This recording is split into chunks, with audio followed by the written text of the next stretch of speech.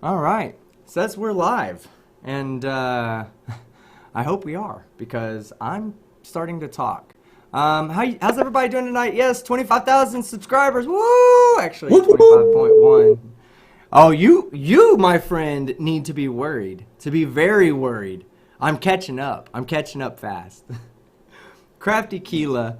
Oh, it just went away. Oh, for whatever reason on my watch page or on my editor page, it's the super chats keep flashing away.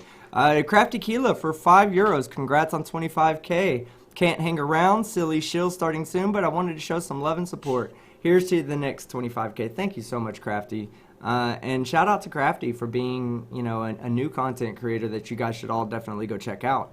And shout out to the shills who unfortunately are having a show tonight in about 30 minutes. That will overlap with mine, but, by all means, if you guys feel like you want to go.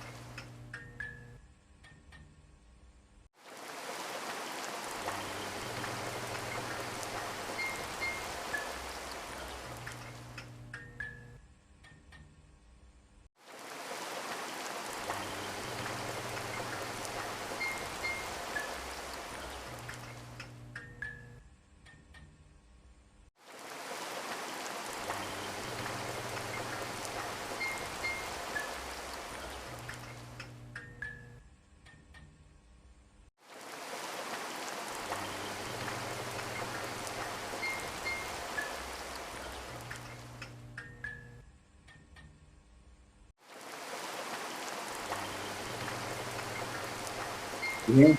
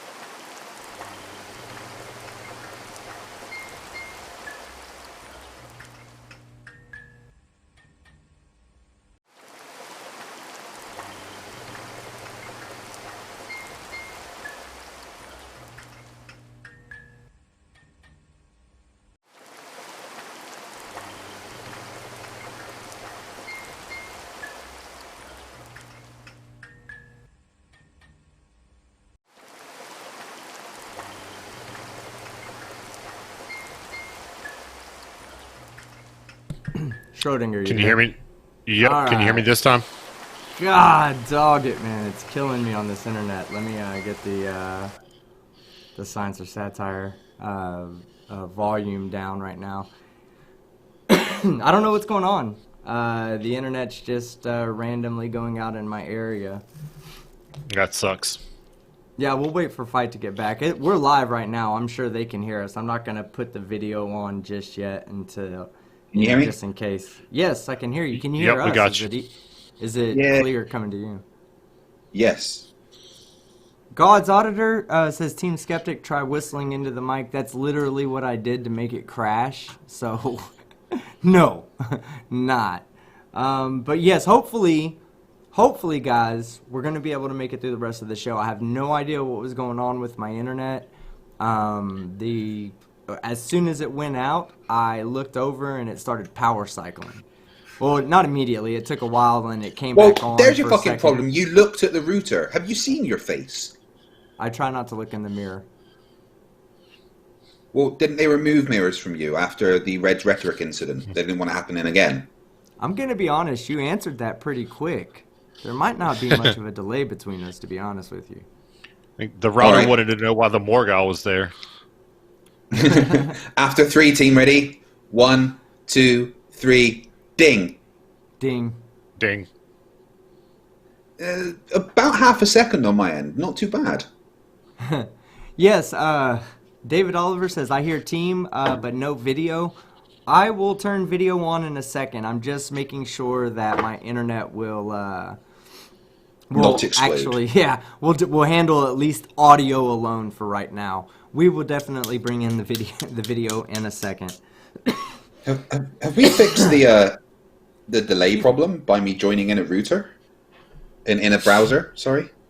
Is it really no delay? Did you not hear any that time when you said that? If there is one, it's very little compared to what it used to be. I don't know. I've had the delay with you before when I joined you via router just to check it out, because I have tried that before and it didn't seem to work. But yeah, we'll turn the video on in a second. Like I said, my internet just came back up, so let's give it a second to stabilize and make sure that I'm not trying to force 4.5. I've got to pick a bit of a bone with you though, team. I'm a little bit pissed off, right? Because to be honest, streams dying is my gimmick. Can you not fucking find your own thing to do? Well, you have more subscribers than I do, so I figured that was like the key is to just have. Only at your the moment stream die. you've gained 400 in the past 4 days. I know, man. I've been really lucky. They love those Karen videos. Holy shit. Now, okay, so I'm going to read up on Super Chats real quick before we get into the show. I don't think I had hold on, before we get to that. Did I give you an introduction, Schrodinger's cat? Or, I don't remember if we... No, you it tried died. to give both of us one. Right. All right, well then, here's what we'll do. We'll start with Fight the Flat Earth. He's the normal one here. Let's get his unimportant ass out of the way. And then we'll jump over to you and let the guest of honor have his opportunity to introduce himself. Fight the Flat Earth. Master Fight. I'm calling you Master Fight because you have more subs than me. So Master Fight. All right? Now, after I pass you in like 3 days, it's going to be Master Team. All right? Yeah, but then I'm on Simon Dan's the next Friday. I don't want to hear that shit. We're going to end that fucking shit today before Simon Dance.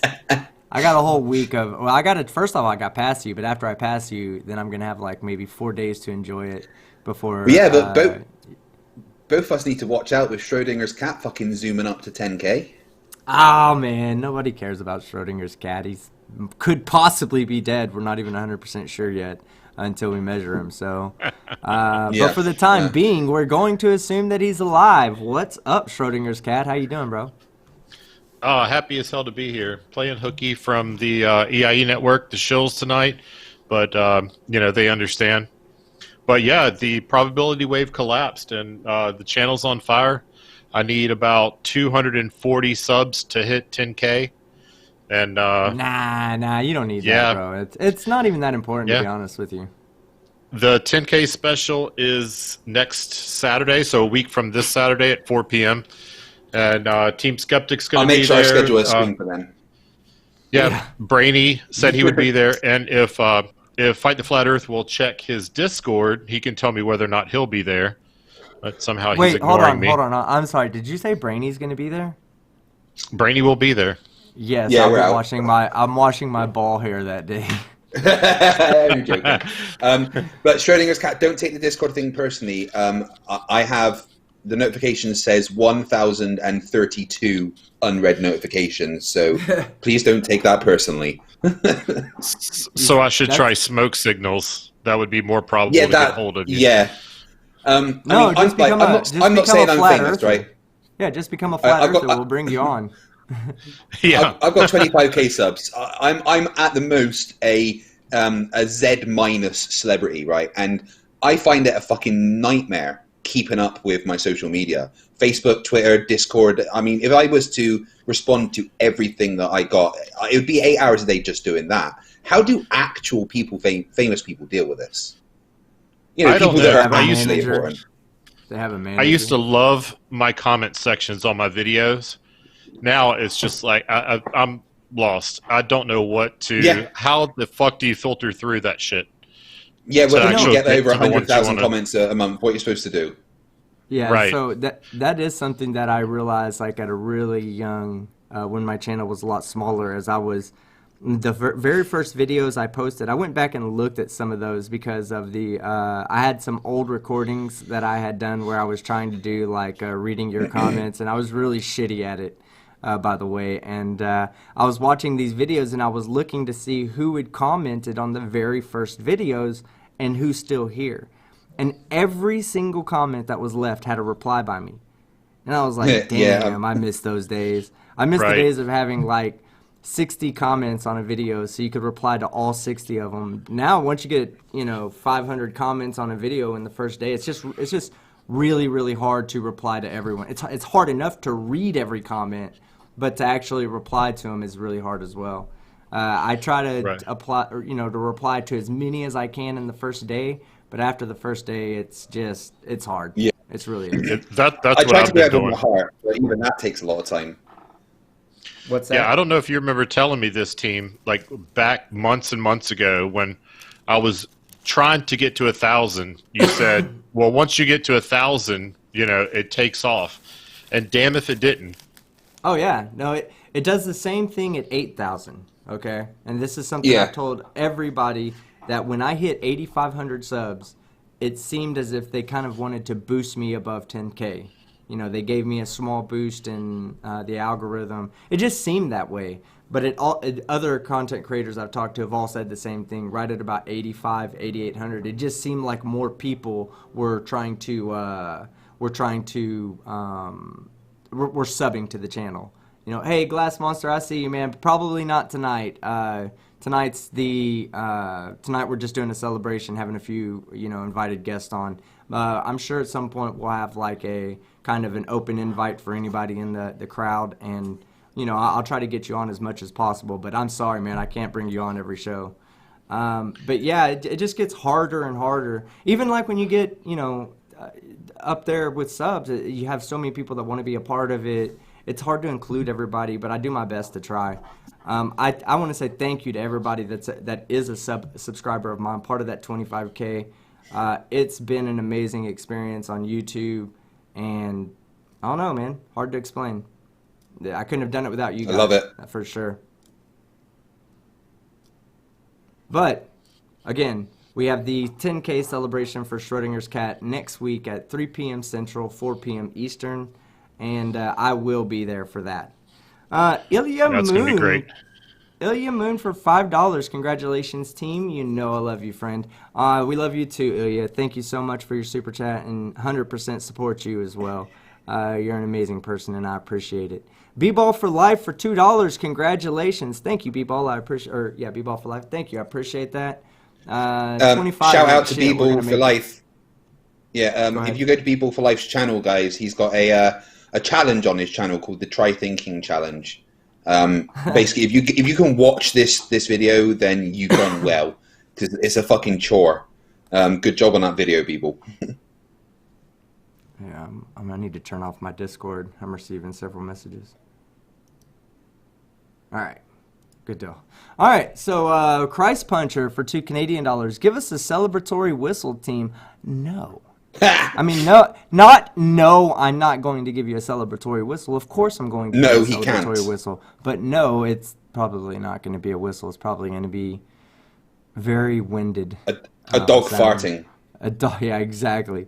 My dog farting after he eats my kitten's cat food. But here you go. Let's see, what's a good celebratory tone? Like a tune. I'm sorry, a tune. I mean, anything from you would be a good celebration. Yeah. Just holding a note, you know?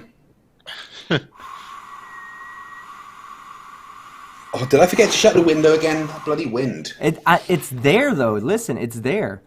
I'm telling you. You keep telling yourself that. Keep telling yourself. No, you can hear it. You hear it, don't you, Schrodinger's cat? You hear it, don't you? Sure. Yeah. Can you whistle? your First dogs off, hear it, team. first off, are you even in a fucking position to be judging my whistling? Let's hear it. Yeah, you're trash too. You're just one level of trash above me. No, maybe you're 2 levels. Now that I hear that, maybe you're 2. All right, so That here was we me. go. No, that wasn't. Was it really that? Is that the second one you? Yeah, the that was first him. one was short. Yeah, Okay, so yeah, you're second just one was one me. level above trash than I am. See, you have a lot of wind too. But hey, cool people can't whistle, dude. I found that out. Shut up. That's exactly what I'm talking about. Cool people can't whistle, Schrodinger. So here we go. I'm going to do what you just did and watch. It's almost where you're at. I've actually been trying. On my Reddit, we have a thread going, a non-whistling thread or how to whistle thread on my Reddit. Reddit/r/Team Skeptic. I'll share it in the chat in one moment. But I've been practicing.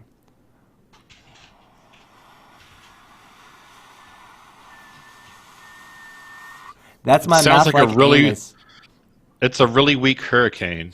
Yeah, it's a mouth like anus, and then barely blow out, pocket your tongue, push it to the back of your teeth, and just slightly blow until you hear a whistle noise. And that's what I'm doing. Watch.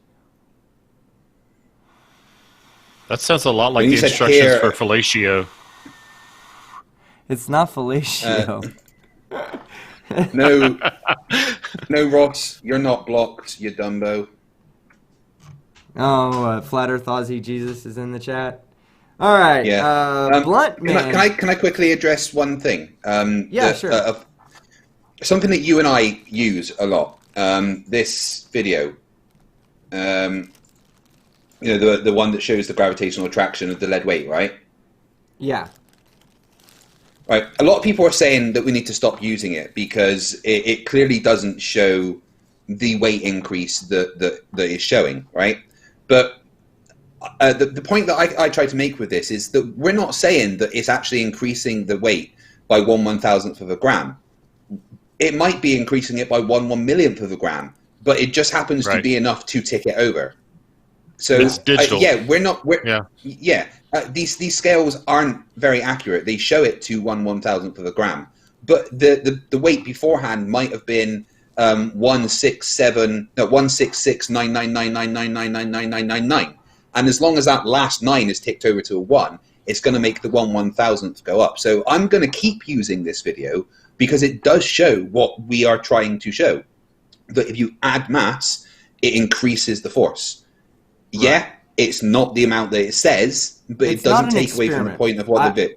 No, I've said this before. it's It's not an experiment. It's a demonstration, and it's a good demonstration. If anybody Yeah. can show why that shouldn't be used, then I'll reconsider using it. If Yeah. it's just Oh, simply, George- well, that's not how much it should go up by. That's not a fucking Yeah. valid argument. That's just a That's the very thing, ridiculous argument.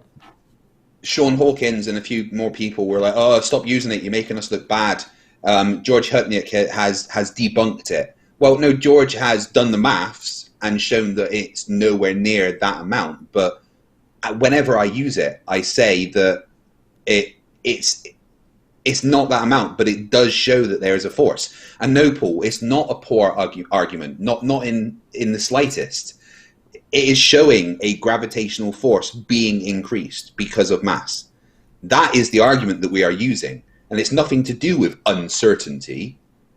So stop messaging me and telling me to stop using it, because I'm not going to, because it shows what we are trying to show. Yeah, it's a demonstration. If you don't understand the difference between a demonstration and an experiment, then that's not really on us.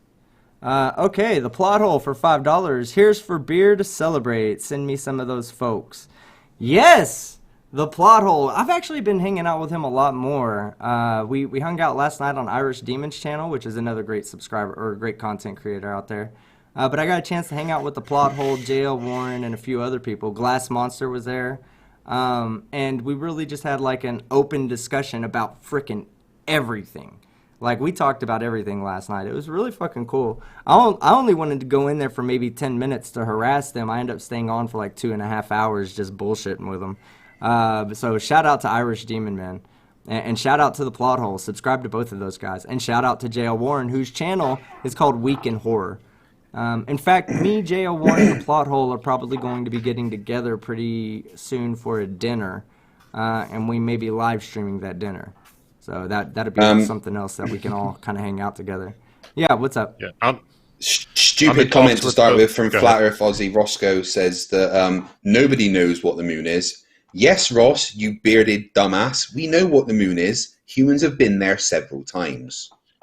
Maybe we can bring him on and laugh at him. That would be fun. I don't think I've ever talked to him directly. But yeah, what I was saying was I'm in talks with the plot hole about scheduling time to get me on. So yeah, go sub to them. Just to let you guys know, anybody that does have an issue with that demonstration that Fight and I show, I'd be more than happy to talk to you about it. Like, we won't have this conversation from, on the panel to the chat. We can have the conversation over email or in a private Discord or whatever, because I'm okay with people explaining why I'm getting something wrong and helping me to understand it better. I don't think that's a bad demonstration of increasing gravitational attraction, increasing acceleration, which shows an increase in force, the weight force. So again, if you want to have that conversation, we can have that conversation on the side. Anthony Purcell, Tony with the PhD, five Aussie dollars. Team, most people don't think 25 kilogram body weight is that big of a deal. Yeah, but I'm trying to get bigger, Anthony, so I've got to eventually pass fucking 25 kilograms before I can make it eventually to 100. But thank you very much, Tony. Crafty Keela for €2. Haha, I crashed Team's live stream faster than Chesh did. Oh, damn, that's right. It took Chesh a minute to draw a bunch of boobs on my screen to get me fucking booted. And all it took was you fucking sending one super chat in. John Rapp, John Rapp, 2 Aussie dollars. Team, turned you off and back on, so boot up, you mate. Yes, well here, John Rapp, we have something for you where I come from. Let me get to my my live stream so I can properly send you the proper response to that. While you do that, so Fight, do you agree with me that probably a lot of the technical issues would go away if Team and Crafty Keela would just get a room? Yeah, probably. They don't allow goats in most hotels, though, so. Yeah, I'm going to leave that one alone. That could go wrong well, fast. she raises goats. She raises goats. I know that. I know Okay. She's got space comma. Exactly. Hold on, I'm almost done sending John Rapp his greetings for the day. I mean, we can't legitimately let John Rapp know that we love him if we don't send him the proper response every time he super chats. Crafty Keela again. Every super chat I send makes the live stream crash. And that was pretty funny because it had just come back up and you sent another live stream in and it did crash. And I was like, wow, this is amazing. FTFE for $5, the asshole, says NASA ran out of money after spending their entire budget on my implant. That's why the stream is down. Exactly. Even when it's not Fight the Flat Earth's fault, it's Fight the Flat Earth's fault. Fight the Flat Earth for two pounds. I told Team to press Alt 4. That joke no longer works on me after last year. It only took 40 years for me to get that, to get the joke, the Alt F4 joke.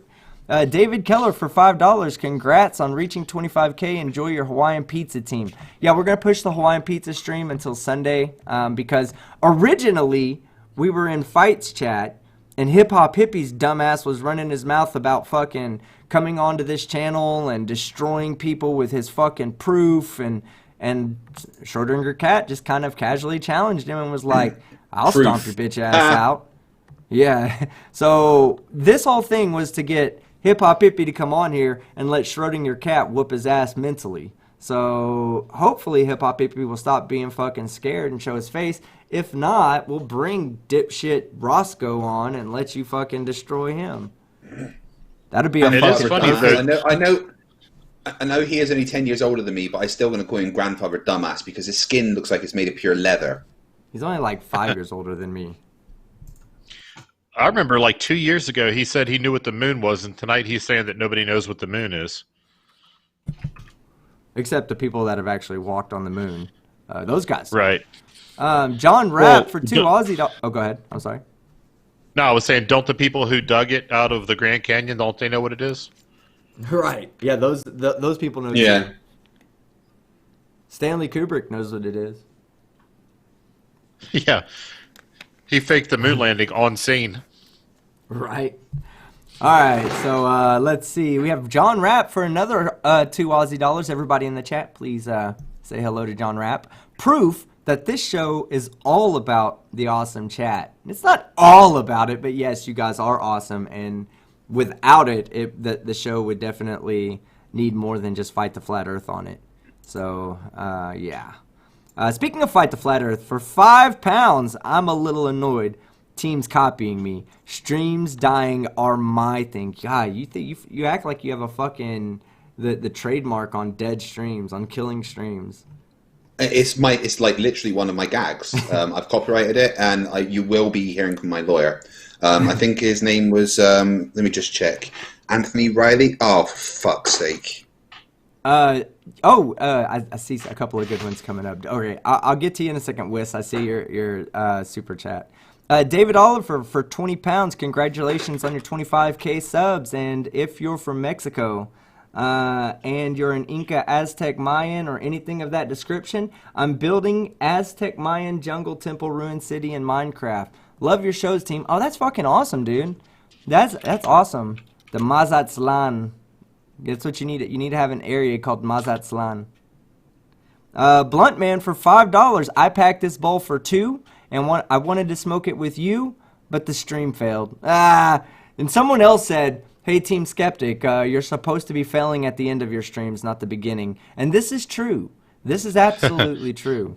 And we'll work on that fail at the end of this stream.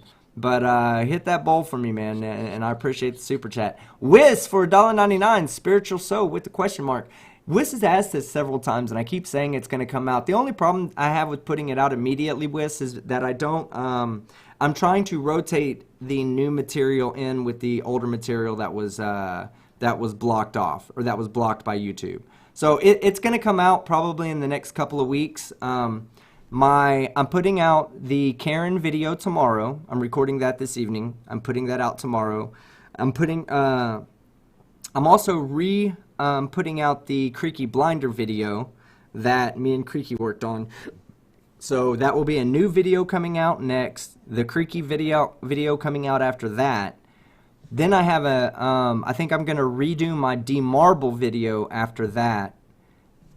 I have a video with Conspiracy Cats that should be coming out somewhere in that area as well. We're going to do we're taking one of Nathan Thompson's videos. The same thing, the same proof he always uses every time, right? The same bullshit-ass thing he read at FEIC, the same bullshit-ass proofs he read to me in Dallas, the same bullshit-ass proofs he's read over and over and over again. Me and Conspiracy Cats are going to do a point-by-point debunk of that. That will come out right around the Demarble re-release of that video. And like I said, for all my videos, why it's not just as simple as putting them back out is because I don't feel comfortable just putting out old material. So I'm actually going back, I'm transcribing my script, and then I'm redoing the script so that way it's something new. Even if it's just slightly new, like the same general concepts, the same jokes just being told different ways, I'm gonna make it new in some way, shape, or form. And the same will go with the Spiritual So video. A good thing to think about on the Spiritual So video was that my entire script was done behind my avatar. I'm not doing that anymore. I'm gonna go ahead and do that with my on camera. So for the Spiritual So video, it's just gonna be a matter of re-recording the video. But thank you, man. I appreciate you reminding me, and I promise I'm gonna, you know what? I'm gonna have to fucking give you a shout out in the goddamn video just because you keep reminding me that that one needs to come out, and it absolutely does. That guy has like 200,000 or 300,000 subscribers. Glass team. Monster, yeah. Yeah, since Nathan Thompson came up, I don't know how many people have ever heard this, so I'm just gonna bring it up so that everybody can know something else stupid that he said. I was on Jose J.G. Gonzalez's show about maybe 6 months ago. Nathan Thompson was on, and he said that the Middle East is not part of Asia. So I gave him the benefit of the doubt. Maybe he misspoke. So I said, Nathan, did you just say the Middle East is not part of Asia? And he said yes, and doubled down and said it again. So that's who we're dealing with here, if you didn't already know. Try to wrap your head around that. 3 sailors in a room talking about somebody who says that the Middle East isn't part of Asia. Yeah, I think Asia would disagree. Shit. Had my thing on. Yeah. So, Schrodinger cat, before I give this link out, do you want to crush Grandpa Flat Earth Aussie Jesus? Yeah, I've never had the pleasure of speaking to him in person I will say before. This. He's not a bad guy. You know, he's not as bad as Hip Hop Hippie. He's not as bad as Nathan Thompson. I put him more on the JM Truth. You can actually have a conversation with him. None of it's going to fucking stick, but you can actually have a conversation with him. So, all right, as long as you're okay with it, and as long as I'm familiar with his repertoire. I would love for this to be a 25K celebration present. So you know what? We're going to do it. We're going to do it. Fight. I'm sending you the invite right now. Yeah, Ross, check your email. I'm about to send you the link. All right, I'm going to continue reading the super chats and try to get through what's up there already before he gets in here. And then once he gets in here, we'll get started with that. All right, so Glass Monster for $2 Canadian. Bring me in, please. I think I addressed it a little bit earlier. But it won't happen tonight, but we'll definitely bring you on, man. I see that you're working your way into the community, and that's awesome. More and more people will start bringing you on now that they see you on other people's channel. So no big deal, man. We'll get you on it sometime in the future. B-Ball for Life for $2. Congratulations again. Thank you again for that, B-Ball for Life. I do appreciate it. John Rapp. Ooh, who's Mr. Popular then? Well, that would be me, John Rapp, and you know what time it is. If you're in the chat, middle finger it up, and be sure to tag John Rapp so he knows that you love him. Irish Demon for $2.99 Aussie.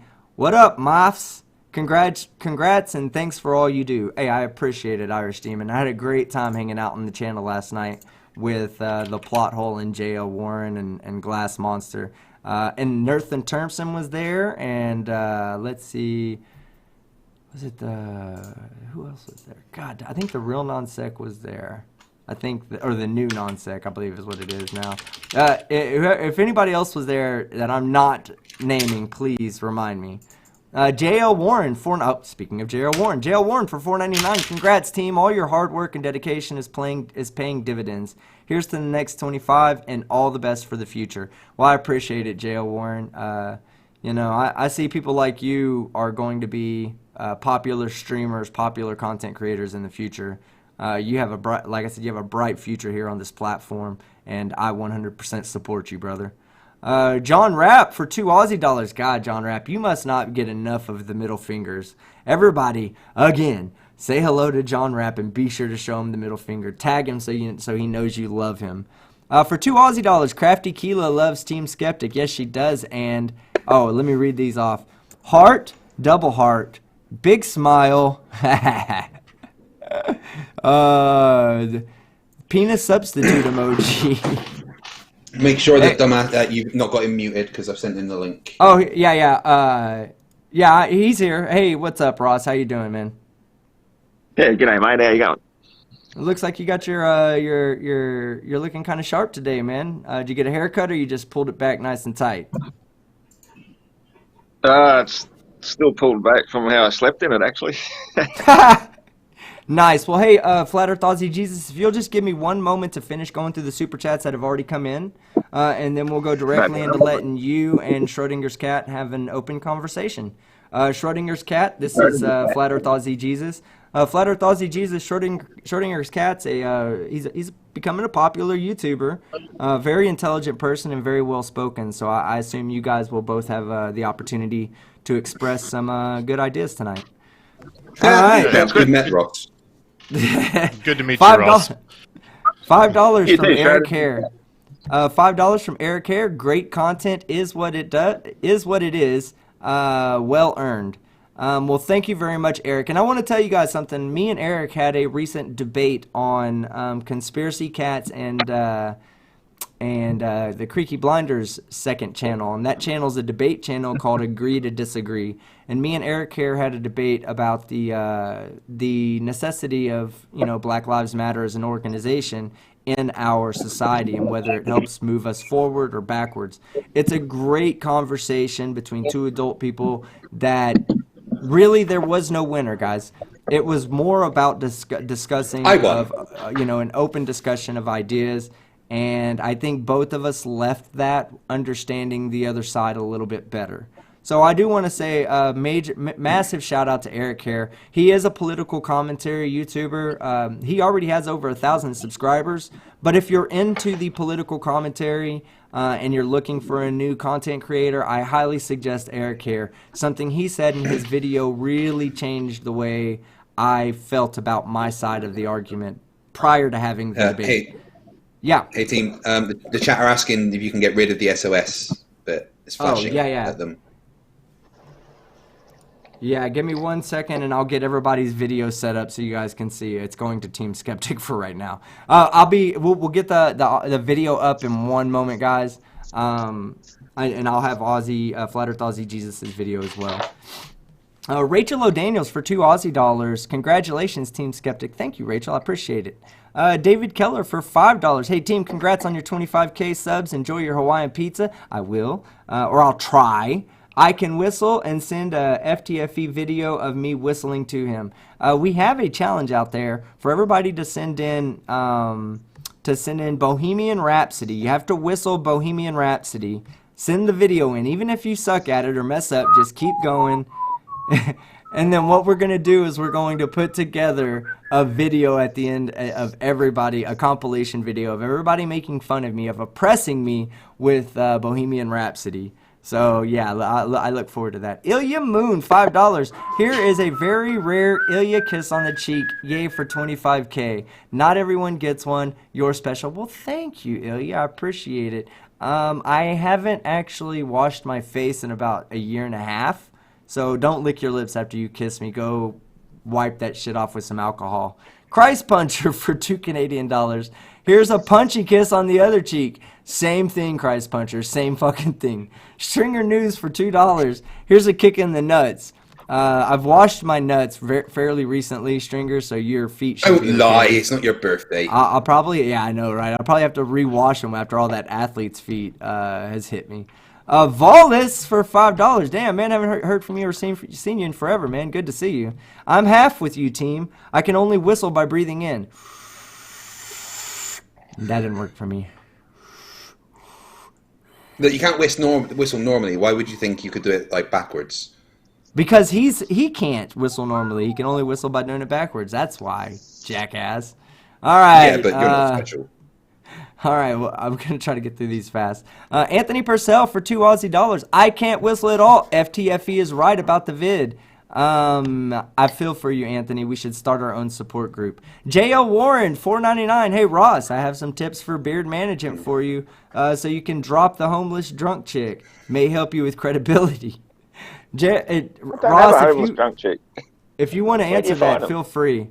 Because I think that was directed at you before you came on, so I think they're just giving you a hard time. John Rapp for $2 Aussie. Fear. Fear. Been there, got some rocks. Dr. Bob, 2019. Thank you, John Rapp. Everybody be sure. Yeah.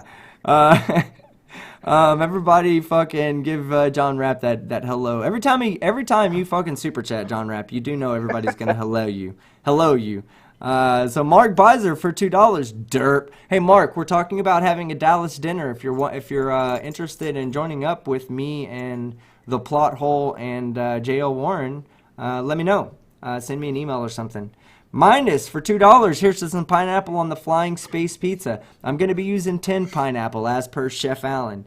NANA for $6.66. Congratulations. I still hate both of yous, guys. YouTube censorship can eat a dick. Yes, they can. Andy Sykes for $10. Congratulations on your 25K. Thank you very much, Andy. I appreciate it. Jessica G for $5. Giving you some love today's team slap nuts. I love your content and how punchable your face is. Also, The Last of Us 2 came out last night. Masterpiece. I've heard a lot of good things about The Last of Us 2. I heard that I did enjoy the first one a lot. There are people saying that it's so good it should be made into a movie. You know that a movie's already in production, right? It has to be. I really want to see it. Well, that's basically... it's basically like, fucking The Walking Dead. It's one of two video game movies I really want to see. I want to see an Uncharted movie, and I want to see The Last of Us movie. And Nathan Fillion needs to play the dude from Uncharted. And everybody, while Jessica is over there loving on me and hating on me at the same time, don't forget she loves alien people. This is factual by previous super chats. Rangerman 9404 $5. Yes, I'm calling myself an alien. You deserve way more than 25K. Anyone not deserved to you deserves a ding. If you're not subscribed to Team Skeptic, you're an idiot. Ding. FTFE for $2 in lieu of a reach around. Well, I mean, $2 isn't really enough to cover that. That's what you normally charge me. Yeah, times have changed. Internet's down, so I need more money from you for a reach around. One for the flurfs to you, or $5 Aussie from John Rapp. Middle finger to that guy, guys. One for the flurfs to use. If you rub your Saddaloons a lot, the static will hold them to the dome. GPS debunked. Hashtag Ruby our Saddaloon. The plot hole for $2, so close to 500. Go hit that sub. Cheers. Damn, you're already almost at 500. That's amazing. You were at literally like 125 a couple of weeks ago. Good for you, plot hole. You deserve it, man. Keep having good content creators like me, Fight the Flat Earth, Simon Dan, and others on, and your shit will do nothing but grow. Jose Reyes for $4.99. Thanks to all the flat tards out there. Without their ignorance, this wouldn't have been possible.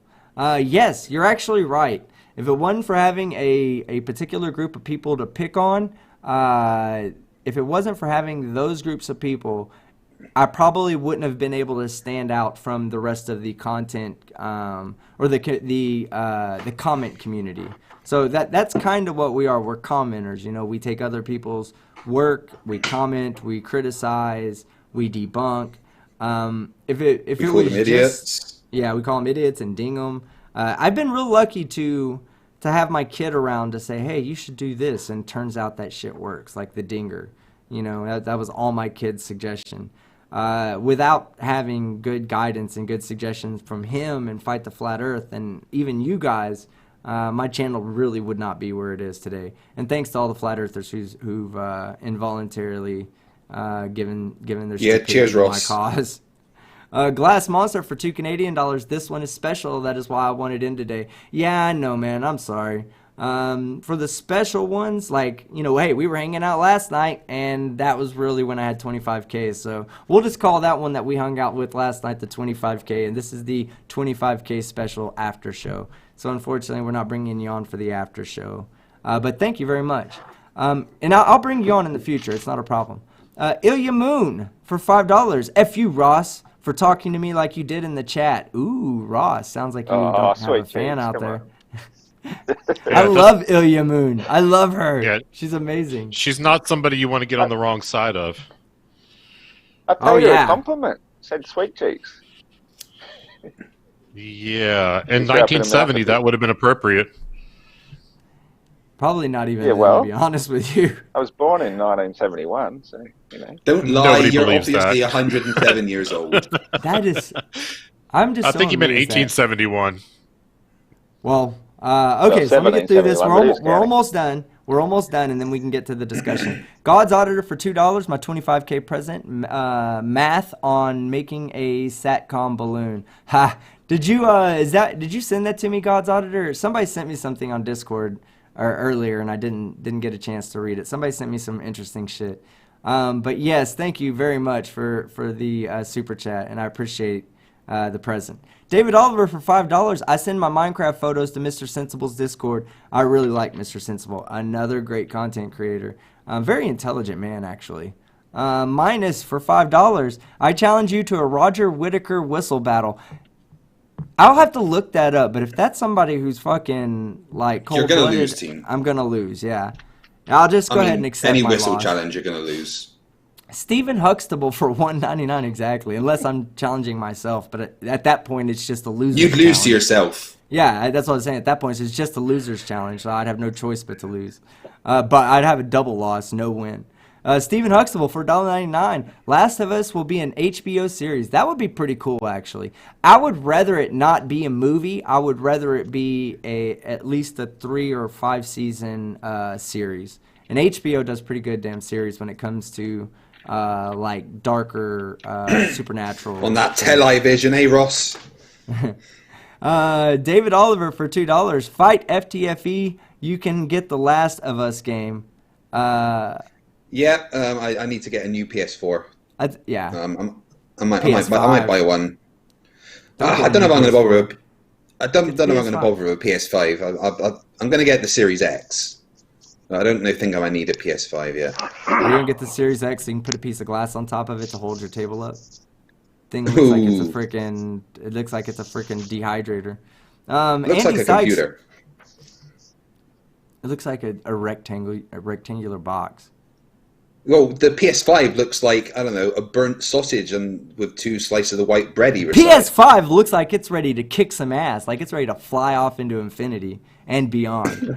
Andy Sykes for €5. Great content and great debate the other day on Agree to Disagree too. Thank you, Andy. I appreciate it. That was one of the scariest topics I've ever had to debate, so thank you.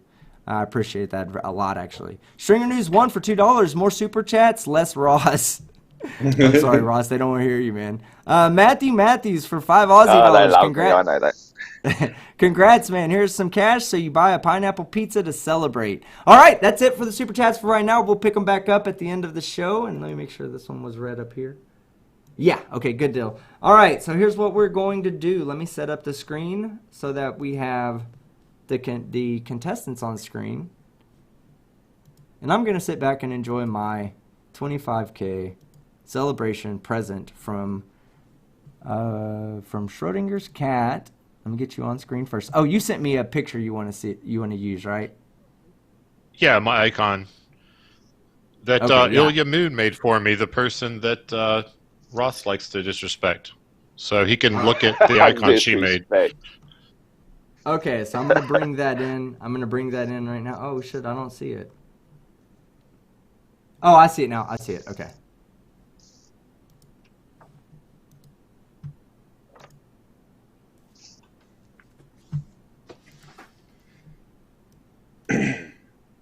All right, here we go. And then you will now have your image, courtesy of Ilya Moon, who's an amazing person. Love her to death. All right. So, funny, I haven't seen a single little bit of disrespect towards me in any of the comments, but I make one little comment calling somebody sweet cheeks, and I'm the worst person in the world. That's hilarious. Oh, anyway, Ross. go ahead, mate. Nobody thinks you're the worst person in the world. Nathan Thompson still exists, so you've got a Yeah, I mean, you're close, maybe 4th or 5th, but you're not the worst. You have a long fucking way to go, Ross, before being the worst person in the world. All right. I better raise my standards then. So here's what we're going to do, Ross. I have you on camera, so if you want to get on camera, you're more than welcome to. On screen now. Schrodinger Cat, I'm going to turn it over to you guys. Ross, you can be the first person to open up since you're the flat earther here, and we're all globe earthers. And we're going to leave it primarily sane with people, Schrodinger's Cat. Yeah, sane people. We got 3 sane people, 1 insane person. No big deal, though. I want to have some fun tonight, though, as well. Okay, so, Fight, you will moderate while I just sit back and relax, okay? Cool. Go ahead, Flat Earth Aussie Jesus, the floor is on you, bud. Okay, I don't know. Is there actually a topic that we're discussing here, or is it just a general? What do you want to talk about discussion? tonight? What do you want to talk about tonight, Ross? Or hey, Schrodinger, what do you want to talk about? Yeah, You're I can start if he likes. Yeah. Yeah. Yeah. What I would start with because you live in Australia, and I don't. You probably don't know much about me. I'm 44 years old, and I spent right around half my life in the United States Navy, and I've served with the Australian Navy some here and there, and I think we could both agree that Australia has a competent Navy.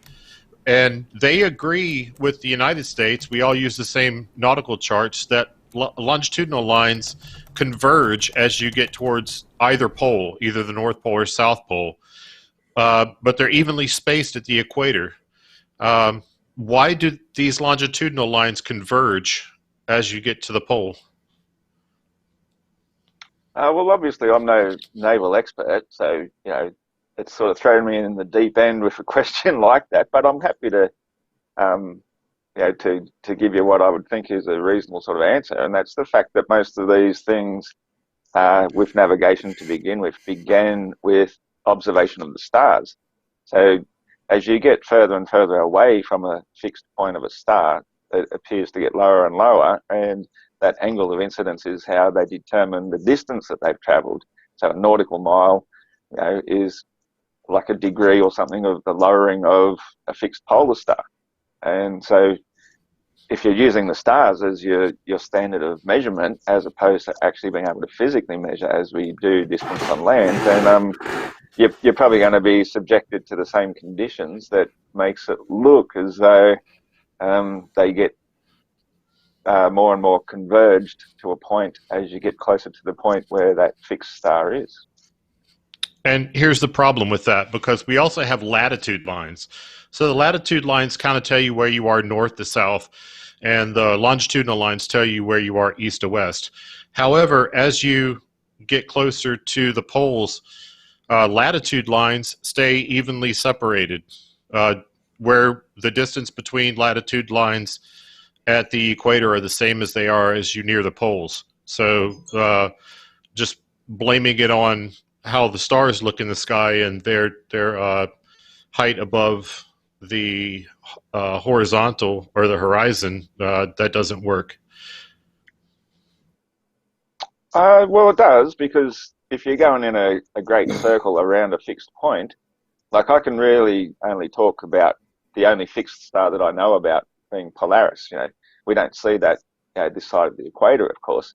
But, no, you that's don't. The only one that I can tell for sure is actually a fixed star.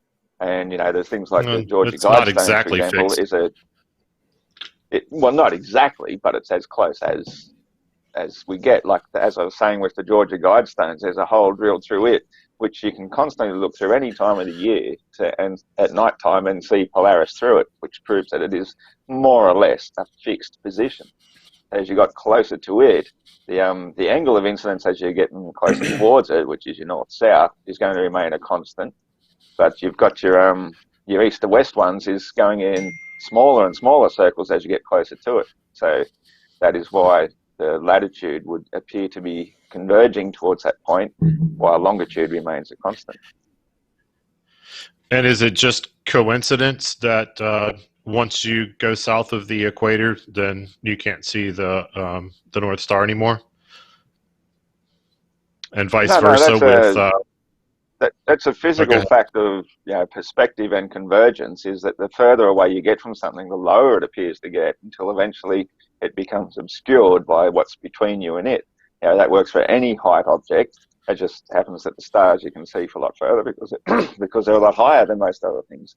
So when it comes to this Sigma Octantis, which a lot of people ask about, I can't say for sure that exists, because there's some evidence seems quite faked, others seems fairly legit. But when I see the Southern Cross, which I see all year round in the same part of the sky, it seems to be going in a great arc across the sky. It doesn't seem to be going around a fixed point like the stars appear to do in time-lapse photography in the northern side of the equator, or the inner side. So if I'm passing the equator near South America, right around the equator, I can't see Polaris anymore. And if I'm crossing the equator in Africa, right around the equator, I can't see the North Star anymore. That's just a coincidence to you? No, not at all, because east and west are great circles around Polaris. And so the further away you get out, the bigger the circle is getting until we reach this point called the equator, which is the point where it basically vanishes due to convergence or, from distance. So that's not a coincidence at all. It's exactly as it is expected to be. Yeah, southwards is outwards from that northern point. Can I ask you something, Well- Flat Earth Aussie Jesus? You said that the circles representing latitude were great circles, great concentric circles. What is a great circle to you? A big circle. That's all. It's just it gets bigger and bigger. Oh, Right, yeah. The God, reason, really? yeah, okay. Further and further So away. yeah. So I just wanted to make sure you were speaking colloquially as a great circle, like something that's just big, and not the actual term great circle that's used for like geography. Navigating at sea. Yeah, which is a well, it's exactly the same thing. That's what navigation is all about. It's No, going in they're great really circles. not. No. So the It great is. So circle on a is nautical- the- Go ahead, Schrodinger's cat. Go ahead. I'll step out. If I take a piece of thread and I stretch it across a globe and pick 2 points, that's a perfectly straight line. If I map that on nautical charts, it's going to be a curve. Why do you think that is? I'm not really sure what you're trying to say here. If you map it on a globe, it's actually a parabolic curve. If you map it on a flat map, it would be a straight line. But the thing is, I'm talking about the opposite. I'm talking about if I take a straight line from place to place on a globe, I want to go from here to here, and I'm looking at a globe, and then I take but those two there's spots. no straight lines on a globe. I'm talking There's no about straight lines. They're always going to be a curve, aren't they? a piece of thread. I stretch it taut from point to point, and then I map from that point to that point on a chart or on a map, as civilians would call it. It's going to be an arc, but I'm going to sail one straight course from point to point on that, or fly, in an aircraft. Well, that just proves how inaccurately the maps were drawn in the first place, because they based it on the false assumption that the Earth was a globe, when in fact you are actually going a straight line, but your map shows somehow, it to be an arc. Okay, our charts are not accurate, as you just said. Yet I can sail a 40,000-ton warship down a channel and not crash into shoal water. I mean, when's the last time you heard of a giant ship crashing? Thousands of them sail every day. But our charts are not accurate, as you just said. There's Because not a whole hell of a lot of room for error in these channels. Okay, that's right, because you're actually navigating the channel. You're not navigating the chart. And all these channels have all sorts of technology. Did you just say that? Now, mostly called GPS. Oh my God. Yes. Yes, because you are navigating reality across the flat and level water, and you've got the technology, as I'm trying to say, which we call GPS, which is ground positioning system. You got signals bounced off all sorts of different relay towers and satellites involved. Jesus, hold on. You don't get to redefine what something is. GPS is a global positioning system, not a ground positioning system. You are redefining. You can call Everybody it that if you knows what want, but GPS it doesn't mean it. No, that's actually what it is. No, but that's what it is. You can't redefine what something is, all right? If you're going to have a conversation, try to be intellectually honest. GPS is global if the positioning towers system, are fixed, not Craig, ground. and they're fixed on the ground, then but they're not though. They're not though. It's satellites. No, it's satellites. They only work because of satellites. I've used GPS in the middle of the ocean. The middle of the fucking ocean. How am I? And to get a figure of merit 1 on our GPS, which is the best figure of merit you can get, I've got to connect to at least 7 different satellites. You're telling me that I'm connecting to 7 land-based antennas in the middle of the goddamn ocean? Absolutely. They've been using radio technology since before World War I, where they were able to communicate right across the oceans, and that would only work because it's going across a flat surface. Then why did we have GPS in World War I? Signals. Right, Ross, let me why ask did you. we have? Ross, Well, we when I didn't was have the using computing GPS, technology back then to be able to triangulate it all at the same time, but we have Okay. that now, so you can triangulate Ross, multiple signals Ross, at can once I ask you, using Ross? Can I computer ask you technology. something? Oh my God. Go ahead, Ross, FD. can I ask Go you for it, something? Craig. I'll kick it Right. to you next, Schrodinger. Whilst using the GPS system, one of the things you can do is see how many satellites are connected. Now, I was Yes. literally in the middle of the ocean, like Schrodinger said, and I had a connection of 5, and I could watch as the connection would go from 5 to 4 to 6 to 7, and you could track to see what satellites were passing over. So how is it I can be in the middle of the ocean and the amount of connections my GPS receiver has keeps changing when I'm not moving? Well, can you tell me then, if you're not moving, how fast are your satellites moving? Really, really fucking fast. That's why we have to use relativity to actually calculate stuff for them. Right. Right. Depends on their altitude, That's how fast much they're easier moving. than just using fixed towers triangulating signals from Well, all we know around it's not. different We know it's places. not fixed towers because I just told you the amount of satellites that you are connected to changes even when you are still. Therefore, it is But these not things are like fixed moving ground based. But these things are Fast. moving 10 times faster than a speeding bullet, and you think you can get a clear signal from multiple of them at the same time? I have a feeling that You you're need living in a multiple of them at the fantasy same world if time. you think that No, that's how it Ross. works. Right. Ross, that's how they work. That is literally their function. And yeah, they move about 17,500 miles an hour. And Right. you know, if the arc is big enough, and because light travels at 180,000 kilometers, 180,000 miles a second, you know, and that's how they transmit their data. We are easily able to connect them, but because they are traveling so fast, you have to do calculations based around relativity to be able to get the correct data. Because if you don't do that, you don't get the right position. And So it is Ross, not ground based, not at all. and Ross, just to get an idea of what you're saying, the sun emits the same type of radiation, electromagnetic radiation. Are you saying that you couldn't, because even on a flat Earth, the sun is moving over the Earth, right? I mean, it's making an entire circle around the Earth in 24 hours, so it's moving really fast. Are you not saying that you could, because it's moving that fast, you couldn't either track it or receive any radiation from it or anything like that? I mean, what you're proposing is not completely impossible on a flat or a globe Earth to track a satellite no matter how fast it's moving. Yeah. Yeah. Now, True, I'm Also- sorry to I interrupt would him, think a but geostationary just satellite would work far more efficiently if it was just hovering above us, like on a helium balloon, as opposed to traveling There's a reason thousands of they miles can't do per that, hour. but there's a reason they can't do that, Ross. A geostationary satellite is going to be over the equator. So, and if you try to put a geostationary satellite anywhere else, it's going to need to follow a great circle. It's always going to need to follow a straight line. So if you tried to put a geostationary satellite like over anywhere above the equator, it wouldn't follow. It would need to follow like a non-great circle. You know what I'm saying? Like a latitude that's above the equator. It would have to follow that circle Look, instead of a great circle going I have around the major Earth. problems for how a satellite is possible to exist if you simply take into account the fact that the Earth is orbiting the sun. You know, all your calculations only take into consideration the actual no, they don't. rotation of the Earth.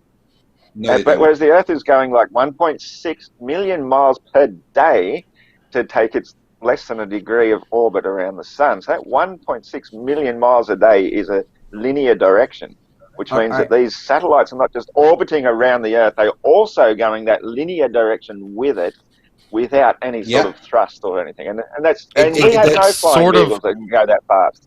I've explained that to you That's sort so of many times.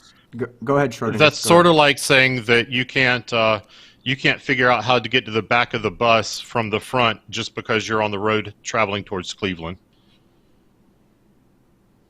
No, it's a bit like saying if I'm going round circles around a bus that's travelling to Cleveland and I'm staying a constant distance from this bus, then it means for me to go in front of the bus means I have to speed up. And as I come around the back of the bus means I have to slow down so I can turn around and start accelerating and get back in front of it again. That's what it means. No, because the moon The Earth is is in like a orbit. bus. It's a system. This isn't even about the moon at this stage, but you know, a moon is a satellite, if you want to call it that. Use the moon. The moon any is satellite, a satellite. You're the first flat earther I've ever got to admit that the moon is a satellite. So thank you there. But what you were saying that the speed of the satellites, that doesn't work or whatever. When I say that we need 7 satellites to get a good fix of our position via GPS, those aren't always the same 7 satellites. They're handing off from one to another. As we lose contact with one, we're picking up contact with another. So, yeah, they're in motion, we're in motion. Sometimes we lose contact with one. We get contact with another because we got a shit ton of satellites up there. But you're telling me that I can connect with 7 land-based antennas in the middle of the ocean. Where are these land-based satellites, and do you realize the amount of power that they would have to crank out to send a signal hundreds of miles through the thickest part of atmosphere? Yeah, they're basically everywhere. There's antennas all over the place. A lot of mountains have them, water towers have them. The big ships even have them. So obviously your ships would have had them as well. These things are everywhere. And like I had a friend years back. I used to go around and visit him because he'd had some good grass and stuff. And he had one of these illegal radios. I'm not going to say too much about it. It was one where you had all the different crystals that are banned from having in Australia. So you could listen into police waves and all sorts of other bandwidths and stuff that we're not supposed to be able to. But his antenna was basically no higher than your normal television antenna. It was just a straight upright rod. And he was talking to Hawaii, to emergency rescuers in Hawaii one particular day, just to show me what he was capable of doing. Now, this is from Australia to Hawaii with barely even less than a second's delay. So if Australia can go to Hawaii, then surely then Hawaii to the US and anywhere around the planet Earth can send back radio signals in virtually an instant at any given time. Okay, and difficult. that's a low frequency. Technology. Exactly. Yeah, it is old school. Yeah, So it's low exactly, frequency. and that's exactly what GPS could be working off. Hold on. Absolutely not. Yeah, hold on, Flat Earth Aussie Jesus. Go ahead, Schrodinger. Let him answer your question. Those radios transmit at low frequency, and they take advantage of something called atmospheric ducting. Basically, it's a signal bounce. Now, GPS uses much higher frequency because higher frequency gives you better fidelity. The problem is that higher frequencies won't curve over the horizon. For example, VHF radio that we would use on ships, we could only reach to the horizon. So if you needed to go beyond that, we would use low frequency, and you could get somewhat past the horizon, but the fidelity of the signal was shit. So there's perfectly reasonable explanations for that. Now, another thing that you said was have clear radio contact to Hawaii from Australia. That's pretty much like half the global way, or at least a quarter. It's a long amount over the horizon. Now, another thing that you said was quite clear. Quite clear. Quite clear. It's just like an AM radio clear. I mean, you can make out a voice. That's not high fidelity. Yeah. But you said that. No, but so GPS doesn't even use voice. It's just picking up signals. I'm trying to be polite here. Okay. Go ahead. Now, you said that ships are transmitting GPS signals? Is that what I heard you say? Yeah. That they're ubiquitous, they're even on ships? How can a moving ship transmit GPS? How can an airplane transmit GPS that somebody could use? Don't you need a fixed? Don't you need a fixed antenna to get a? Work. Oh my God! Not at all. The fixed ones give you the position of them, and the relay from the moving thing tells you its position. It's pretty straightforward. How else would you know whether you're moving or not? If you don't have fixed reference points, you won't know whether you're in motion or not. That's what I'm saying. Go ahead. That's what I'm saying. You said that these transmitters are all over. They're even on Navy or on ships and aircraft. If I'm moving, radio. Yeah. So if I'm moving and you're moving, how am I supposed to get a fix from the signal that you're transmitting to me? Well, you're not going to get it from me, are you? You're just going to get it from the fixed exactly. Points, which are the land-based things. Which are the land-based things, not the moving things flying through space. But that doesn't explain how there's a signal. That doesn't explain how signals are like received in the middle of the Atlantic Ocean or the middle of the Pacific Ocean, because land-based won't be able to reach out that far. Yeah, and also, in the middle of the ocean, I can get GPS, but I can't get cell signal. Yeah, GPS doesn't use low frequency like that, though. Right. Yeah. You can't get a cell signal yet. I've used a sat phone many times where my cell phone's a paperweight in the middle of the ocean. I use a sat phone. Is that coming from some land-based antenna that nobody's ever seen before? Well, did you have to put time on yours as well? I remember having to wait for it. Well, No, a I had sat phone enlisted would be people the for that. perfect example of radio phone. It's two-way radio with slightly more advanced technology where you don't have to press the button in each time to talk. You're just going backwards and forwards sort of live the whole time, and there Hey, isn't Ross. usually a delay on so-called satellite phones. It's All right. it's straightforward, very old-fashioned radio technology. Then Okay, why Ross, doesn't any of why this did- technology predate satellites? We never had sat Yeah. phones before satellites. We never had GPS before satellites. Again, these We had coincidences radio that you like to transmission cite. before satellites. We had Correct. radio transmission, Now, but we didn't have the computing technology to combine it all into one simple device. It's really basic technology that can combine it into one device by adding a few chips and whatnot, computing technology to make it Yet seem somehow- like it's some highly yet- advanced technology, but it's actually still yet using really somehow- old school stuff. Yet somehow all these tech pioneers that developed this stuff thought that they were just creating satellites? Well, can you tell me then, if all this satellite technology is so wonderful, why the cell phone doesn't work when I get up higher into the mountains? When I'm closer to the satellite, surely I should be getting a clearer signal. Because cell phones work off cell towers. Cell towers. Ah, How, so in other words, towers work for the most modern technology, but for the most ancient technology, Yep. you're Yeah. saying we need satellites. do you know what does work? Yeah, you're Right, Ross, contradicting can I ask you a yourself. question? Ross, can I ask you a question? Do you know what Ross, does work when I get way up into the mountains? A sat phone. All right, can I ask a question? Ross, why do planes for it, have Craig. GPS receivers? Why do planes have GPS receivers on the top? On the top. Yeah. I don't know. Why do Why they? don't planes have GPS receivers on the bottom if they're getting signal from ground-based towers? Airplanes have GPS receivers on the top because the signal Well, is maybe coming because from when they above landed, them. they'd knock them off. And hey, Ross, I just Jesus. want Yeah, to planes have to land on the Fuck solid me, you're a ground, retard. and that might knock them off. Hey, Earlier Ross, when you said Well, about grass, maybe I don't because think they we should be are- smoking weed. Your brain's I don't know. damaged enough. Hey, guys, one How- second. I do want to give some information out here.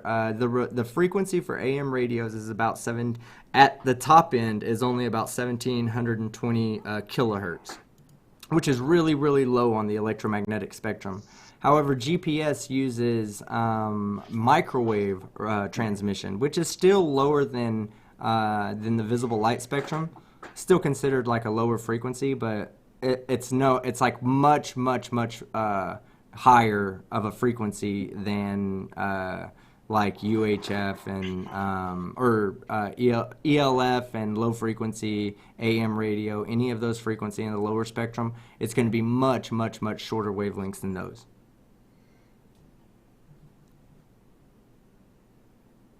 Anyway, let's go back to That's talking why about they the can shape of use. the Earth, That's shall why we? they can use. That's why they can use. You can hear AM conversations between Hawaii and Australia, and you can't use You can't send same GPS signal from Hawaii to Australia. Yeah. But let's be clear, the reason why this tangent about satellites happened was because you tried to redefine what something is. And you don't get to do that. GPS means Global Positioning System. Don't call it ground-based system because that's not what it is. All right? If you're going to talk about something, talk about what it actually if it is, was not what satellite- you want to redefine it as. Okay? If it was satellite-based, as you say, then why wouldn't it work from Australia to Hawaii? They should be far more efficient at doing that than using really old-fashioned pre-World War I technology. Then Why It does it does. work? You just use a GPS. sat it's satellite-based. Yeah, The GPS does work satellite-based stuff from gets anywhere. worse and worse. But What with do you you, mean? you said it doesn't. It's very low distance. You can't No. broadcast a GPS signal from, you have to use Of multiple. course you can. I don't know. Do you No, listen to you anything that's said to you? I could get on Yeah, a GPS. I was just listening to or I how could get, how the higher frequency, I don't know, the more precise our technology gets, the less effectively it works, is what you're basically saying. No, The old school nobody stuff said works that. great. Literally nobody No, said that. Limitations change. I just heard Team Limitations Skeptic saying change. that. No. Okay, so limitations change, Ross. So what I'm saying is, let's say you have a microwave transmitter and you have a ultra low frequency transmitter, okay? And you take a ship out to sea, and you have on that ship says, tell me when you stop getting this signal, okay? The higher the frequency goes, the shorter the distance the ship will go before it loses line of sight with the signal. Yeah. The lower the frequency is, the more it's going to be refracted, the further that the ship will go beyond the horizon before it will lose line of sight on the transmitter. These are facts that are so higher frequencies give us, like he said, it gives us more fidelity. It gives us more fidelity, but it by doing that, it limits it increases the limitation or decreases the limitations of distance. Yeah, can I just pull you up on that one word you just used? You said it refracts it. The lower the frequency, it gets refracted. What do you mean by refracted? Do you mean reflected or?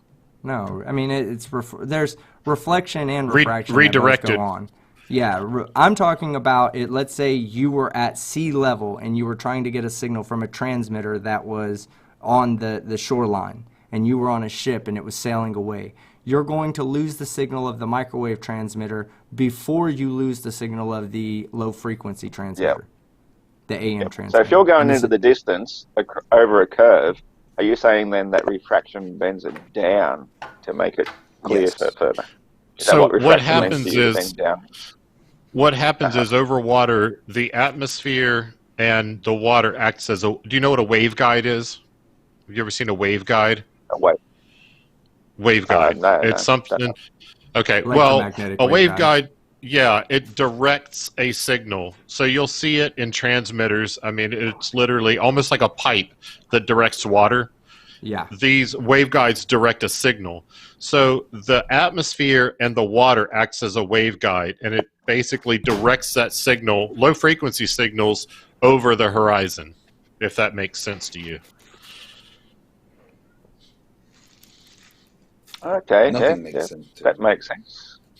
It does? So, in other words, it's pulling it down. Is that what you're trying to say? It sort of prevents it from getting higher, and it bends the waves to conform to the shape of the Earth that you believe in, as opposed to going in a straight line signal. I don't have to believe in it. I can see it in action when I deal with low frequency HF radios. So you don't believe then that the Earth curves. You know that the Earth curves. Can you give me any examples where you've seen examples of water conforming to this curvature? Yes. So at night at sea, it's super, super dark. Now, I can look out over the water and see we would use night vision goggles a lot of times at night. And I can see the mast headlight of a ship well before I can even see the ship. You know, they get smaller, or they're smaller on radar because basically you're only picking up the masthead of the ship first before you're picking up the entire ship. So you just got a tiny little dot. At the same time, I can only see the light from the mast headlight coming up over the horizon in the distance. And as I see more with night vision, I'm also seeing more of that ship on radar. The signal's getting bigger. Yeah, we literally call that. I've also as you get closer. As you get closer, correct. Yes, I've also seen helicopters that we launch at night, just after sunset. They'll launch, take off, gain altitude. All of a sudden, they're illuminated by light. Yet they haven't left. They're directly above ours, where we're at on the ship. Yet they're illuminated by the sun that I can't see anymore. That's right, yeah. And do you know how that works in reality on a flat plane? It could only work on a flat plane. It would not work on a globe. If the sun has disappeared from your point of view because of the curvature of the Earth, that means the part of the Earth you are on is obviously it's spinning away from the sun to create night. And so if a helicopter is going up, it is actually going even further away from the sun. It is not going back forwards towards the sun over that curvature which has physically blocked the sun from you. But because the sun has disappeared from your view because of your low vantage height, by the helicopter getting up higher, It makes it possible to see the sun again, or to be illuminated by the sun, because height gives you the advantage of being able to see further. But it doesn't give you the advantage of seeing over a physical blockage caused by physical actual curvature. Flat Earth Jesus, I think you're a bit confused. You just described something Craig, that can only happen on the globe. You're confused. No, listen. Hold on. Let him answer. Hold on. Ross, hold on. Let him answer. Rosie, let him answer, Ross. You literally just described something that can only happen on the globe. Like, there is no reason on a flat plane why extra distance will allow you to see something further. The reason why you can see the helicopter when it goes up is because the sunlight is still able to hit that, above where you are. It can't touch where you are because the curvature is in the way. But 100 feet up, the light can still hit the helicopter. It can only happen on the globe. There is no way it can happen on a flat plane. You just said getting farther away from it helps you see it. That doesn't make any damn sense. That's ridiculously wrong what you just described, Craig. Ridiculously wrong. Of course, getting up higher allows you to see further across a flat plane. Only across a flat plane. If something disappears behind a mountain, you have to go over, across, beyond the mountain to see what's on the other side of it. There's no mountains in the ocean. Well, curvature is the equivalent of your mountain. It's just a very low, gradual mountain. That we have to get curvature over the is still real. To see it? That's exactly what we say. Exactly. That's exactly what we say. You have to go over the curvature to see it. Because or you have to rise above the curvature for something on the ground to see it. Is going the opposite direction. It is going up, away from the center of the Earth, not back over the curvature. I don't know why you people can't understand that very simple fact that to go over you think in 3 dimensions. Forwards. Right. I'm thinking in 100% 3 dimensions. No, you're thinking that going up makes the curve disappear. The curve cannot just disappear just because you go up, because up is going away from the curve. No, but we'll be going up away from the sun. What the hell? Like, I don't even know how much do you think the Earth curves? Like, do you think we're like on a something the size of like a oversized beach ball? Like where someone that's like 60 miles away. Yeah, you're right. It can be mathematically proven. At 90 miles of distance, there's an entire mile of drop. No, listen. Hold on. Give me 1 second. What we're talking about. No, it's not. Oh, now you just made me completely forget what I was about to say. Okay, so when you're on, what do you think is the distance, the degrees that something's going to curve away from you, to lean away from you at 90 miles? Oh, I know off the top of my head, 90 miles. I know pretty close. Go ahead. According to the mathematical formula for a globe to be 25,000 miles in circumference, at 90 miles of distance, there's an entire mile of drop. No, you're missing the question. No, that's two incorrect. of the world's tallest buildings. That's the equivalent of 2 of the world's tallest buildings, the Burj Khalifa. You've got 2 of those at 90 miles. You're not. That's right. It's incorrect because it doesn't exist. You're not understanding the question. Because the Earth is flat. Listen, you're not understanding the question. Ask it again, then. You said that if something was to go away off the surface of the Earth, it would be getting further away from you as it goes up because further away from something that's gone over the curve. Yeah, exactly. Yes. So it's like the plumb points a little bit off direction, right? It's not pointing the same straight up on our model. Right. Okay, so at 90 miles, that's up. At 90 miles, how much? What is the difference between one up and another up? So like if I'm at one point miles. And my relative up is at 90 degrees straight up, at 90 miles on the globe Earth model, how far off should their straight up be in degrees? I'm not sure off the top of my head, but I'd say it's about 1.5 degrees. About 1.4 degrees. We're close to that. 1.4, somewhere around there. Yeah. For 90 nautical miles would be 1.33 degrees. 133. Yes, but you know what 1 degree equals 69 miles. That's what you can't understand. No, we don't dismiss it as a degree. You think a degree is tiny, but a degree is 69 miles when it comes to that distance. Team, can I show my screen a sec? I want to just quickly try and explain to Flat Earth Aussie Jesus. Yeah, go ahead. This is something that Flat Earthers get wrong all the time. When you're saying 90 miles of drop, what you're trying to say is this. but that's not what we experience. This is the drop that you need to calculate. Not this based on a distance, because we don't live on a tangent. So you're saying over 90 miles, you should have this as a mile of drop. No, you need to calculate this bit, not this bit. Does that make sense? I can't understand that diagram at all, Craig. It makes no sense. Team, did you understand that? Yeah, but go ahead and re-explain it to him. Your arrow is even leaning away. All upwards is away from the center. Both those arrows. Yeah, upwards is away from the center on your globe. Yeah. Right. My point is that you see where I've got my cursor, yeah? Right here. Yeah. Right. This distance from this point here to up here is what you're saying we should see. You're saying that over 90 miles we should see, 90 miles being the red line up to here, we should see a mile of drop, which would be here. But you're not taking into account that the Earth actually curves. So the drop that you need to calculate is this bit, not here, which is what you imagine we should see based on your misunderstanding of Earth curve. No, Craig, you've got the most unclear diagram I've ever seen in my life there. Up is away from the center. I don't know how I can make that any what clearer. That red line represents, I've got no idea. When you're standing on top of something, you are looking across. Right, let me get rid of that. Straight. Let me get rid of that arrow if that's confusing you. All right, and just put a line there. No, the line is confusing me. Why are you looking up into the sky? Because that's what none of it makes sense. What you guys are thinking. It's a tangent line. Yeah. This is the mistake that flat earthers make. You say over 90 miles there should be a mile of drop because you are thinking in a tangent. You're not thinking from the horizontal, Craig. From the horizontal. There's no horizontal line shown there. You've shown the only horizontal line you've put is there's a through the center line of the Earth or through the surface. This is the point. You guys. That's not horizontal, horizontal, Craig. That's a slant.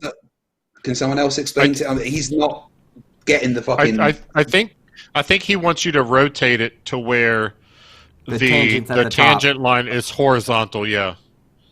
And oh God, is it confusing? It's not like that. Oh, I can't rotate it in paint. No idea how to fucking do that.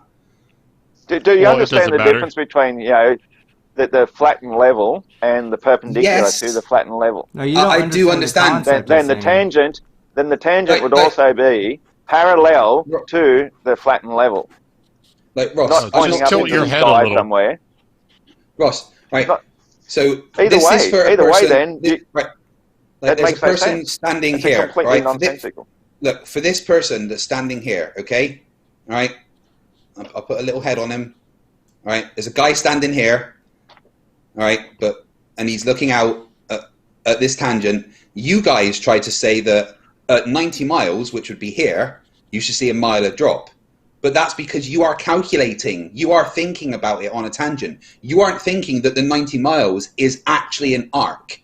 So the drop you need to calculate is where this arrow is, rather than this line, which is what you are trying to claim. I mean, this is literally me getting You've got it totally wrong. He doesn't get it. I mean, do you not understand? No, you've got it so out of scale to begin with that it's impossible to even. Well, of course it's out of scale. How are you supposed to draw it in scale? Fuck me. We did these calculations last night. The humans are 6 million humans. The Earth is 12 million humans tall. From the bottom of the globe to the top of the globe, right up the middle, 12 million humans, or 12 million average humans tall. Okay, so yeah, that's a little bit out of scale. That guy's probably somewhere on the order of 1,000 to 2,000 miles tall. So yeah. Craig, why didn't you bring your 1-to-1 scale ratio of the Earth? Hold on. You want a 1-to-1 scale ratio of the Earth? I'll quickly draw it in. It'd be nice if somebody out there in the chat. There you go. If somebody in the this chat. is exactly why your diagrams always look so pathetic. Because they make no sense whatsoever. You got to put straight up. You don't understand. From anywhere on the Earth is from the center, but we look out horizontally. Okay, so when we look out horizontally, we're not looking up into the sky as you show it. It should be looking straight from the line of sight. Yes, you are. That's the point. No. Yes, straight you are. ahead. Oh, my now, okay. Hey, do me. Hold on. You're looking straight ahead. Hold on, Ross. Hold on. fight. Now go just draw a small circle in the corner with a whoever cares how big a dude is.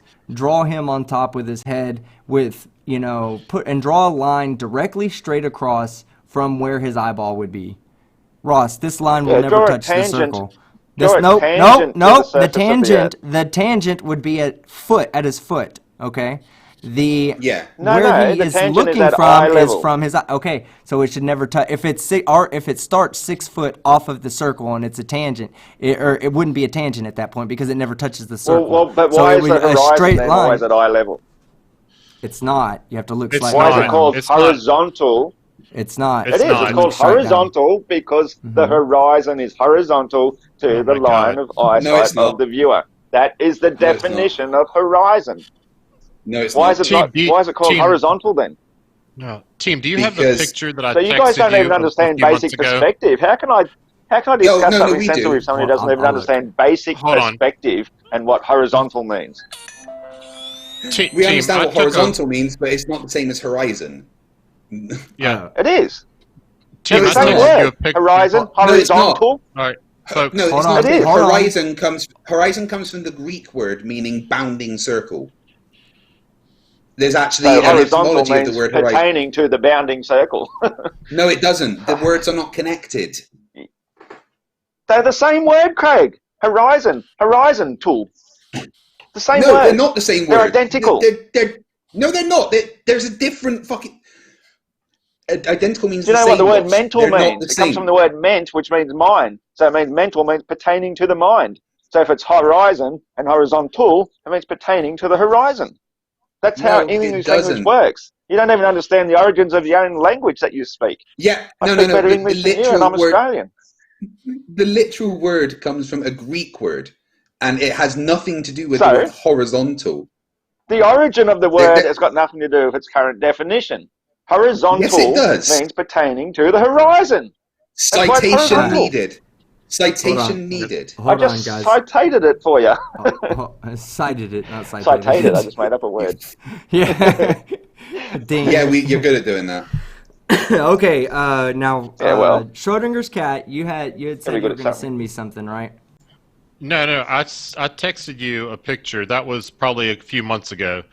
I didn't know if you still had it, but it was when I was on a flight. I can't remember where the hell I was going because I go so many places, but I sent you a picture of a Theodolite app that I had taken with the horizon below eye level. Oh, you know what? I was just about to give up on it. I found it. Let me send it to myself on this old argument again that the Theodolite shows you what your height would appear if you were at that same height where the horizon appears. The horizon is still eye level, but the Theodolite shows you the level of your height without the limitations of human perspective being taken into account. Human perspective is a very real thing. Have you informed the people that built Theodolites of this? Yeah. They know it. That's why they use a Theodolite. That's why you can use it to make a perfect level at a height, as opposed to having to use water level, which is possibly thousands of feet below you at the time you're using it. You know, if you're using water level to prove actual level, then you're going to have to be down at water level, at sea level. But because you are thousands of feet above sea level, the Theodolite will show you what your actual level would be at the distance of the horizon. I'm done. All right. If you look to the right side of the screen there where that green dot is, you can see that I'm at 0.0 degrees up and down. So it's perfectly level. So it's perfectly at my eye level. And you can look at the top there. I'm only at 5,085 feet. Yet look how far the horizon is below my eye level. Well, you obviously don't understand how perspective and convergence works, because that is showing you that if somebody was at the distance where that convergence point occurs, the horizon that you can see, your physical limitations, if somebody was at the same height as you at that 5,085 feet, that's how high they would appear at distance. That's what the theodolite is showing you. I'll sum up perspective for you right now. As things get farther away, they get smaller. That's perspective. That's one aspect. Has That's one absolutely aspect. What fuck about all to do with convergence? what I'm showing you. What does What about convergence have to do? convergence? Okay, you said It has everything that to do. Convergence you means that said, everything below you, which all that water is, makes it appear to rise upwards, while everything above you appears to sink downwards. Everything to the left then of you appears why to sink towards the center. It then just why proves how is flat it is. then why is Sorry. that horizon failing to rise to my eye level? It is not failing to rise to your eye level. Sure It is at your eye level. No, it's No, not. the Then Theodolite is showing you what your height would be. It's a tool to use to show you what your actual height what might does that appear to even be mean? were you at that distance away. What does that even mean? 5,085 feet. It shows you I how am at high 5,085 feet. 5,085. Yeah. Hold So on. that app is showing you how high 5,085 feet looks at that distance that you're able to see where your No, horizon has Let reached me- eye level. the Let me ask a theodolite question. doesn't Yes. know how far it's looking. Are you Yeah, telling me look- that my theodolite knows how far it's looking? Okay. That was a Let me question. ask you a Say question. that. You know Let how me- far you're looking. Let me ask you a question, Flat Earth Aussie Jesus. Are you saying that the Theodolite makes a correction on the image that it has on its screen? Like the actual sentient. image, yeah, the actual image is really up where the plus is, but it's actually moved the image down so that it can show you using the crosshairs where your height No. is. Okay, well then how did the image drop? not- How did that's the not at all how what did the I'm saying. horizon drop? How did the horizon drop? The image itself hasn't dropped. The horizon hasn't dropped, but you can change the angle No, of it your is. incidence of what you're pointing at it, which is what the Theodolite is doing, to actually show you what true parallel level to the surface of the flat Earth is the whole distance that you are able to see. That's all it's doing. And because your range of vision has limitations, which again is based on your height, the higher you go, the further you can see. But it's also going to show you that you still actually have that height above that level, which is actually below you. It just appears to Then rise to why eye does level. that It's not angle? actually rising to eye level. Why does that angle indicator say 0.0 degrees? Where am I looking at that? Where the green dot is to the right side. Oh, hang on. It's got my thing over it. What's it saying? 0.0. Were you even looking at the picture this whole time? I'm looking at what's showing on my screen. Do you know right from left? I can. On my screen, the right side says negative 0.0. Correct. And on the left Why side, does it there's say a that? 0.6. Right. That's Why does if it say? Because that's if I can't see how the crosshairs aren't left to right. Even if I tilted my phone up or down, left, like clockwise or counterclockwise, that's that indicator. The indicator on the right is up and down. So think of an aircraft. If it was pitched up, then the one on the right would be the indicator. If I rolled the aircraft, that would be the one on the left. Okay. This isn't hard. I still don't get your point. You're still not proving why the horizon appears to rise to eye level the whole time. I'm proving when that whole it thing doesn't. is 5,085 feet yeah, but below hold on. you. But Flat Earth Aussie Jesus, he's literally showing you on screen that it does not rise to eye level. You're not explaining why the horizon doesn't come up. Yeah, that's that's if what he's he's saying. 5,085 feet above the water level, then why isn't all that water appearing to be 5,085 feet below him? And he's just looking out into space. Is he pointing it straight downwards, except for that little bit? No, it does. It's because you don't understand convergence. It is a simple matter of convergence where everything rises to the center of you, and the Theodolite overcomes that limitations by showing you what your actual height would appear to be at that distance. Team, is he looking at a whole different picture than we are? No, he's looking at the same one. No, but I still don't understand. So if the image is not being dropped down and you continued on a straight line to where that point is, the furthest point we can see, let's say, would we still be You're maintaining your 5,000? Okay, so what it's showing here is that eye level is above the horizon. Do you not understand Correct. that? You literally just explained that to me. You just literally explained that to me just now. Okay, we know that eye level is 5,085 feet above the horizon. But if we did not have that visual aid as a tool to show you what your actual height would look like, then it would, for all intents and purposes, be at precisely eye level, horizontal. You can prove that quite simply by looking down the line of a brick wall. Are you saying that it's because we're using an instrument to measure it, that's the only reason it looks like it's below eye level? Yeah, that's how you overcome the limitations of human vision. Yeah. Then how do you determine that it rises to eye level? Simply, if you can't use an instrument, then how do you determine it? Would you like to look at my camera for 1 second? I'll see if I can align it with a brick wall here. Okay? I'll put you on. Give me 1 second. Here you go. You're on. Right, yeah. So here's a brick wall, right? See how the line with the camera is level?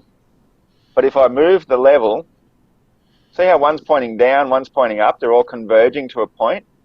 But as I move the camera, the level one changes with it the whole time. What? But one is still pointing up. See the lines in the bricks? What in the hell does that have to do with the horizon? That's pointing down. That's convergence. Yeah, but okay. All right, but that's right. Okay, that's 100% right. Except for that's not what we're seeing. Exactly. No, that's right. That's how convergence works. Yes, but here's what I want you to notice. That's how it works everywhere. Well, hold on. As you take your camera up, though, the bottom line continuously drops, even though it appears to slope up. And in fact, the higher you take your camera, the very bottom line begins to look like it slopes higher and higher. But at the same time, it's still the end of it, the very end of it, still drops lower and lower. So it doesn't matter whether you're on a flat Earth or a globe Earth. As you go up, the horizon should drop. Always. Always. Right. No. It always you just proved it. You just proved it. No. Okay. Do me a favor. Okay. No. Hold on. Aussie Jesus, do me a favor. Take your camera down to the bottom and visualize this. Okay. Take it down to the very bottom of that wall. Okay. The very first straight line that's going across at the bottom, though. Okay. Go down. I can't do that. I'm standing on a couch to do that. Oh, okay. Well, let's you can see how they all converge. Yeah. So let's use the line by your thumb. Hold on. Line it up with the line that's currently by your thumb. All right. So now on screen, I'm seeing that point is in the middle. At that point, yeah, okay, so the one that's by your index finger is really more, there you go, right there, okay? So the end of that line, as you go up, the end of that line drops relative to the middle of the camera. Keep going up. See, it's going down. As you go up, it goes down, and the line going to it sharpens more and more. But the end point is dropping from the center of that frame as you take the camera higher. This would happen on a flat Earth or a globe Earth. To say this, that it rises to eye level is incorrect. You guys need to stop saying that. You're showing that it doesn't right here. Exactly, and I can explain why. Because if the Earth is flat, as you rise, the horizon is the hypotenuse. So as you rise, you're looking. Think of a right triangle. You go up. So the hypotenuse. You have to look down to see the hypotenuse. Correct? Do you know what a hypotenuse is? The hypotenuse rises up. That's how the hypotenuse works. It always rises up to my the trick level. Teacher just died a second time. Yeah, mine just had a stroke. I'm sorry. Fight. If you were talking, I had no idea, man. I didn't have you when I started the new call up. I didn't have it on automatically mixed. So when I switched over, I was wondering why no one was listening to me. Oh my God, I'm so sorry, dude. Do you have anything you would like to add to that demonstration before we move forward? I apologize. I've been trying to ask. Go ahead. Hold on, Schrodinger's cat. I've been trying to ask if Ross is trying to claim that no matter what, as things get further away, they will drop below eye level. Is that what you're saying? I never said that. All I'm saying is that the level line, the one that always appears straight, is always going to be horizontal, and that horizontal can only match up to the point of view, which is the eye level. It's always eye level because that is your point of view. That is your reference frame for but how the you view horizon anything, doesn't rise anywhere, to eye ever. level, though. The horizon doesn't rise to eye level. It always does. But it doesn't. Well, why did all those lines below the brick lines below appear to go upwards, whereas the ones above the level appear to sink downwards? Yeah, but Schrodinger's cat literally showed you a picture where the horizon was not at eye level. It just simply was not at eye level. He showed me a way to overcome the limitations of what appears to be eye level by showing you what. No, that's what you see when you look at eye level. No, you see the same thing as that camera. It's just a camera taking exactly the same image as your eye. That's why the lines below the level appeared to converge upwards. That's how convergence works. They did. Very straightforward. If they did the horizon, if they did, the horizon would have been on the crosshairs. Jesus. Yeah. No. Yes. Put my screen up. Jesus, all right. All right, hold on. The reason the crosshairs appear above that line is because that's a device used to show what true level is, not eye level. Right. Okay. True level. Flat Earth Aussie two Jesus, different give things. us. Hey, Ross, give us 1 second. Fight the Flat Earth has something to show you. Okay. Let's let him get through his demonstration first, and then I'm going to turn it over to you and let you respond to it. So if this was the flat Earth, all right, the yellow line is indicating what the horizon is, okay? And as things get further away, it would stay exactly at the level of the horizon, right? And I show this by having these bricks, that the camera's been leveled, the table's level, and it shows that as I put more bricks on, they all stay the same. That it doesn't drop below that horizon level. On a flat Earth, this is what we would expect to see, but we don't. As the picture shows, as this one shows, on a globe Earth, things drop below the horizon line rather than staying on the horizon line. This is what we see on a globe, whereas this is what we should see on a flat Earth.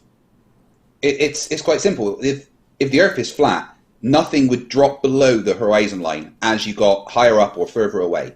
It would stay on the horizon line. Does that make sense? Okay.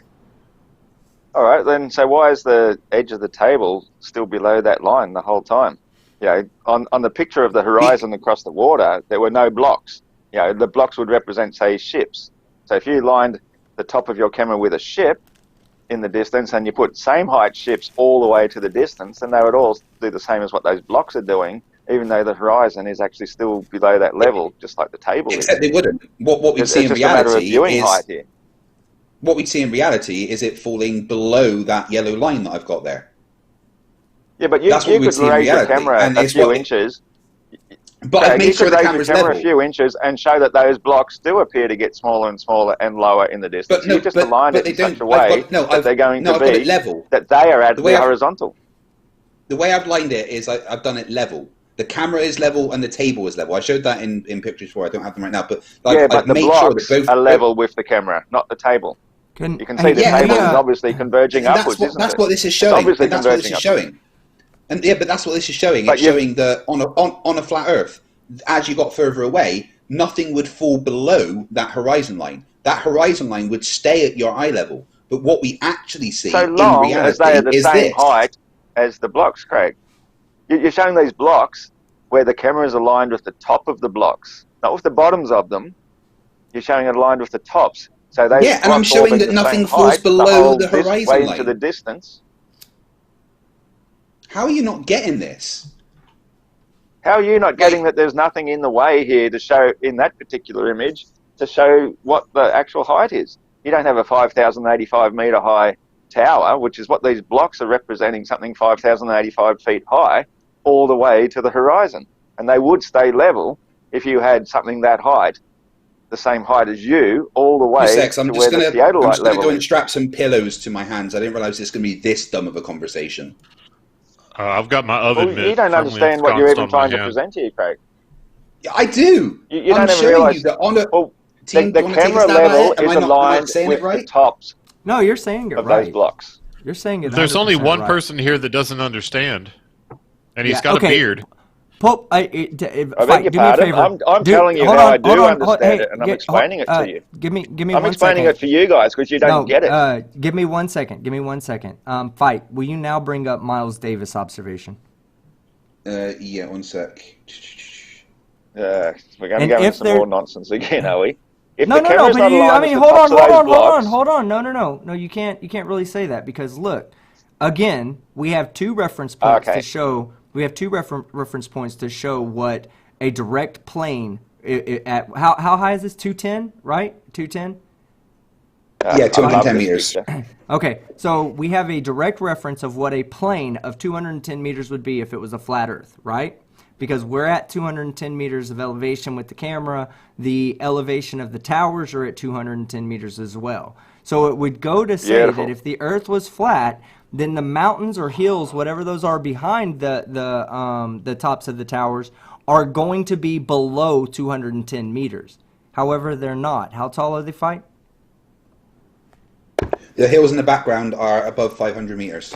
Okay, Above sea level. now this would be the same thing as if Fight the Flat Earth had a block that was larger than the blocks in front. Okay, if one of the blocks in back were larger than the blocks in front and still appeared to be smaller, shorter than the block in front of it, that would be the same thing if we could replicate that. But we can't. We can't replicate that without the surface falling away from the observer. Right. So that line in Miles Davis's picture should roughly bisect those mountains, but yet it doesn't. Exactly. Exactly. Look at the block seems to get smaller and smaller in the distance. It doesn't matter. Yeah, that's the top called of the block perspective. remains. Yeah, Yeah, the top of the block yeah. remains thing. That is what we keep trying to tell you guys about perspective. Y'all, the ones who consistently rely on perspective to be an argument, have no idea what the predictions perspective makes. The predictions perspective makes is a uniform shrinking, okay? So that means everything above the point that you're at. So if you're 6 feet up and you're looking at something on a flat surface that's 12 feet tall, okay? At all points in time from the middle of your view, as long as it's perfectly level to the pull of gravity, is it perfectly eye level, every part that's below 6 feet tall will be below your eye level, and every part of the box that's above 6 feet tall will be above your eye level, no matter how far away the box goes, okay? What we see in reality is that as the box goes away, the eye level begins to rise onto the object, meaning that more than 6 feet below eye level is actually, I mean, more than 6 feet of the box is below eye level, and less than 6 feet of the box is above eye level. And eventually, as you get further and further away, the entire box will be below eye level. Not just due to perspective, but also due to the fact that eye level goes over the box because it's falling away as it gets further away. Okay, so do you want to go back to that other image again? Yeah. I have a couple of questions about it. All right, go ahead. The other one, the mountains and Yeah, go ahead.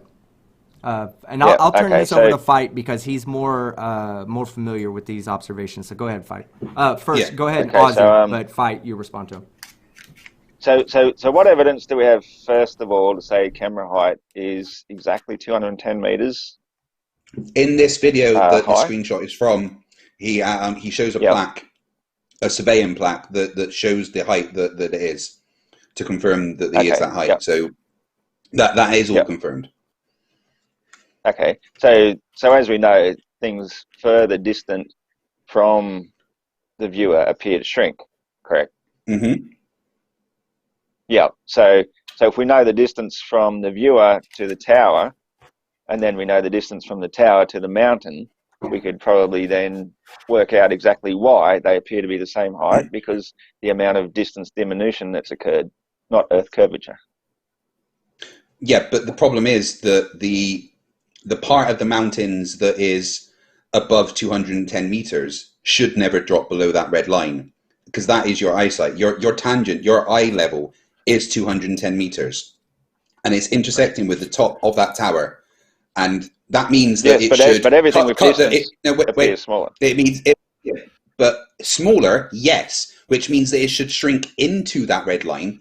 But as my video shows, no matter how far away things go, they don't drop below that line. They will never drop below. But you've barely shown something like a meter or 2 meters away. Yeah, how can you compare that to something that might be 20 kilometers or 100 kilometers away? Because there's zero drop, and that's the point.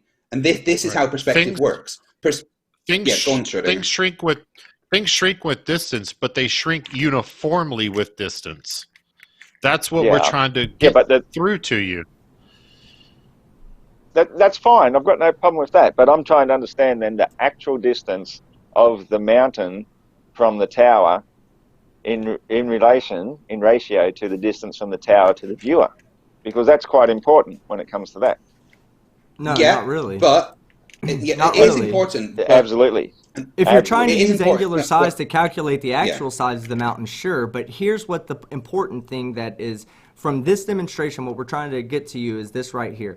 If Craig would have had 2 blocks sitting on top of it instead of 1, and he pushed those away, those 2 blocks would still look like they were equally the same size to one another, but they would still meet at the yellow line. They would never meet below the yellow line. So if we put the 2 blocks up and say, let's represent this as the mountain, as we push the mountain further back, every bit of the mountain that's above 210 meters should still remain above 210 meters, even though it shrunk down and becomes smaller in your, to you, it's less of has less of an angular size to you.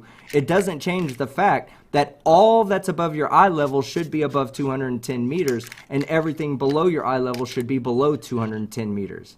And that's exactly. what the demonstration if he raised the level of that camera just an inch, then you will see that the further distant blocks are actually creating a gap.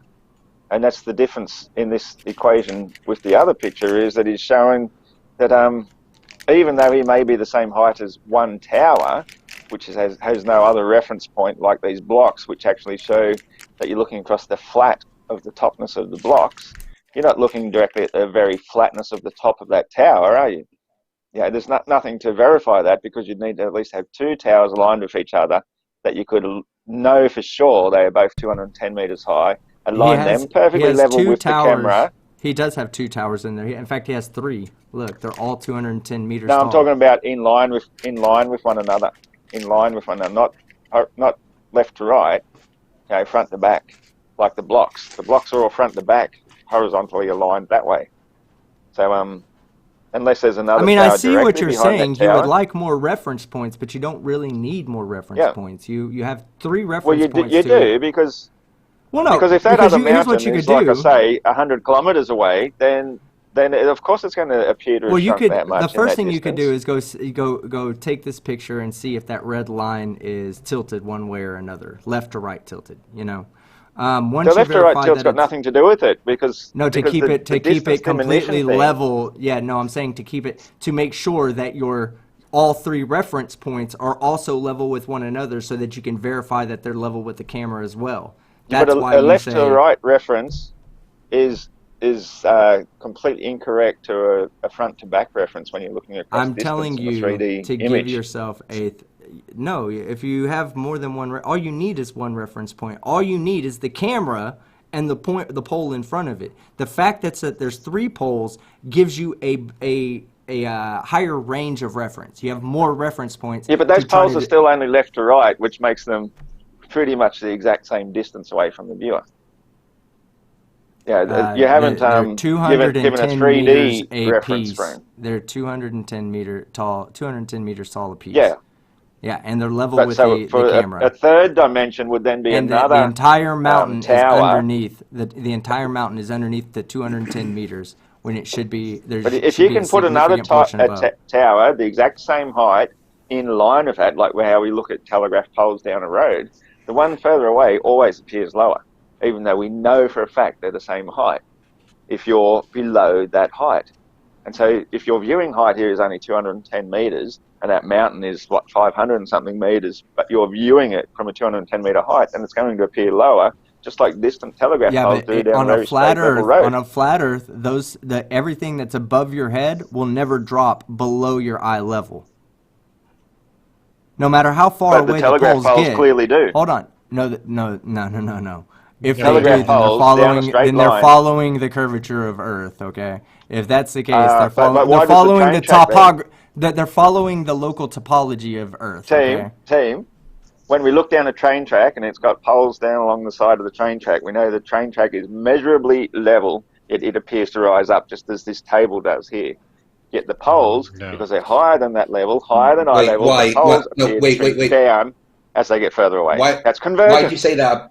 Why'd you say that about train tracks though? Because you know train tracks are actually built to bend. That they have like that built Exactly. into the design. They're built to bend around corners. They're not built to bend around curves. They're built to like go up and down mate. hills, and no, they're built to go up and down hills, Yep. and to actually have leeway to based on bending during heat throughout different seasons. There's actually quite a lot of give in train tracks. They're not always going to be straight and level, but at all. Also, train tracks are built in sections. Well, of course, they're ground being ground. Yeah, but we can take any example of a picture looking down train tracks, and we know that they are reasonably level, give or take a little bit of give that they have to account for because ground is never perfectly level. That's not the issue here.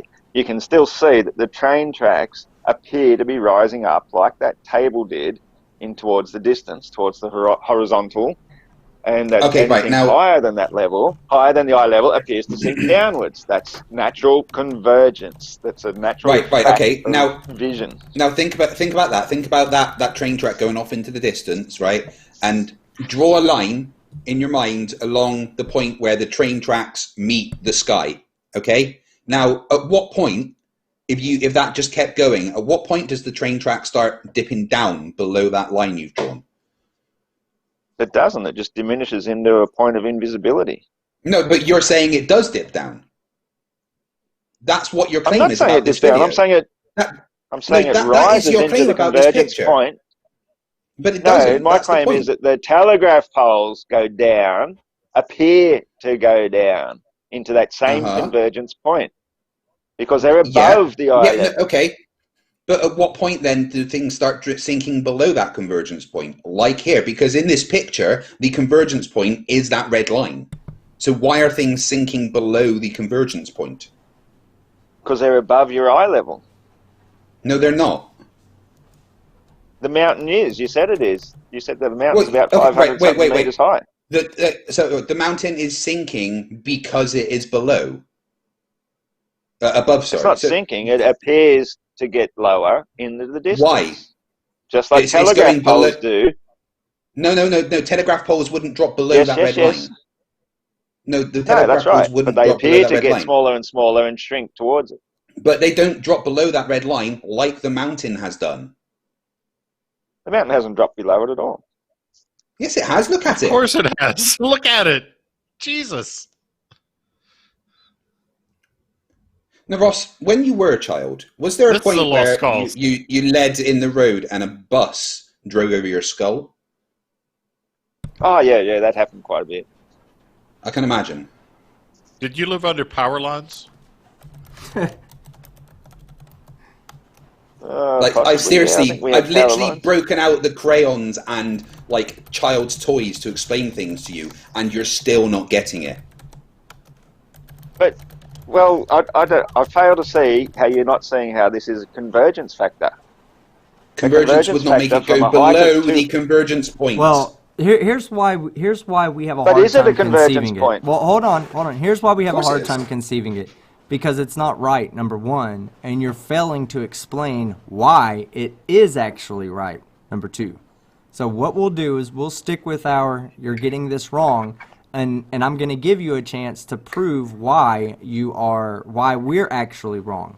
Instead of just saying that, yeah, the convergence point always brings everything to eye level until it gets a certain distance, then it starts falling off. That's what you need to explain. And go ahead, I'll give you the floor. Okay.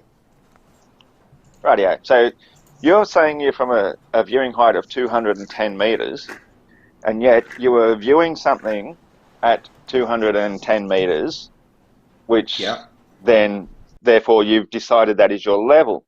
but that is not in actual fact the case, because that means that you are looking up at that, because something at the same height at that amount of distance, which is unknown because you failed to provide that evidence, It's 13.6 kilometers, I believe those mountains are.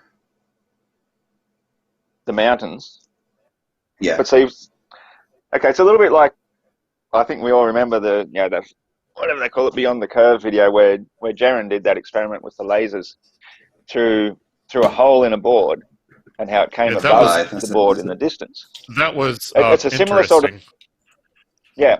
So the similar thing to that is when you're looking into the distance, if you are aligning your height with something the same height as you into the distance, you are not allowing the distance diminution effect into account. You have to take into effect that that thing has actually shrunk by X amount of height as you're looking at it. So if you align yourself with that height, you are artificially raising your line of sight into the distance to make it look as though you are looking upwards, as opposed to actually looking downwards to allow for that diminution effect to take into account.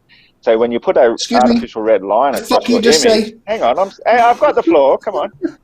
When you're putting that red line across the distance, then that red line is only matching your artificially created false horizon that you think should be the same height from you to the distant object. Whereas in actual fact, that distant object should be much below you according to diminution. And if you aligned a pure parallel line from your viewing height across the top of that tower to the mountain, you would find that it would intersect halfway through the mountain. No, it won't. All right, you made that shit up. You made that shit up. All right, no, I know what I'm talking about. No, hold on. Well, because I can think in terms of 3 dimensions and understand how it works with distance diminution. Ross, so there's 390 billion trees in the Amazon rainforest, and they'll work tirelessly every day, converting all the carbon dioxide into oxygen so that we can breathe. And there's one particular tree that's entire job is to create oxygen for you. Now, I'd like you to take a trip to the Amazon and find that tree so you can apologize. Yeah. That was your best comeback. So in other words, you can't describe how convergence works, how distance diminution works. I described no, it. we did. We showed you a demonstration of but we showed you a demonstration of convergence. We just spent an hour doing it. We you wasted just showed an how hour. You don't understand convergence. You don't understand how parallel lines work into the distance when they Let me ask you a question. So do parallel like lines ever meet? Do they ever meet? Of course not. No. Okay, well then there you go. There's your answer. But due to visual definition of looking at hold something, on. I want you to tell nearby you ones can obscure what you're just showing us. What you're telling us, okay, is that the parallel. Hold on. The let's say, what was the top of the mountain? 520. Is that what you said? A fight. 210. No, the top mountain. Of the sorry. mountain. The top of the mountain on the right is 510 meters above sea level. Okay, so let's say you have a parallel line running from the camera to the pole, and it continues on into into infinity, right?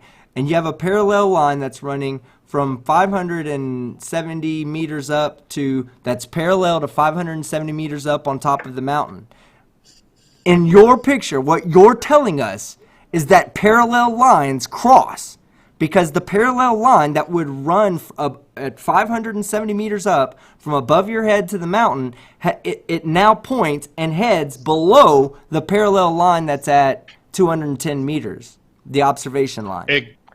Exactly. Well, what you're saying is technically correct. Yes, they will appear to cross. No, they won't in actual reality ever cross. But the moment the lower one appearing to rise upwards to the horizontal obscures the ones in the distance, then they will create that illusion of appearing to cross.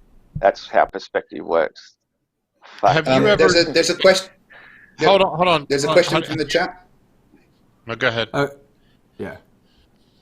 There's a question from the chat for you, Ross. And it says, how do you manage to eat breakfast without stabbing yourself in the eye with a spoon? I have a question for you. When you were a kid, did your mother like tear pieces of bread off and throw it at you? She's a slingshot. All right, Replace all the right, bread with Ross. rocks. You know that I had to So, come back. I had to but have a good comeback because he tried to talk shit about fights come back. So but a little bit more seriously, have you ever taken like graphing paper or I never do graphing graphing paper? paper. Well, That's bad could for you, you man. I never take it. like have you ever used graphing paper to try to draw this out and see if it makes sense? The things that you're saying. No, because graph paper is two-dimensional. Oh, Jesus. But you say the Earth is flat, so that therefore what you're saying is two-dimensional. No, that the Earth being You flat only have an X is and a just one Y. dimension. That's X and Y, yes, but you've still got the Z, and the Z being upwards yeah, but has okay, you can remove a it dimension, appears but to get yes, lower and lower right, into the right, right. distance. But with graph paper, It's still three-dimensional. you can hold It's on, but still you can very much actually three-dimensional. yeah, you can remove a dimension by taking an orthogonal view of what you're trying Right. to map out. So you can use a graph paper to map this out orthogonally. You can, but Yes. it sort of defeats the purpose, because the moment that you try and use a visual perspective of what you're looking at from a side-on point of view, it does make no sense, because your horizontal, instead of being this sort of looking thing, how you see it from front and frontwards on, has now become flat again. It's a bit like Well, saying then that the example that I'll the Globers like to use, if you'll allow me to elaborate just a second, the example that people say a boat will disappear into the distance bottom first, and yet if you filmed that looking away as a boat disappears into the distance, you'll see it actually appearing to rise upwards to that horizontal, because that's how convergence works. But if you got no, a third no. or second person and viewed it from the side, watching the same thing that you're watching, and when you turn around and say to this person through your telescope, okay, that boat has now disappeared over the curvature, this person looking at it from the distance at 90-degree angle will then be able to take a picture and show exactly where that horizon has curved that much that's obscured the boat. But that has never been done, because that is how, when you're looking at perspective from the side-on point of view, it goes back to being horizontal, not appearing to have this convergence in the V shape as we see it do, looking straight on at it. Okay, so if you have no way to model or visually represent your point of view of whatever you think is happening, then on what basis do you assert that that is what is happening? Because we can draw it out and model it. You can't, Well, I but just still you're told you. asserting it. I told you, like, you, if you want to use visual representation of something in 3 dimensions, by the time you then take on, say, a 4th dimension to look at it from the 3D image from a different point of view, that will distort your visual image of it. You can only look at it from one point of view at a time. So you have to then basically use your imagination to see how that would appear from side on as you're seeing it, without how it would actually appear if you were actually seeing it from side on, which means that the ground Excuse will me. appear to be rising up as the sky appears to be sinking down, and everything meets towards this center point at your horizon. So yeah, But I gave you, I demonstrated that that's not true. How can you demonstrate that it is true, other than just asserting it? I beg, you didn't demonstrate that that's true at all. We haven't even discussed this yet. This is the first time we've mentioned the fact that when we look at something You, into the s- distance, like for railway fuck's tracks and sake. power lines together in the same image, appearing to sink to a center point in the middle of your view, if you were to view Like that the sideways horizon, for on, you won't example. see it. That's what we're talking about. I The horizon, the okay. vanishing point. Yeah, but if you were to view that from sideways on, the same thing, they will both appear to Let be perfectly straight lines parallel to one another all the way across. You won't get that same visual let image that me you see from a let different me point of view. That's why it's called perspective. let me amend my question. I demonstrated Okay. that the horizon does not rise to eye level. How can you demonstrate that it does without simply just asserting it? Well, as I just said, with that same very example I just gave you, if you've got power lines next to a train track and you take a picture of it, you will see the power lines appearing to sink downwards towards that convergence point. You'll see the train tracks appear to sink upwards or rise upwards to that convergence point where they disappear into a singularity. That is how it appears from perspective. And what metric would you use to say that they're equally converging? Would you draw a line across it? Or what? You could draw a line, but that line is still only going to be then a two-dimensional line trying to convey a three-dimensional image. Right. So drawing a line defeats the purpose. So again, I ask, what metric would you use to make that assertion other than just asserting it? Well, you just Do you know what a use metric logical is? deduction. So you wouldn't use any metric? I know what the metric system is. But I don't see how you can convert. I don't see how you are trying to convert a three-dimensional image into a two-dimensional subject. That's what you're trying to do. Ross, you do know that you just made three people in different parts of the world facepalm at the same time, right? Hold on. In fact, no, let's have the 300 people watching.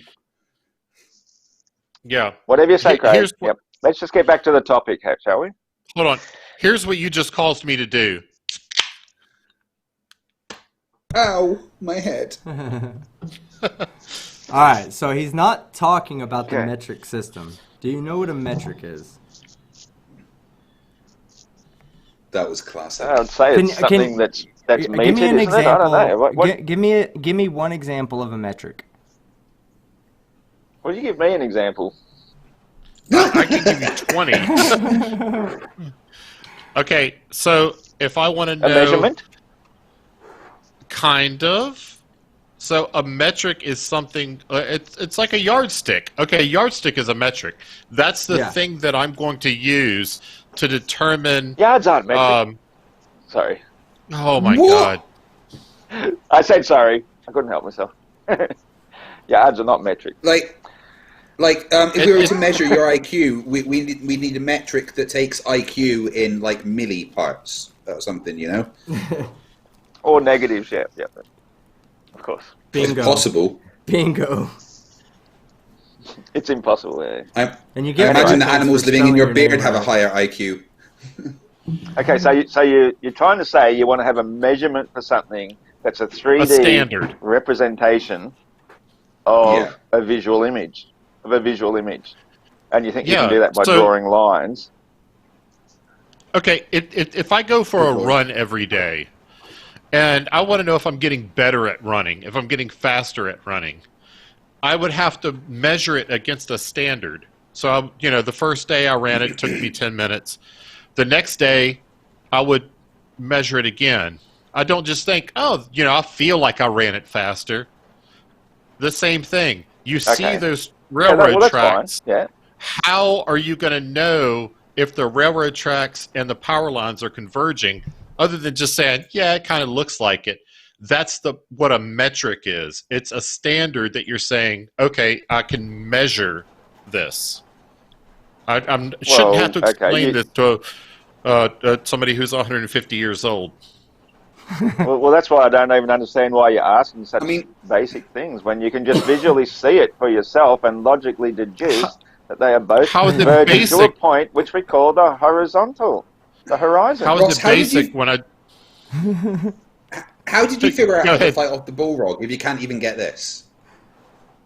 I want to let every one of you know, all three of you, okay? I just wouldn't let it pass. But before anybody else talks, I want to tell you guys first, thank you very much. This was an amazing 25K celebration present, because I wasn't expecting it to get like this, and I appreciate you, especially Ross, for coming on and indulging us with conversation.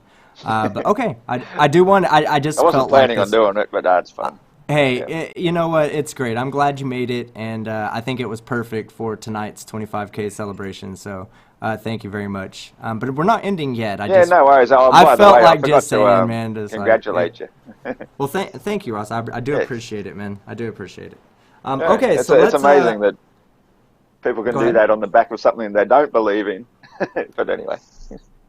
We monetize stupidity. It's awesome. But it's on the back of what I do believe in. I wouldn't be here if I didn't truly believe everything I say. You know, like I have confidence in what I'm saying. I speak from I don't speak and change my mind because, you know, I watch a YouTube video and something sounds better than something else. You know, I have a set of standards I've got a lot that of I hold respect for myself that. to, and I appreciate Yeah, I that. respect that, and yeah, no, I All used to right. believe exactly what you believe too, and yeah, once I really looked into it and started to say, yes, where does the water begin to curve? Somewhere out of Now, sight, the out the of mind, difference where I is can't see it. That's where it begins. the difference is you believed that the Earth was a globe without good reason. Now you believe that the Earth is flat without good reason. With very good reason. Yeah, it took me a No, long time to come around to understanding that the Earth is flat. When I first heard about it, I thought it was the most insane thing I've ever heard. I thought my father-in-law had gone insane after he'd retired as a lifetime as a merchant sea captain, and he comes and tells me he thinks the Earth is flat. I'm like, what the hell? citation This required. man is insane. Well, he's my No, father-in-law. You know, you could look him up. He's yeah, a highly respected, highly intelligent, Swedish-born merchant sea captain. Spent a lifetime at sea, and you know, I'm multiple death absolutely threats and all that sort calling of stuff that bullshit you on get that. as somebody like that. You can all Absolutely you like. calling You can look bullshit him on up that. if you like. Would Hey, you like a name to search? I'll contact No, me no, and no, I'll Yes. no, give it to no. you. No. Well, hold on. I If respect we his do any of privacy. that, let's do that all offline. If there's gonna be anything like that, I'd prefer not to give all that information out over a video. There are trolls that watch this video, guys. Now, Really? there, I would never have known that. no, they love trolling me. So, but I'm untrollable. But we do have a good question Same. from the chat, and I want to ask this of you. This comes from Commander Darklight. It says, ask him if there are three people on three different floors of a tower, and if the horizon rises to eye level, does that mean the horizon is at three different levels at once? Technically, yeah. Yeah, because it's a perspective thing. Anything to do with perspective, it's a similar question to say, like, you got three people standing at different points along a shore as the sun is setting, and they're all seeing a reflection of sunlight across the water, and it comes to their feet. Not one of these people are going to see that reflection of sunlight go to the other person's feet, yet all three of them are going to declare, no, it only comes to my feet, not to theirs. So Okay. everybody has their own unique perspective, and it Okay, comes so to you're anything, whether it be sunlight across water or the horizon. Every individual perspective is unique. Okay, well, I appreciate the attempted answer, but you are wrong. The horizon would actually drop as you go up in the tower. This has been shown by Sean Hufford and several people who've taken drones out to the beach and witnessed multiple sunrises or sunsets. I'm sorry, simply by taking the drone up at an elevation. So it stands to reason that if there was already a drone up there when the original sunrise happened, that the sun would not have hit the horizon yet for the drone above it. And then if you go even further, the sun wouldn't have hit the horizon for that But drone that's either. it's So very much evidence that the it would horizon show. is a visual illusion created by viewer height, and that you can change that illusion by changing your height. But That's that why we doesn't use make the word sense. But that doesn't perspective, make sense. not If cold, you harsh draw this out, reality. hold You're on. calling If it you cold, draw harsh this out, reality, but it's perspective. but listen. If you But draw okay. this out on a piece of paper, what you'll find out is the distance to the horizon gets further away as you get higher in elevation. So why is it Yeah. that you can see further just by increasing your elevation? What physics makes that happen? Perspective. That's Perspective incorrect. means that the That's not horizon physics. will always be horizontal, as we were talking about before when you mentioned the Oh, hypotenuse. If you're looking at it from a side-on point of view, the hypotenuse should be increasing while the horizontal line stays the same. But in actual fact, as you get higher and higher, the horizontal line stays the same as the hypotenuse, even though they should technically be completely different. The whole simple geometry basically should say that The whole simple uh, geometry of simple geometry. Cool. yeah, the only should say thing in that the the world. hypotenuse gets longer and longer, but it doesn't. It remains the exact same as the horizontal line. So 90-degree trigonometry, as you might call it, or whatever you call that simple geometry, becomes false when you apply it to perspective, because the horizontal. The only thing in the world that perspective says is hypotenuse. as things get farther away, they get smaller. That's it. I mean, I'm sorry that flat Earth just you think it's this magic literally thing. is. Like a cop can just pull you over and say you were speeding, and then you just say, well, perspective, and then he walks away. That's not how that works. Like a girl can't walk up to me and say, Cliff, you're fat, and I'm like, well, perspective, and then she thinks that I'm fucking buff. That's not how that works. You can't cheat on your taxes and then tell the IRS. Yeah, you can't just tell the IRS perspective and then you don't owe them money anymore. It's not magic. I'm not talking about things like that, though, am I? We're talking about visual imagery of how we view things with our eyes, the imagery of things. Imagination comes from the word imagery. It's all to do with perspective, and perspective is not a concrete thing. It changes as you change it your absolutely perspective. is. Like you might appear quite skinny from a different perspective, but if you appear like Ross, a fat bastard hold on. Hold on. You just said your perspective changes based on your perspective. That is the most circular of circular reasoning. You can't just attribute magical quality to a word. Well, it's not magical qualities, it's reality. If you change your perspective... No, it's not the reality. Your perspective changes. Perspective If you change your point of view, your point of view changes. How is that not a simple logical observation? Perspective is a thing. There is a mathematical formula. Yes, it is. There's a mathematical formula for it. Craig. No, not wrong. Not wrong. It's alpha equals 2 times the arctan of g over 2r. There is a mathematical formula for Here you go again, talking wizardry. Yeah, but no, it's not wizardry. It's basic trigonometry, bro. I don't understand why. No, but hold on. Your point of view changes. Because we're talking. Hold on. Because we're talking about Earth sciences. How does that change trigonometry? Trigonometry is nothing more than explaining the relationship between, circles and triangles, basically. Okay, these are are solid things. They don't change because you're on a globe Earth or because you're on a flat Earth. That's if you draw them as flat two-dimensional images. No, but it doesn't change. If you draw them as flat two-dimensional images on paper, of course it doesn't change. But if you change the perspective of it, then everything changes with the change of perspective. Okay, if perspective is a mathematical calculation. You've changed your angle of view. All right, so perspective is a mathematical calculation based on triangles. That's it, okay? You can have, let's say an object is a certain height and it's a certain distance away from you, okay? Now you're going to be able to calculate how much of an angular resolution or how much of an angular size that's going to be in your vision. When it moves a certain further distance away, you can then use basic trigonometry to calculate what the angular size of that object is going to be in your vision after that. It has nothing to do with, hold on, it has nothing to do with flat Earth, and it has nothing to do with globe Earth.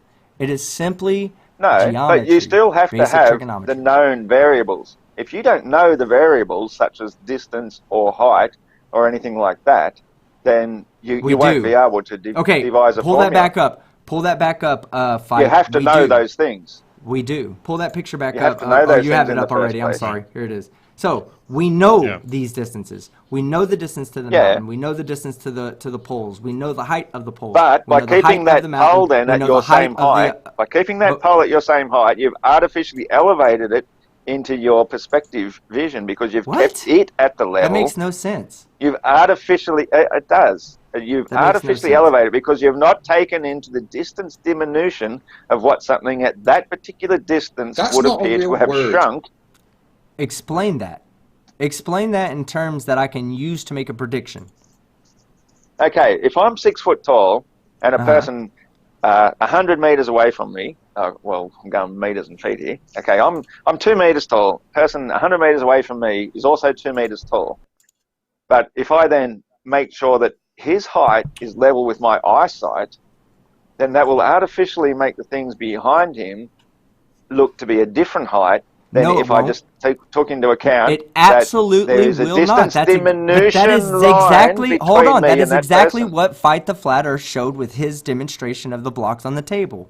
That the top of it, even the tops of No, he something the didn't. same height. Yeah, yes, it did. Pull that Yes, he up, Fight. did. Look. Okay.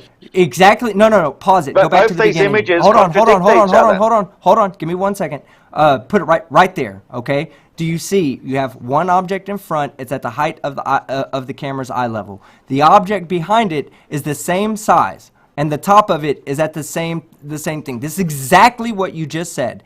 Then there's a third object behind it that's the same size, and its top is exactly in line. You said that things will appear shorter behind them when they're the same height. Start from the top. Is the camera the exact same height as the front of the first block? Or is it aligned in such a way so that it makes the tops of all the blocks appear to be the same height as the front ones, even though they are getting smaller into the distance? Hey, we showed this already. Tommy Gronvold has already shown that eye level is eye level regardless of the orientation of the camera.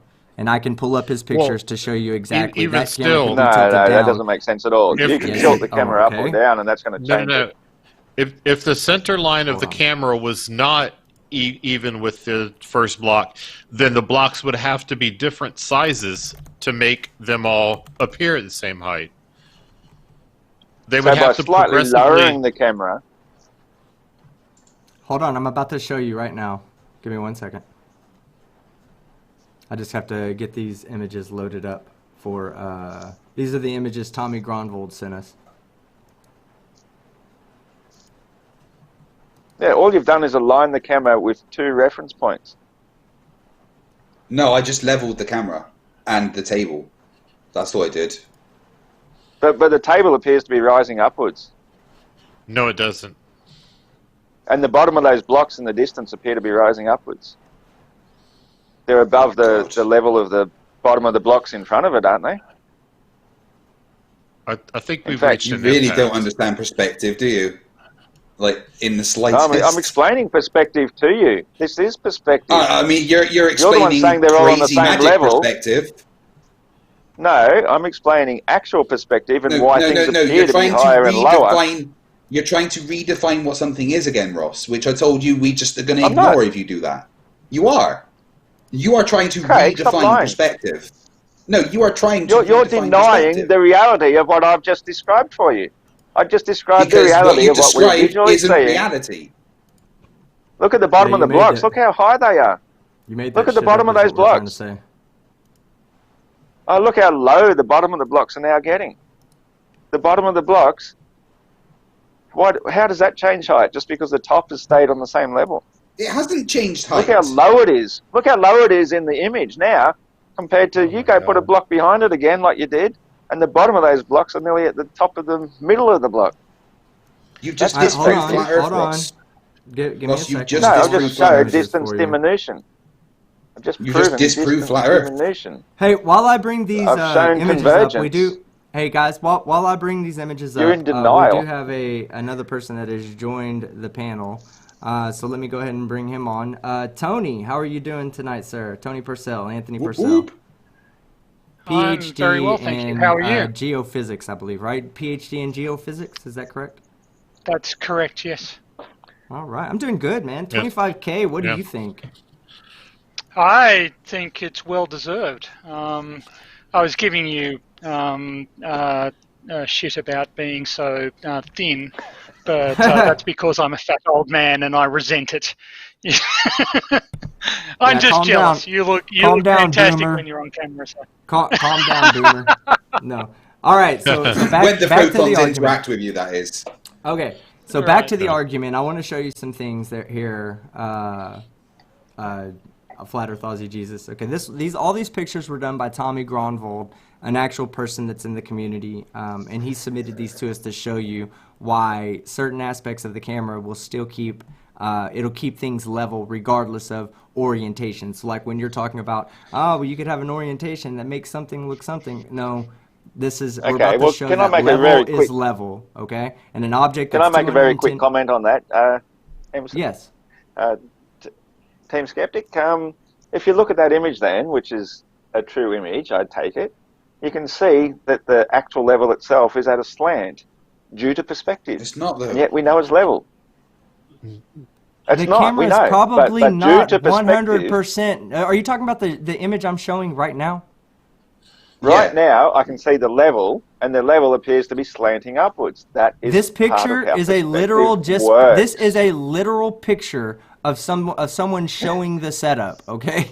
That's it. Yeah, It's that's not fine. meant to That's Okay. fine. So But let's get to the actual But you know, as you demonstration, okay? change your angle of view, you're always All going to right. be seeing So, something that again, doesn't look to be level, Look, again, even though this we is know it going to is. be just a picture of the demonstration, okay? Here's the camera to show the camera is lined up and level, and here it's got a water tube to ensure that both sides of the tube are at the same height as well, okay?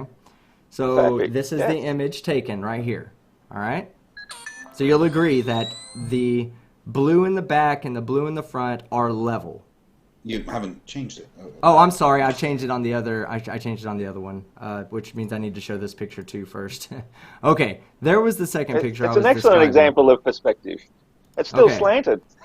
So again, this is just Lovely. a picture I love of it. the thing. Beautiful. All right, here you go. Here you go. So now you see that there's a there's a little bit of blue in the back, blue in the front. They're at the same level. Okay, this is a basic water level.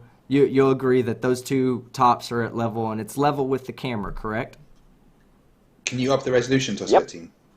Yeah. Okay. Yeah. Let me up the resolution. I'll especially make sure that you're getting a good look at it.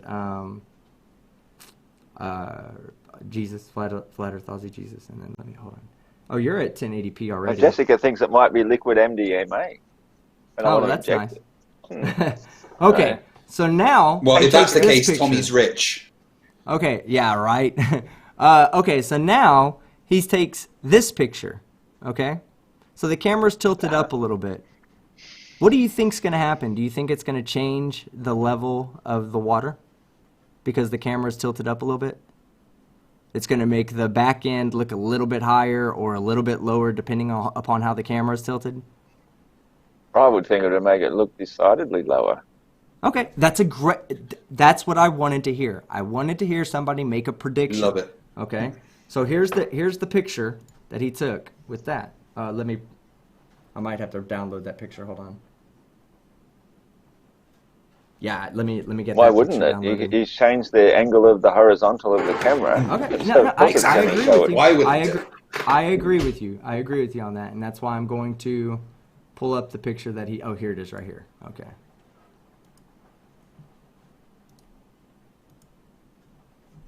Oh, it's not drugs, it's toilet water. Bummer. All right. So here's the picture of him pointing up in the sky. You see something that's missing? The diminution of the height of the water in the back. I mean, it's exactly the same height as it was before, even though the camera's pointed up at the sky. But you know what? Just in case there was some trickery done with the cameras pointing up in the sky, he also did it with the camera pointing directly down. So give me 1 second to get that image up for you. This is an awesome piece of experimentation. It is. I'm so Yeah. glad that he shared this with us. And shout Yeah. out to Tommy Gronwald, man. A very And it's underrated. great. Go ahead. It's great that we got a flat earther on the record before he knew the results. Yes. So okay. So now here's the second picture or the third picture, I guess this would be, that he took, and this is the picture of him pointing the camera towards the ground. So you would think, logically speaking, that the water level behind that one would appear to rise up a little bit because the camera's tilted down. Yeah. Yeah, no, I One- definitely agree with you there. I find this fascinating. This is great. And now I'm going to pull up this picture. Give me 1 second. This is the picture that he actually took. And there's the picture right there, pointed at the ground. Eye level is still eye level. Doesn't matter the orientation of the camera. Eye level is still eye level. That's interesting. Does not matter the Or orientation do you of the mean camera. water level is still water level? God. Well, the water level measures. So, at this point in this image, Ross, the water level in the two ends of the tubes corresponds to eye level for the camera, right? Okay. So basically, eye level is still a visual effect of light hitting the retina Can I based can I on actually can vertical I and actually horizontal. say can I actually say a I find couple this of things fascinating. I've here? never seen this before. Yeah, this is interesting. I'd like to say a few things. One, the interpretation of photographic evidence is generally best left to people who have an intimate familiarity with the optical effects and the perspective effects that apply to photographic evidence. And it's easy for us to imagine that that we have enough intuitive understanding of how these things work that we can construct models in our minds. But actually, there's a reason that expertise is rewarded with in the real world, and intuition is very often not rewarded in the real world, and that's because expertise yields more precise results, more accurate results. So I'd like to suggest that sort of the everything is I can work out everything from intuition perspective is perhaps a bad starting point. You need to be a bit more. We all need to be aware of the limitations or extent of our expertise when we're assessing evidence. The second point that I'd like to raise is that if I were trying to prove that the Earth were round to somebody, I would not use optical evidence. I'd use seismological evidence, or I'd use other evidence that is not based on optics.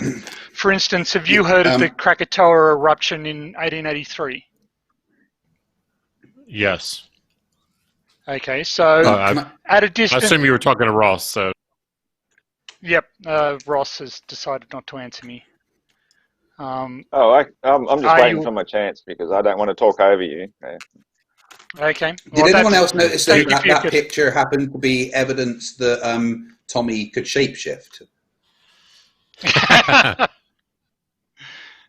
So Craig's allowed to interrupt, but I can't interrupt. Okay.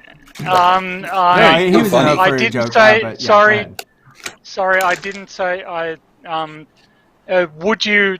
So I made a point about the prominence of expertise and the recognizing the limitations of intuition. Would you like to respond to that? I would absolutely love to respond to that, and I appreciate where you're coming from. And I've never claimed to be an expert in such matters, but what I do claim to have some sort of expertise in is logical deduction of the evidence at hand. And so what you've just shown here is what you've just. So can I ask you a question there? Hold on. I just want to finish. Tony, let him finish. Go ahead, Flat Earth Aussie Jesus. I'll just like to finish. Tony. Yeah, and that is say that logically to me, when I saw the camera pointed downwards or upwards, when aligned with those water levels, I would have assumed that it would appear to be different. And yet what it has actually shown is that no matter how you view across water level, which is what we basically view our horizon at, with or without being inside a tube, is that it's always going to rise to eye level, as we've always just said. And that has just given us perfect visual evidence of what we've been claiming all along, is that water level will always be rising to eye level. So, yes. Okay, so your reasoning there is completely false. And this gets me back to the question that I was trying to ask you. Do you have any external validation of your claimed mastery of logic and logical analysis? Do you have qualifications or achievements that are external to this conversation that might reflect your ability in this regard? Because I disagree entirely with your interpretation. Well, you're entitled to an opinion, but you have to have an opinion that's based then on factual evidence. And I basically place my evidence for my ability to analyze things on my ability to think on my feet, to interpret reality as I see it. So you don't have any external validation. Somebody else's. Well, what do you mean by external validation? Like, has somebody Someone come else along can verify my you know what the fuck ability you're talking about. to deduce? Somebody else who But how the verifies fuck do that I you know know what what they're you're talking about. Yes. How can we verify that they know just because they were taught by somebody else who didn't know? Well, If you for extend the instance, Ross, line right? of, We could go of to one of our friends, non-knowledge right? down the line, eventually somebody who comes along and has a greater knowledge is going to appear to be a maniac to them. And that's why they used to burn heretics at the stake, because we appear to be maniacs because we think for ourselves. We refuse to accept the accepted standards for what you consider to be learned knowledge. We Okay, think for so ourselves, Well, and Ross, we apply real, actual Ross, knowledge one that we sec, have from Ross. first-hand experience. Ross, one sec, right? We've got a friend, right, who claims that he is an expert in visual effects and CGI, right? And to back that up, Great. he has 2 Emmys, right? It's external What's an Emmy? verification of his. Fuck me. A TV award. No, I won't. An award. An award Oh, for a TV creating award. stuff. Well, geez, that gives him so much credibility, Craig. He's got an Emmy from the No, TV award people. no, But I think don't you it's he's think got that? a. Don't you? But do you think anybody with any experience level whatsoever can just easily walk onto a video set and win an Emmy award for their graphics effects? Or do they? Or do you No, need no, they'd some? have to be an Do you expert probably in visual right? propaganda. So they need to be an expert in visual manipulation and graphics arts. This guy's an expert in graphics arts. So when people like you Good. and me and Craig and JM Truth are sitting there talking about CGI and this and that, he's over there with expert knowledge. Just like if me and FEAJ and Okay. any of us talk about seismology, Tony's the one that has expert knowledge on that. So we can use him to verify the stuff that we're saying, to get a validation from someone who might say, no, you're fundamentally wrong here because you're not taking this into account. And that's something you would have learned with education. It's cool. like Look, I earlier when I was respect people's, talking about, and then I'll let the doctor go. I just wanted to cut in real quick. It's like earlier, Ross, when I was talking about a metric. It's something to judge what you think you see, or it's something to measure something against. It's a standard. So when somebody has 2 Emmys, that's a standard that you can say, okay, this guy has some sort of credibility here. Just like a yardstick, if I say something is 3 feet long and I put a yardstick on it and it's a foot short, then against that standard, it doesn't measure up. Sorry, doctor, go ahead. that's okay. You can just call me Tony. It's fine. So Dr. I have Tony. I have just Tony is fine. It's Just really Dr. Tony. so. Yeah, nice. I have an honours degree in mathematics. I have a PhD in geophysics. But even if I didn't have those, I have represented Australia on multiple occasions at mine sports. I have multiple metrics at mined sports. Okay. If you don't know what mine sports are, I can't help you. So It means he's I fucking thought you said smart. mine sports, and I thought you were Yeah. talking about digging away for coal or something. That's why I okay, asked. mined. Sorry, forgive my bad pronunciation. So I have multiple metrics, multiple external metrics that I can use to measure my intellectual ability and educational ability against that of others. So when you and I have a disagreement about whether or not an argument is logical or whether or not an argument makes sense, I have external validation that my perspective on this may be accurate. And Okay, you so don't have have you got any. multiple trophies? Have you got like multiple trophies to show me this, or are you saying that because I haven't Sure. had any experience in the same games that you've played in, same sporting events, that therefore my position doesn't No, not at all. That's isn't as not what I'm equal as yours? suggesting. Okay, it is. What I'm suggesting is that if you don't have any external validation of your intellectual ability or educational background, then perhaps you ought to be cautious. We have actually discussed before, we Okay. have actually been in conversation before, and the last time I spoke to you, I asked you if you thought it would be plausible if somebody said that you were one of the 20 most intelligent people on the face of the planet, and your response was yes. Now, I don't think that it's It's plausible plausible. that I am one. I don't think, well, there you are. You see, I don't think So you're about to accuse me of arrogance because I think that my accomplishments entitle me to some But regard I'm not for the my one intellectual ability. I'm not the one resting on my laurels, am I? Please, I'm please, saying, please. credentials. Okay, one so thing. Let him finish, Flat Earth Aussie Jesus. I'll let you talk in a moment. But I don't imagine that I'm in the top 20 people in the building I work in, let alone in the world. Because I work alongside a lot of very intelligent people, and there are people who are vastly more intelligent and more knowledgeable than I am on any topic you care to name. Yeah. And so I think you have an unrealistic... You live alone. Just you live Craig. alone, and you're not the most intelligent person in your own house. Just Craig. He's speaking. Hey, okay, hold on. I wanna point something out here. There are around the world there are more than 30,000 particle accelerators. You're telling me that you're at least the smartest person walking into that building of at least 29,980 of them? Probably more? You're smarter than the smartest person in every one of those buildings. That's what you believe, Flat Earth Aussie Jesus? Oh, I thought a particle accelerator was a machine, not a person. But forgive me. That has nothing to do with what I said. What? Yeah, I didn't I say think it. you just said answered your 30,000 question. particle accelerators in the world. By the way, I've worked out a ninja trick I can do. Would you like to see it? Yeah. If I tilt my head forward, it forces my camera to compensate by darkening the screen. I just noticed it. Because you're reflecting too much light. Because I'm reflecting too much light. Yeah, it's too loud when you do tiny that. things I amuse couldn't me. hear But you. anyway. Well, hey guys, I look, could I not think this is hear. going to be where we wrap it up tonight. Because just as we were getting interesting. I actually have just getting two started. things that I wanted to mention. Quickly, I mentioned the Krakatoa eruption. So that produced a sound that was as loud as a shotgun blast right next to your ear at 100 miles away. That sound wave propagated around the world, and it was detectable as a pressure wave. And that pressure wave circled the Earth 4 times.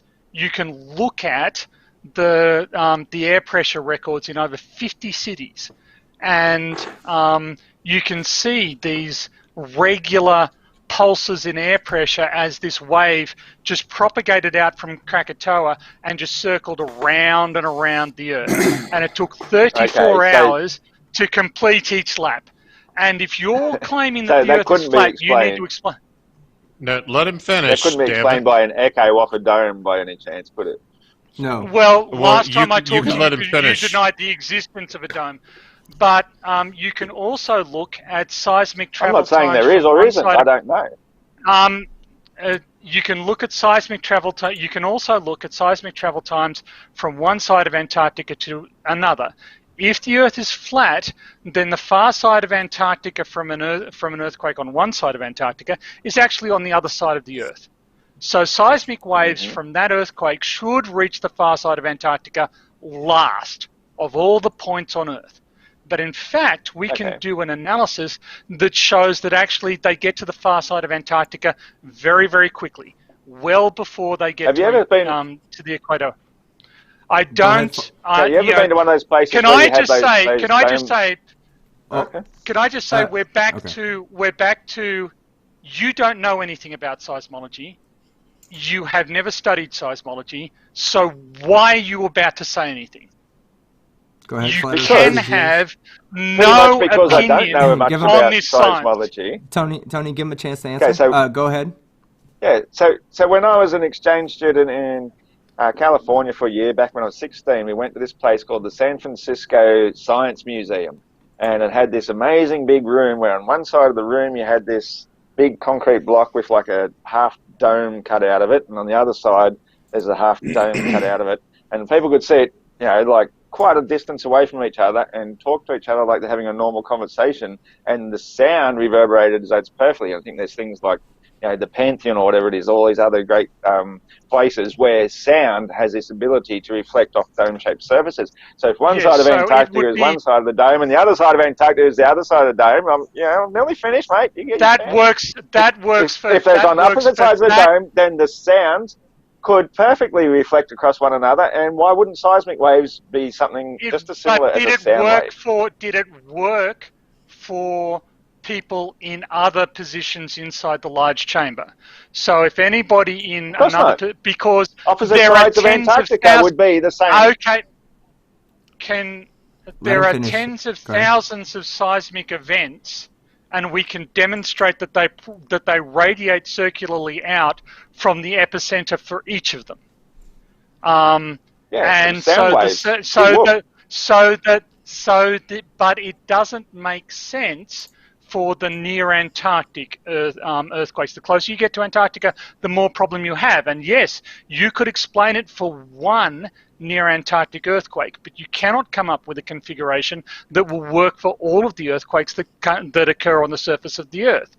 And so you need to have an explanation that doesn't just work for your 2 points at the end of it. Has to work for every person at every point inside your hall, not just the two people near the parabolic curves. Thrown me into the deep end here with something I've never even really thought about before. Then you might want to research it before you comment. Well, hey, okay. But I'm not the one who brought this up. You're the one that brought it up to try and show me up because you're the expert in your particular field, and you think that makes you therefore... Yes, then you go away and you research it.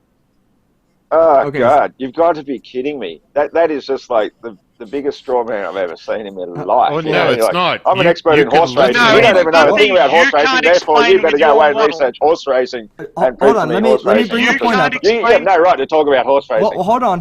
Let me bring a good point up. Let me bring a point up, but let me bring a point up. Let's say you are an expert in horse racing, and I've never watched a horse race in my life. And I open the book and I go, this one's going to win. And you say, why is this one going to win? And I say, because, I have an energetic vision that says this one's going to win. It might be a three-legged horse. You as the horse expert's going to tell me I'm fucking... As the expert, whether I say, oh yeah, this three-legged horse is going to win, or just some random ass horse is going to win, you're going to be like, what the fuck are you talking about? Like, really? You just think that you're just going to walk in here and be the expert on this when I've been doing this for years? I have education in it. That's essentially what Tony's trying to point out to you. Just because you're a hobbyist. I've never tried to claim to be an expert in seismic technology, though, did I? No. It's not just seismic technology. But he didn't ask you. To use my logical extrapolation to describe what seems logical to me. He did not ask you if you thought you were part of the 20 smartest seismologists on the Earth. He asked you if you were part of the 20 smartest people on Earth. And you said, no, he asked me if it was possible. If it's plausible. It's impossible.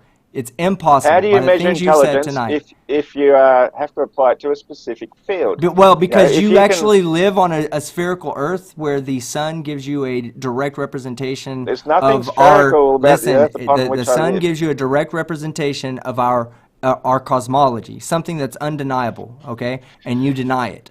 That right there makes you not possible to be part of the 20th people. I'm not denying a damn thing. Yes, you are. You are. You're denying the reality of the nature of water, the nature of fluid mechanics. The nature of water finds flat and level. You it doesn't. Claim it adheres to the exterior of a spinning ball in outer space when water boils in a vacuum in the first place. You don't even get water on Earth in a vacuum of space. You don't understand it. You don't understand a single thing that you don't just tell me I don't understand it. I understand it. Yes, I will. So... You just said... You don't understand the logics of natural physics. Observable physics that can be tested. So are we just at the point where you're shouting at me while I'm attempting to talk? Yeah, go ahead, Tony. Give him a second. Flat Earth Aussie Jesus. I'll kick it over to you when he's done. Go ahead, Dr. Tony. So the inversion of seismic travel times from around the world only admits one geometry, and that is spheroidal. And if you want to assert otherwise, you're going to have to invalidate every single seismological study that has come before you. And given that you know nothing about seismology, I don't see how you're going to do it. Well, let's challenge me on something that I do understand, which is the nature of... No, no. How lead Let's look at the- tastes? Oh, Let's no, look we no, have you're no just gonna take idea. the whole Evidence ball game you and have. You say, are oh, but I hey, understand listen, seismology. But if you're the seismology is expert bouncing off a on the taste dome and of the dome lead, is round, okay? it gives you the same That same won't results, won't it? explain. No, it won't. No, it won't. Well, sound Because travels better on a through reflection air of than it does... on a Oh, hang on. reflection of Yeah, yes, it but travels better through water. so if the let's look at your idea about sound bouncing off the dome. That would mean that a point near the edge of the dome would actually experience two very close sound waves. There'd be the sound wave going out to the dome, and there'd be the sound wave going back to the dome. We can tell Not if it's a very, very by big the dome. it would still Yeah, you still would, the yeah. point closest to the so point closest to the dome will experience the rebound sooner than points that are further from the dome. That's how distance works. So here's Like another you said way of with looking at it. Antarctica being opposite sides. Flat Earth Aussie Jesus, here's another way of looking at it, okay? Let's say that the dome was 2,000 kilometers away. Then a point that's 1,000 kilometers away will experience a shock wave from the initial eruption, okay, that will pass it, go to the dome, hit off of it, and come back. So it will experience two shock waves that are relatively close to each other, where someone on the other side of Krakatoa, for instance, would have to wait for, it would have the first shock wave pass it, and then it would have to wait for the reflection off the dome to come back and pass that. So the time difference between the reception of the first wave and the reflection wave would be different at different spots. Well, I think what we need to do then is do something a little bit more modern, where we have some actual eyewitness eyewitness events and people actually recording actual times. I'm not talking about something from the 1800s as proof for It modern literally evidence. happens that's right, every because day. physics is It's a little bit different now. crazy. Yeah. Now, it literally happens every day. Tony, did Yeah, do you guys remember that time stop gravity with the switched off eruption for of 10 years? Krakatoa? Just out of curiosity, did the science of seismology stop with the eruption of Krakatoa? I think not. I think actually there great. have been Yeah. volcanic eruptions So since then. like when we set And off indeed, you can a actually nuclear bomb, and for indeed- example. Yep, exactly. Yes. That's what seismology does. It helps can- us detect so- things like that. Yes, and it helps And us do we hear locate that them. reverberating so when every you read 36 hours around our globe? No, actually, the sound waves travel much faster through a solid, and in Solid fact, medium. sound waves complete a lap in about every 20 minutes. But yes, large enough But seismic events Krakatoa was do different. It's circle 36 hours. because it was propagating sound through the air. We're talking about the propagation of an air pressure pulse as opposed to a seismic pulse. So volcanoes on the ground are more powerful than nuclear bombs set off in Operation Yes. Fishbowl in the air. Yeah. Yes, very much so. Extremely. Oh, God. Extremely more Dude, powerful. Have you any But idea how much orders energy of you magnitude. produce? Okay then. Yep. Ross, That's Ross, if sums up Yellowstone exploded, everything. Ross, if Yellowstone exploded, it would literally be felt all around the world for like a week. Like Do you know the how wave many- would be incredible. Do you know how many joules there are in a sort of a Hiroshima-sized atomic bomb? Of course he does. Probably not nearly as many as what they were sending up of course to you the upper don't. atmosphere during course Operation not. Fishbowl to try and crack through the firmament in the air where you say these things take place. Yes, why don't you continue crikey. prattling You don't even about know that these deranged explosions conspiracy took theories? place in the air. Huh? They did. There's There's Repeat video yourself, evidence sorry? of it. What They are you videotaped the even explosions. talking about at this stage? They were You're scientific saying experiments. They Krakatoa were took place on the surface of the Earth, but I thought you nuclear were talking bombs about set off in fishbowl. the upper atmosphere are not in the air. They're through the Earth, but the ones on the No, Earth. that's not what through I'm the air. saying at all. Nope, It is. never said anything. It's what you at all. literally said. No, I said Nope. that, and you can use seismology Nope. to detect nuclear explosions. It doesn't have to be You in literally You did. You said use Krakatoa shit from the underground Earth all the takes time. 36 hours to reverberate around the air, 34. but nuclear bombs set up in the upper atmosphere against the firmament goes I 20 never minutes said through in the the air. upper That's atmosphere. exactly what you. It's I exactly what never you just said said, it. mate. No, I never said that. Well, you probably Team, weren't did I listening to say the that? question then, were you? No, you, Flat Earth Aussie Jesus, you're the You one that did. brought up the We Operation can rewind this Fishbowl. later and watch this. You were the one that brought up Operation Fishbowl. I was telling you Exactly. that, yes, I'm the one that said that they do use seismology to detect nuclear events, but you're the one that made the assumption that all nuclear events happen in the upper atmosphere. Actually, a lot of nuclear events, when they test nuclear bombs back in the day especially, they did it underground. This is why that they can use seismology to find someone like North Korea who would hide a nuclear test by doing it underground. We can still use seismology to detect it. Collapse the whole fucking But then, model. That only then how is works on a Krakatoa spherical then Earth somehow geometry. magically in the air? How is Krakatoa magically in the air and it takes 36 hours to propagate around the world 4 times? It was a volcanic each, explosion. like a shotgun. So you understand that the air and the solid Earth are different things. The atmosphere and the solid Earth are different things, right? Oh, fair enough. And you understand that a wave traveling through the atmosphere is not the same thing as a wave traveling through the solid Earth. So Krakatoa did produce a signal that traveled through the solid Earth, but it's the propagation of the atmospheric pressure wave that I was discussing in this particular example. Right. And it's unique to Krakatoa. Okay? No. No. Is that what you're saying? It's No. unique only to Krakatoa, but none of these nuclear bombs set off in the upper atmosphere have the same effect. None back in the 30s or whatever, none of the 50s nuclear 60s. bombs are large enough to have the global Yes. air pressure effect that Krakatoa does. Okay. Krakatoa was an he's immensely energetic purposely- event. I think Flat So Earth we're Aussie told. Jesus is I wasn't purposely there, so I'm- misunderstanding at this point. He has to be. Okay. Nobody. Well, I think the copious quantities of alcohol he deliberately consumes during these interviews perhaps helps him blur reality sufficiently that he can It's keep my a straight face palm, with mate. these. Every time I hear something ridiculously stupid, I have to rather than face palm, Yeah. I'll just take another sip. Again, Could are you you imagine? employed, Could you Ross? imagine being him consistently have to facepalm every time you speak? Shit. Yep. Are you employed, Ross? Do you mean, do I Are there earn people a who pay wage you slave? Yes. for your technical and educational expertise? Oh He doesn't no, know. I do a pretty low grade sort of job. Yeah. I That's keep not my surprising. personal That would be expertise to my that would be personal why things. you're in contact with Centrelink, right? I did have to go see them the other day why a certain payment didn't come in, but no, I'm not in Centrelink. Yeah. Yeah. Okay. So you're being paid through Centrelink. So you don't actually have a job, right? I have a job. No. So Not I legitimate. don't Sounds think it. you. No. Today's the first day off I've had in all week. Today being Saturday. I have tomorrow off, and then on Monday, it's actually my birthday, I go back to work again.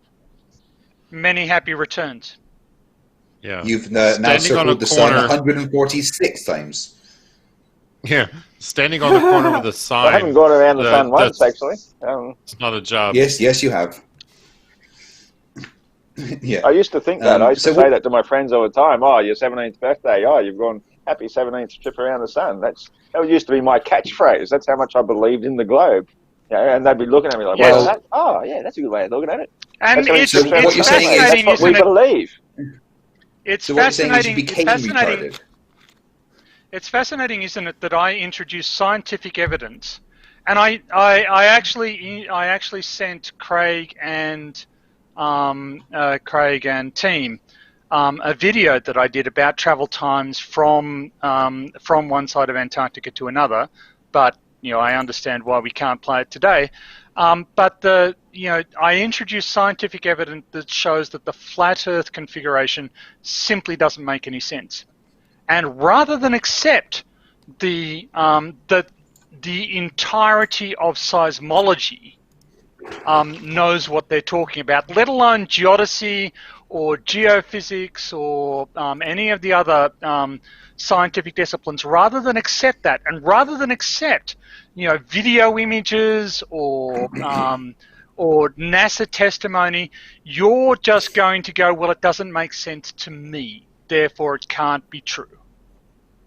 That's entirely false. As I said, entirely grew up with the globe belief. I base my entire physical and spiritual understanding of my existence in the universe based upon being on this unique spinning blue ball going through space Spirituality in this has very nothing to unique do with it. position. It's got a massive amount to do with it because, from my point of No. view, it had everything to do with this unique, magical spinning ball. Then you in were this delusional unique from the start. Goldilocks zone around the sun. No, it's absolutely not delusional whatsoever. It has everything to do with it really our is. unique understanding of our position in space and the universe. And then when you find out that that's all a lie, it's one of the most But it's not. life-shattering experiences when you have to accept the fact everything that I've been told is an absolute lie. But We how live did on you a criticize that? stationary, How did you potentially personally infinite criticize? plane. But how did you personally criticize that information, and what made you believe that you were in a position to do so? Criticize? What do you mean Yes. criticize? Like Criticize, personally like analyze or to analyze it, yeah, to critically analyze? Okay. yeah, exactly. Criticize means to sort of like put down a bit. Okay. How did I No. critically analyze? No, Well, No, that by does the not. Hold on. No, no, observation no, no, no. of That is the- absolutely wrong. That is absolutely wrong. You can give positive criticism. You can actually say, yeah, you did this right. Well, you and, can, but I yeah, would continue generally to do this speaking, if I were you. being- So criticize itself if you're means nothing criticizing what you're somebody. saying. Yeah, so that's Okay, just the way you okay, want to well, look at it. What I'm saying is to I'll go critically with that. analyze it. Yeah, critically analyze it. You're right there. I'll go So if you're what- cold, hard, analytical, Yeah, word of that, what of made you course. think you were in a Yeah, position when I first heard to it, do that? Go ahead. As I say, by my ability to logically deduce the truth in anything. Like I can sometimes deduce How have you something validated without that ability knowing. to logically deduce anything? How have you validated that if you're only using self-validation? I mean, doesn't it make sense Well, that it's not you would self-validation. believe? I'm Hold on. analysing Doesn't all the does it evidence. not make sense that you would believe that you're right? No, I don't believe I'm right at all. Then I think I where have have the you current gotten the Yes, you do. validation? understanding.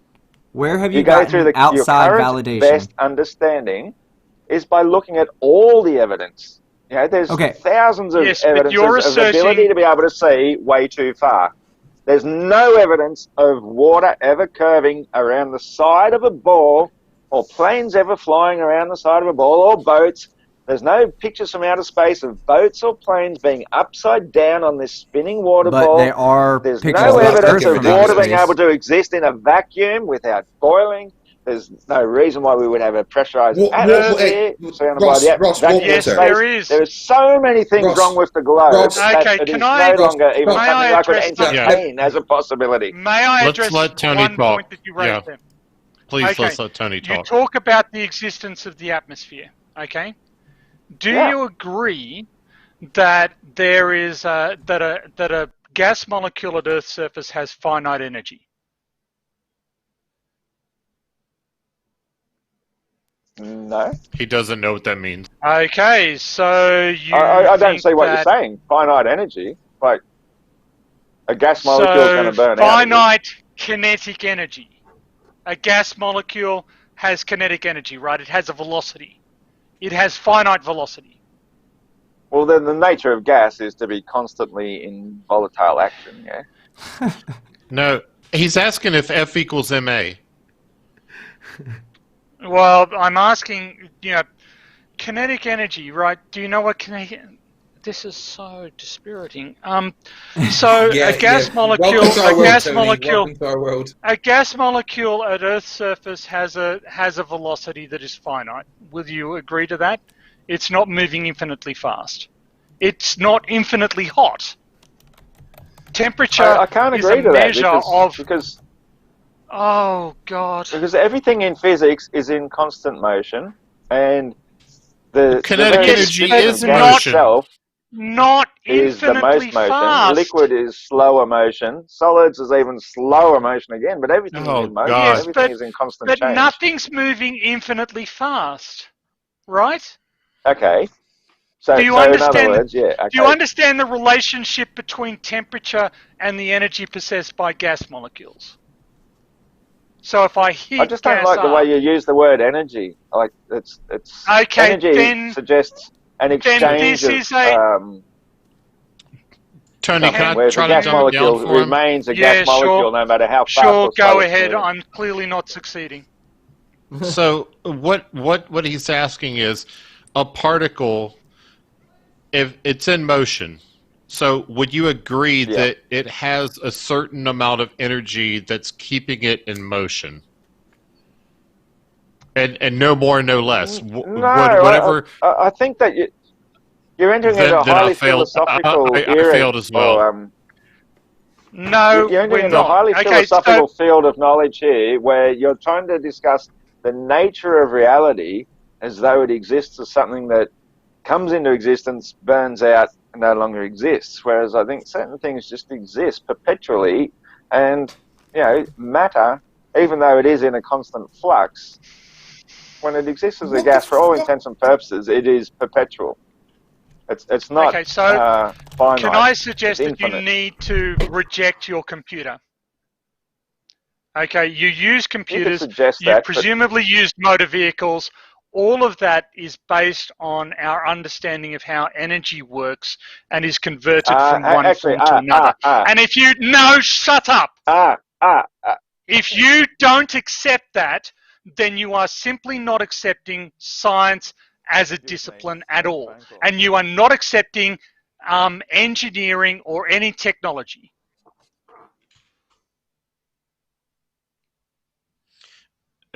Yes, that's exactly what he's doing. He's rage quit. Is he gonna wait? I'm pretty he sure he has, froze. yes. He just turned his Damn it. computer off. Yeah, I don't know if I dumbed it down, and still kept the essence of what you were trying to say, but I tried to put it Yes, you simply did. as I could.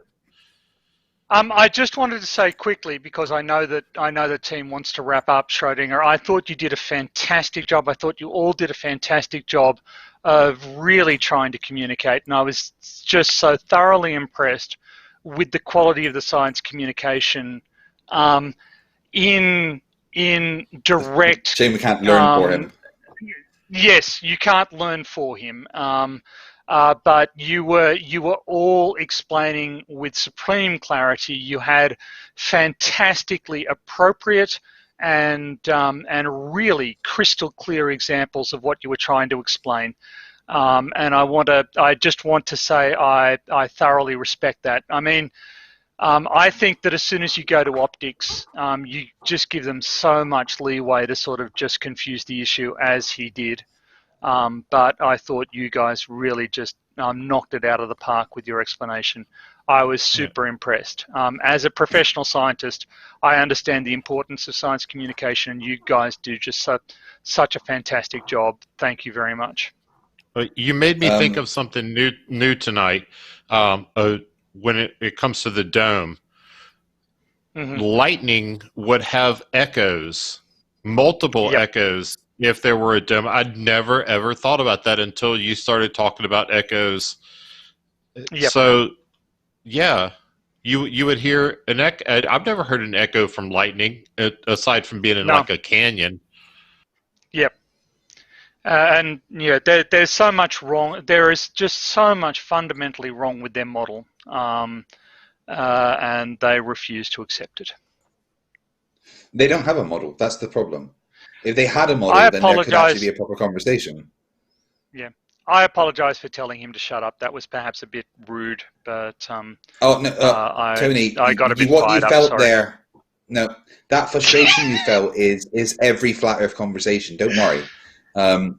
We totally understand where you're coming from with that. A team messaged me just a few minutes ago saying he had to step away to deal with something with his kids. So we're in charge of the channel right now. So we can do whatever we want.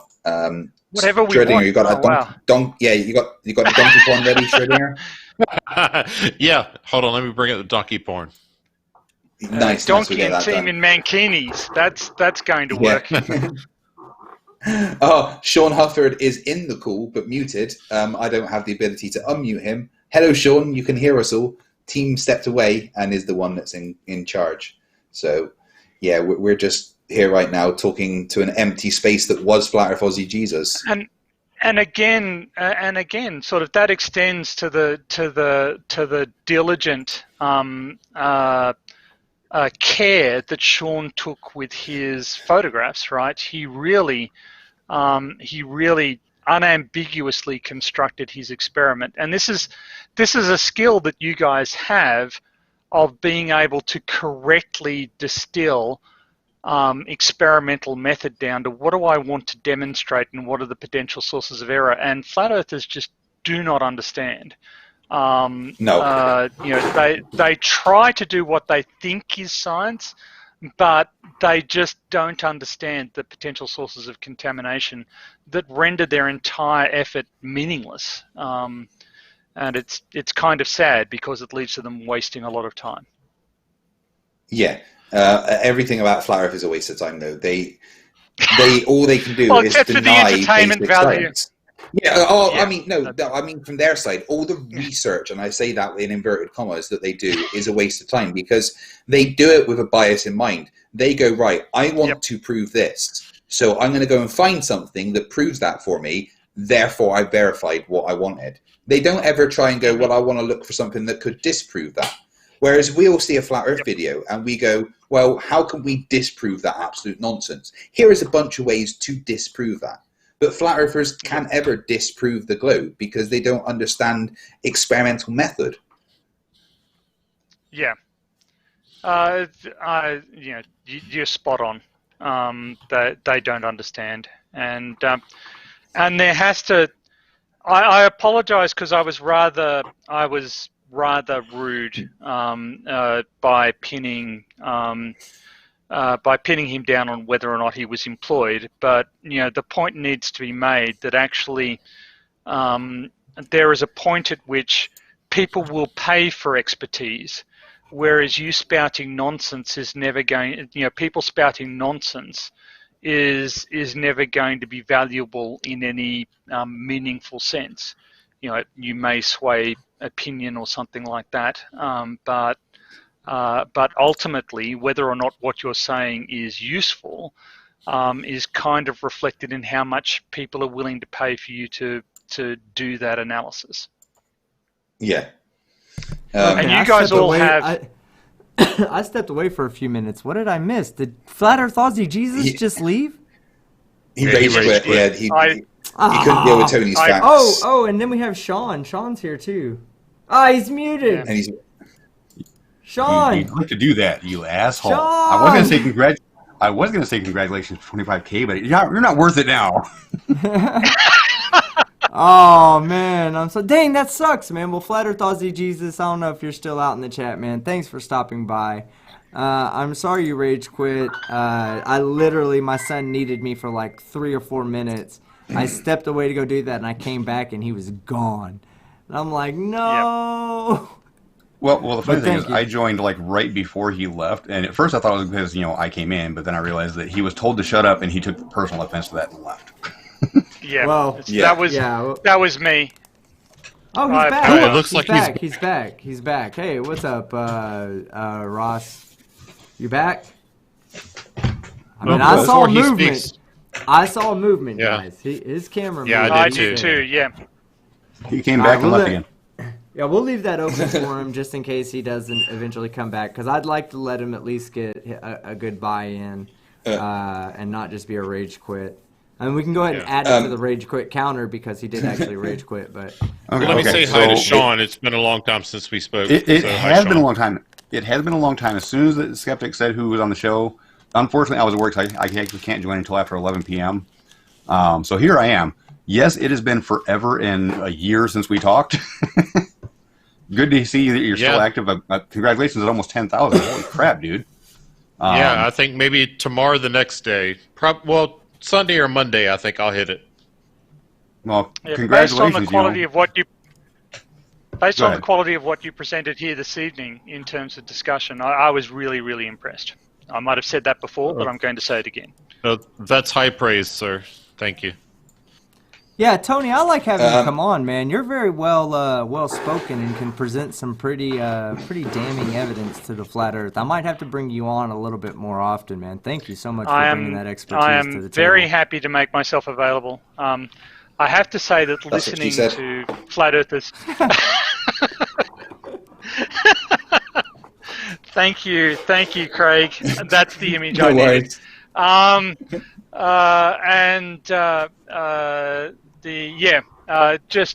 Sometimes listening to these flat earthers just makes my blood boil. It's really not good for my blood pressure, I don't think. I have to sit here and slow my heart rate. Yeah, I've had moments where I wanted to pull out my hair. Yeah. Just saying. But I don't have if any. you don't mind, I'm gonna say goodbye because it's like. Go ahead. Yeah, I know 4:30 it's super here. late for you. Yeah. Go ahead, Fight. We're gonna call it a night on that. So go ahead. You can start it off. Oh, massive congratulations on 25K. You're one of the people that made me do what I do, so you deserve it more than anyone. So never stop being awesome because you're really good at it. Tony, always a pleasure to have your expertise around, and Kat's nice to catch up with you. And Sean, sorry I'm leaving as soon as you join. That's fine. I mean, I understand that it's like, early wee hours of the morning over there.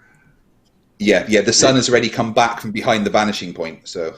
Oh, God. And no, hey, Aussie Jesus, you weren't muted, man. I haven't had you muted the whole time. If you want to come back in and leave on your own terms, I totally understand, and you're welcome to do so. The call is still open for you. Just join whenever you'd like, and you're not muted. So, again, thanks, Fight. You passed 25K before me.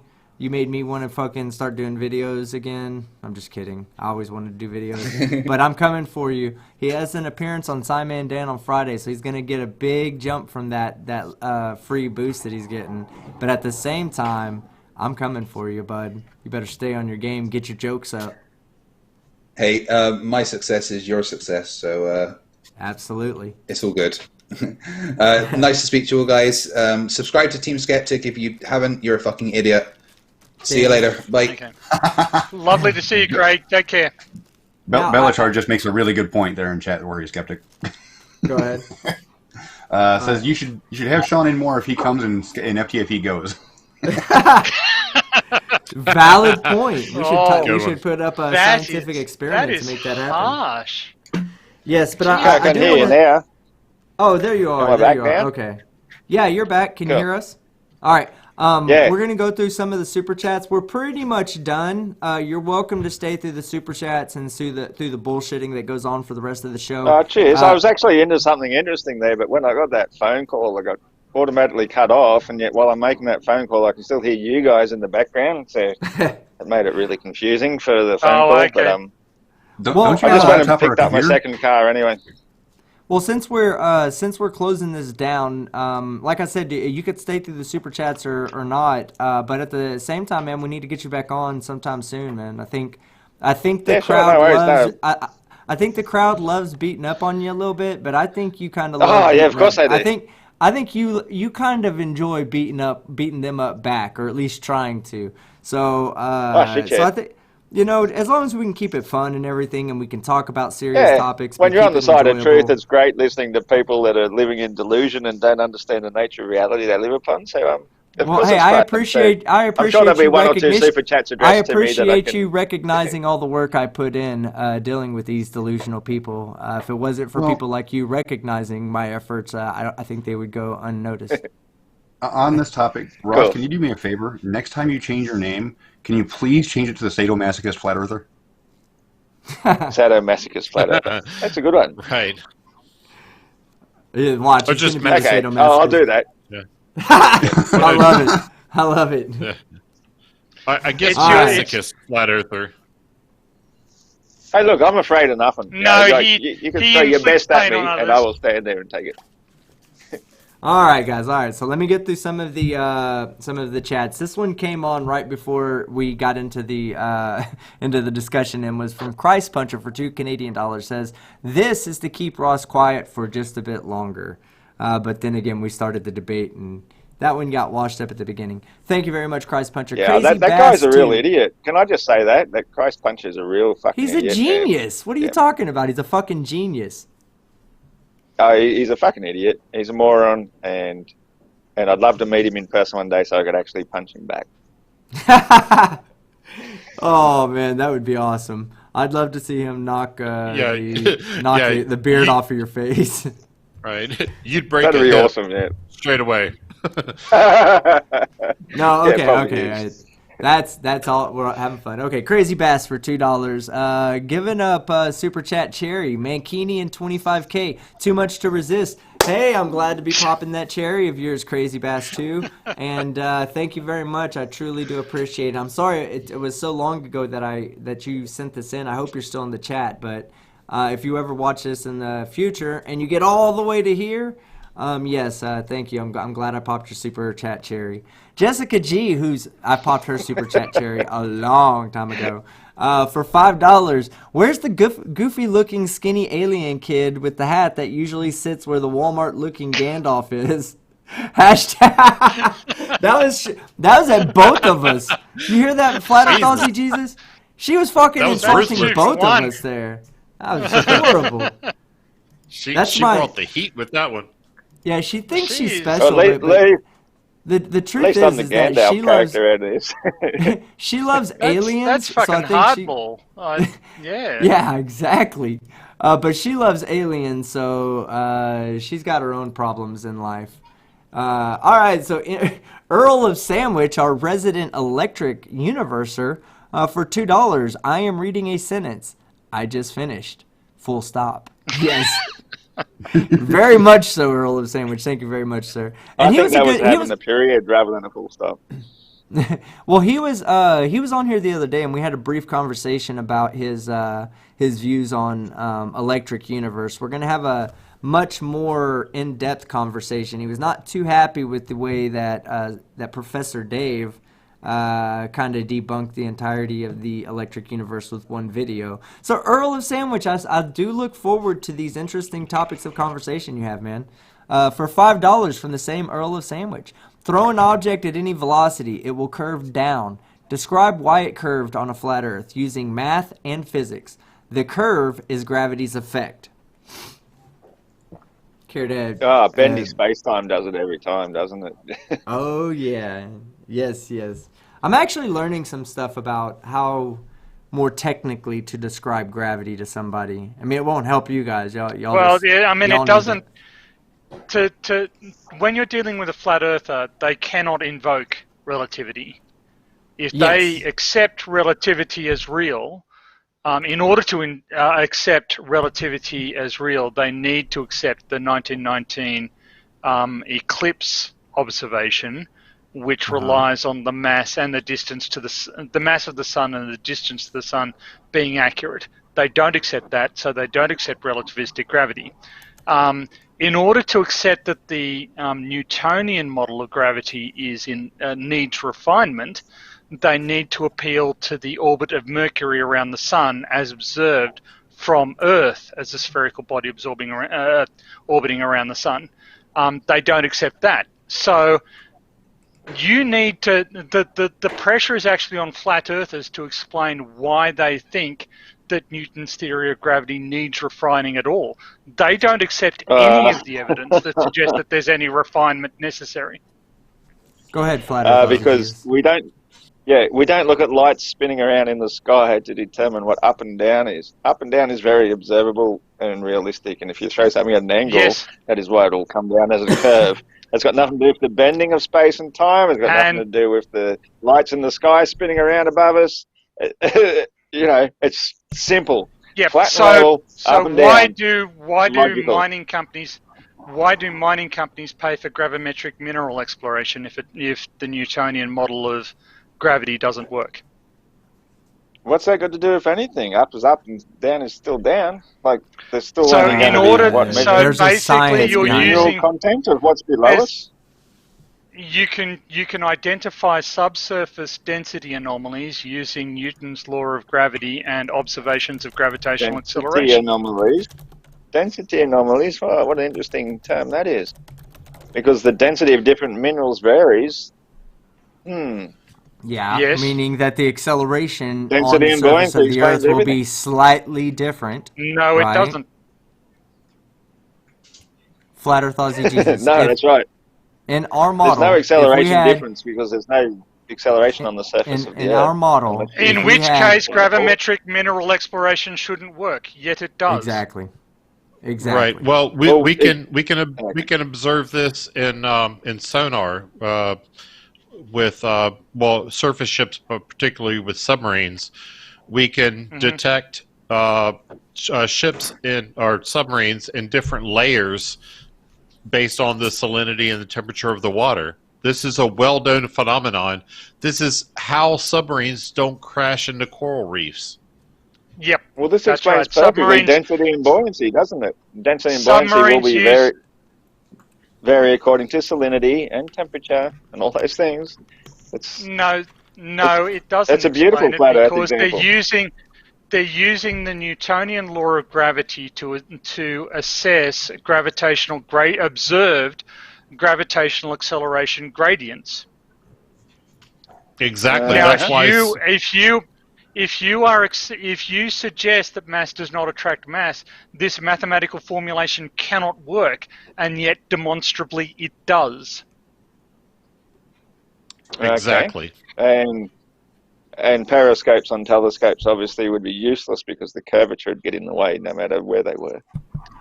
No, Well, we're talking that's about why a passive. You just raise them up higher. A passive. What we're talking about here is the use by submarines of gravity gradients to avoid subsurface mountains or cliffs or rock structures. You can detect the gravity gradient. So he said coral reefs, but you can actually use it on the ocean floor to detect subsurface mountains. Right. And have they ever used this to detect curvature of the level of water? That's what I'd like to know. Have they ever used this technology to detect the level of curvature of water? Because if you pointed it out in towards the distance, you'd be pointing it out into space. You're ignoring the water fundamental level because of fact the that curvature. Newtonian gravity works. We are discussing No, I'm whether not. or not Newtonian gravity. Yes, we are. You just don't I'm want talking to talk about physical that. reality. You prefer to talk about yes, and we can use physical observations. We can apply the Newtonian theory of gravity to them, and we can come up with predictions about about the proximity, for example, of an underwater mountain. Now you can't do that. So what distance? Okay, well, what distance can a submarine then detect something that's an above water mountain by looking out into the distance? Because obviously the curvature Why is of water that in any way below relevant? because the curvature of the water is dropping away below it in the distance, and therefore the land beyond that would be utterly above irrelevant to the discussion at hand. It's actually totally relevant because it proves that we're not living on a spinning ball. No. What we're discussing here is the validity of Newton's law of gravitation. That the gravitational force between two masses is proportional to the product of the masses divided by the distance between them squared. You say that that's utterly invalid. You cannot, and we can mathematically make predictions based on that formula that turn out to be accurate. And if you reject, no, not at all. And no, there's no curvature involved in any of those things that you were talking about. None whatsoever. At no point does the ocean turn in the sky. Are you on record now as accepting that Newton's law of gravitation is valid? It's reasonably valid so long as you don't inject curvature into it. So we have it here. Flat Earth Aussie Jesus is on record acknowledging the reality of Newton's law of gravitation. Yeah, Tony, you made a breakthrough. None of us have ever been able to do this. Well done, but I'm still sir. saying, if you're in a submarine and you look directly out according to your flattened level, then eventually you're going to see through the top of the ocean out into space. I don't care about optics at all. All right. So what we're going to do... I can prove the Earth is so visual observation, any optics. nothing to you. Everything is just audible observation for you. Is it? Only audible observation exists. I can prove but nothing that the visual. Earth is Nothing visual. No, I don't care. The visual stuff, for instance, photographs from orbit of the Earth are immaterial. I don't need them to prove that the Earth is round. I agree. Certainly, I can use optical. No. You didn't understand what I just said. I don't need those to prove the Earth is round. I didn't say they don't prove the Earth is round. I said that I don't need them, that I can use other evidentiary sources. You're too drunk There's to follow nothing the else but conversation at this optical point. evidence, mate. You're turning yourself into a complete and utter moron when you say that you can use anything but optical No, evidence. Optical is our main he's sense saying- we use to No, detect no, reality. you're misunderstanding what he's just- saying. can I You're just say misunderstanding what he's something? saying. He's saying Can I he just does say not something? need to use optical observations to You prove the have Earth to is use round. optical observations. No, That's he all does you've not. got. No, he does It is not. No, all If the you Earth have. is a globe, there's other properties that should exist about the like Okay, so at what propagation point, of looking waves. directly I'm sorry, at the Flat Earth structural Aussie level, Jesus. are you I'm looking sorry, into Flat outer Earth Aussie space? Jesus. None of us can hear you because we're only using optical evidence. Exactly. Exactly. Sorry. That was Okay, just so If you're claiming that what only optical evidence do evidence you is use to look important, into outer space we or to can't hear into hear outer you. space when hearing through the ocean? You know, like Sorry, I obviously couldn't there must be a hear what you point. were saying. I can where- only see.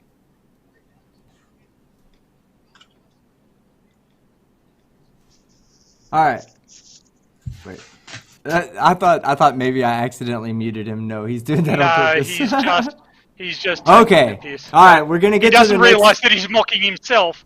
That's Yeah. the funny We're part. going can I just to. can I just go offer ahead, something real Sean. quick? Yeah. Okay. I did a video like 2 years ago now using a laser rangefinder. They also make acoustic rangefinders. They're literally just Yep. ultrasound, Yep. and you can make measurements with that. Is that a optical observation or is it a sound observation?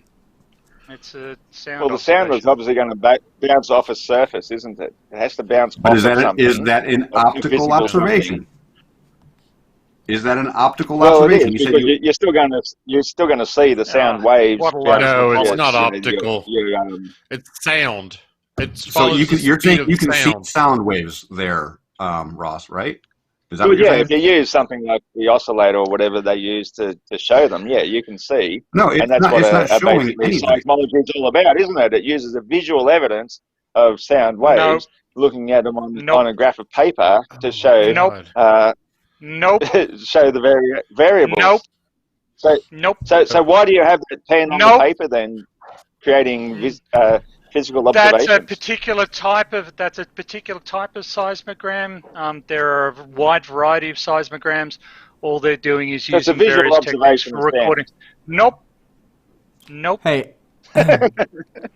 Whatever. Look, all I'm saying is, at what point can a submarine be looking out visually, horizontally through the water until it's seeing into outer space, whether it's using visual or audible or whatever technology you'd It like doesn't. to use? At some point, It- it must be looking into outer space because the globe curves away beneath it, and so it's looking into outer This space. is an idiotic. Hold on. I'm sorry, Tony. So everything is I work- curved around the That's ball. okay. Everything. I- Everything is curved around the ball to fit with curvature, and all parallel lines are actually curved lines. Let me know when you're done, Ross. Okay, I'm done. I work Like, on all parallel lines are curved in the globe. For fuck's sake. Okay, I work on submarines. I was on one today. I was on the USS Colorado. Crawled all around that bitch. Congratulations. A submarine skipper does not give a fuck about anything beyond maybe 10 nautical miles. They're not looking out to see where a mountain range, as you said earlier, is on, out of the water on the horizon. He doesn't care about that. They're tuning their acoustics to what's in his area of operation, his immediate threats. Yeah, if you're in a tent, you only care about the wolf that's closest to your tent. Same thing with the submarine. They're not going to, crank up their power of their acoustics, out to 100 nautical miles, because guess what they're doing? Don't interrupt me, please. What they would be doing is broadcasting, hey, I'm a submarine, I'm here. So that's what they're doing. That's why you've never heard of a submarine that detected the curvature of the Earth. I'm done. Okay, and exactly why they wouldn't is because it is completely irrelevant to their existence. The same, it's completely irrelevant to anybody's existence. Same as it's completely irrelevant to, say, the engineers who engineered the Denyang Kanshan Bridge in China, it then which is becomes 102 evident. miles long, and it is Flat Earth missing Aussie Jesus, 7,000 feet you're of using curvature. what's called a sharpshooter fallacy. You're picking certain times What? when they may not But take the curvature, may not be relevant no, to that. no, Hold no. on. The curvature But you're must also be relevant forgetting at to all times. hold on. You're also forgetting to include the industries of air travel, sea cargo. All of these things are based on a globe Earth, on a spherical Earth. But not They a follow single one of them. They follow the great circles that connect, that are the shortest distances between 2 points. This is why you don't see ships going straight across the ocean from Santiago, Chile to fucking Sydney, Australia. They go below fucking New Zealand, they approach Australia or Antarctica, and then they go right up to Santiago, Chile. Why? Because that's the shortest distance. Wrong. That's the shortest That's distance. completely No, wrong. you just said that you said they don't take the curvature of the Earth and these handful of fucking that it's not relevant to them, but you're not going to fucking count the ones that it is relevant You know to. what a cargo ship does? A cargo ship, it sells goods, it trades goods, it imports and exports goods. And It gets there's there no as fast trade as it between can and as Australia most and South efficiently. America. Why would they take a longer route? Yeah, we don't trade goods with South America. Most things come from China.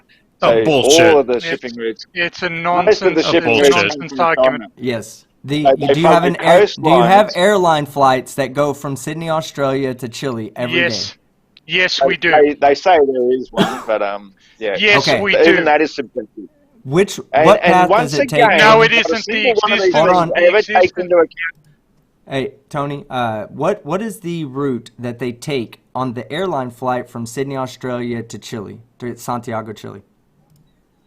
Oh, no, so now you can cherry pick single examples, but if I cherry pick a single example like the Debunking Bridge of 102 miles showing zero curvature, I'm not cherry picking an example. well, you are. You're saying Okay, Sydney what's to the San Diego. metric? All right, here we go again. What's the metric by which you're using to ensure that the bridge is not curving? There is zero curvature. There's pictures taken That's from one not end to the other. that's not a correct You've answer. been Hold on. demonstrating. Hold on. Have you Over seen a one mile picture? of curvature from Have one you- end to the other. Hold on. Have you seen Show. You one still picture don't know what a on that metric bridge? is. Have you seen one picture on that bridge from one end to the other? Yes, I have. I'm going to call you 102 a miles. liar. 102 miles. 102 miles. Yep. Show. Please, can you send me How the about citation needed? yeah, can you send me bring it up. Via email? I'll give you my email address. Can you email me that picture so I can share it with crowd? It's well known. You can just Google it. Put in It's the well known. Debunking content You bridge, provide it. or put in longest bridge in the world in the Google No, search. and you'll you find a picture provide. of it. You claimed that there were photographs. You provided. Yeah. Well, Don't just a put second. the I'm evidence gonna on. touch on Don't this put the because onus on us. God. You provide hold the on. photo. Let me touch on this This because is me and Ross common have been over knowledge. something very similar.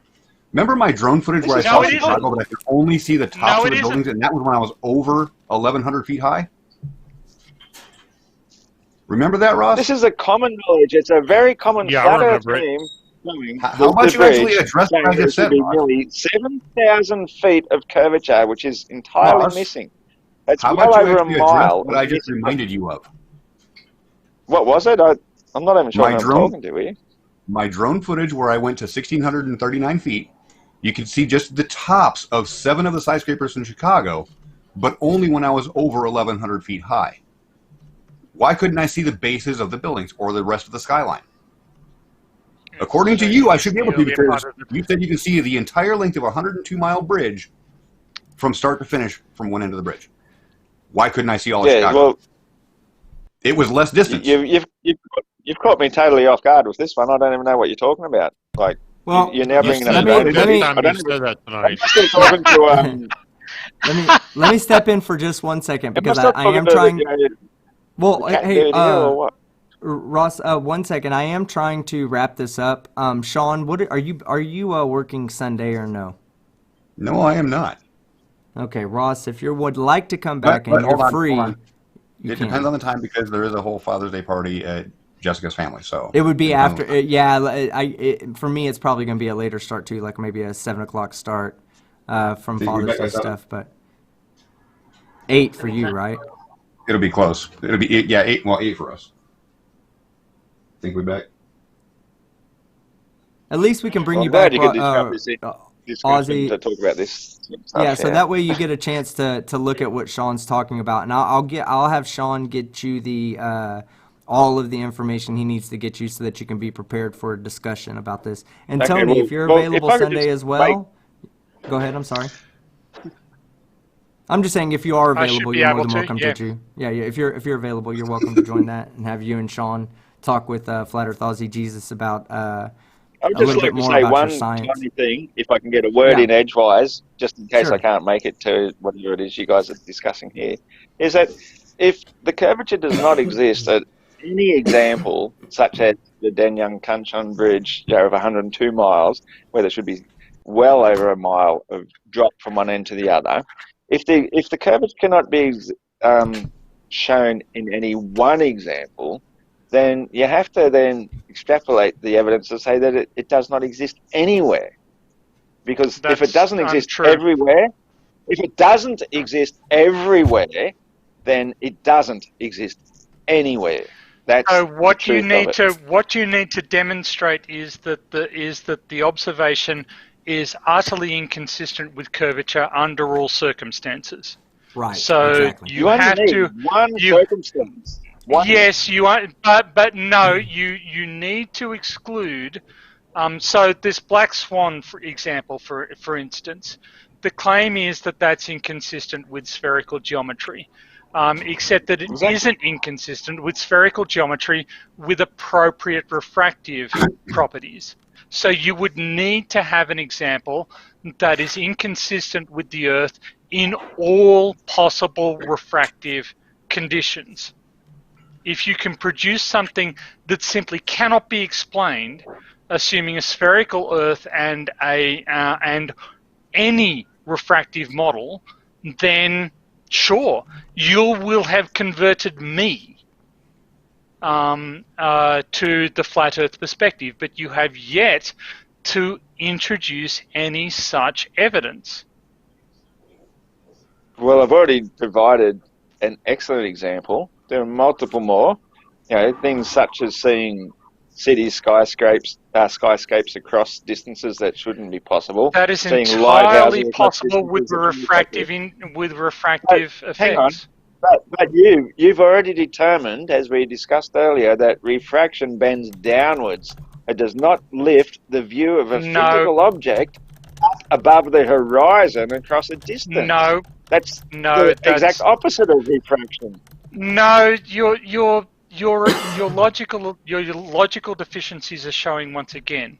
The fact that No. refraction has one effect in one set of circumstances does not mean that it cannot have a different effect in a different set of circumstances. So refraction can. When it suits. So you need a physical understanding of refraction, and you need to demonstrate an observation outside the bounds of what can be physically explained by refraction.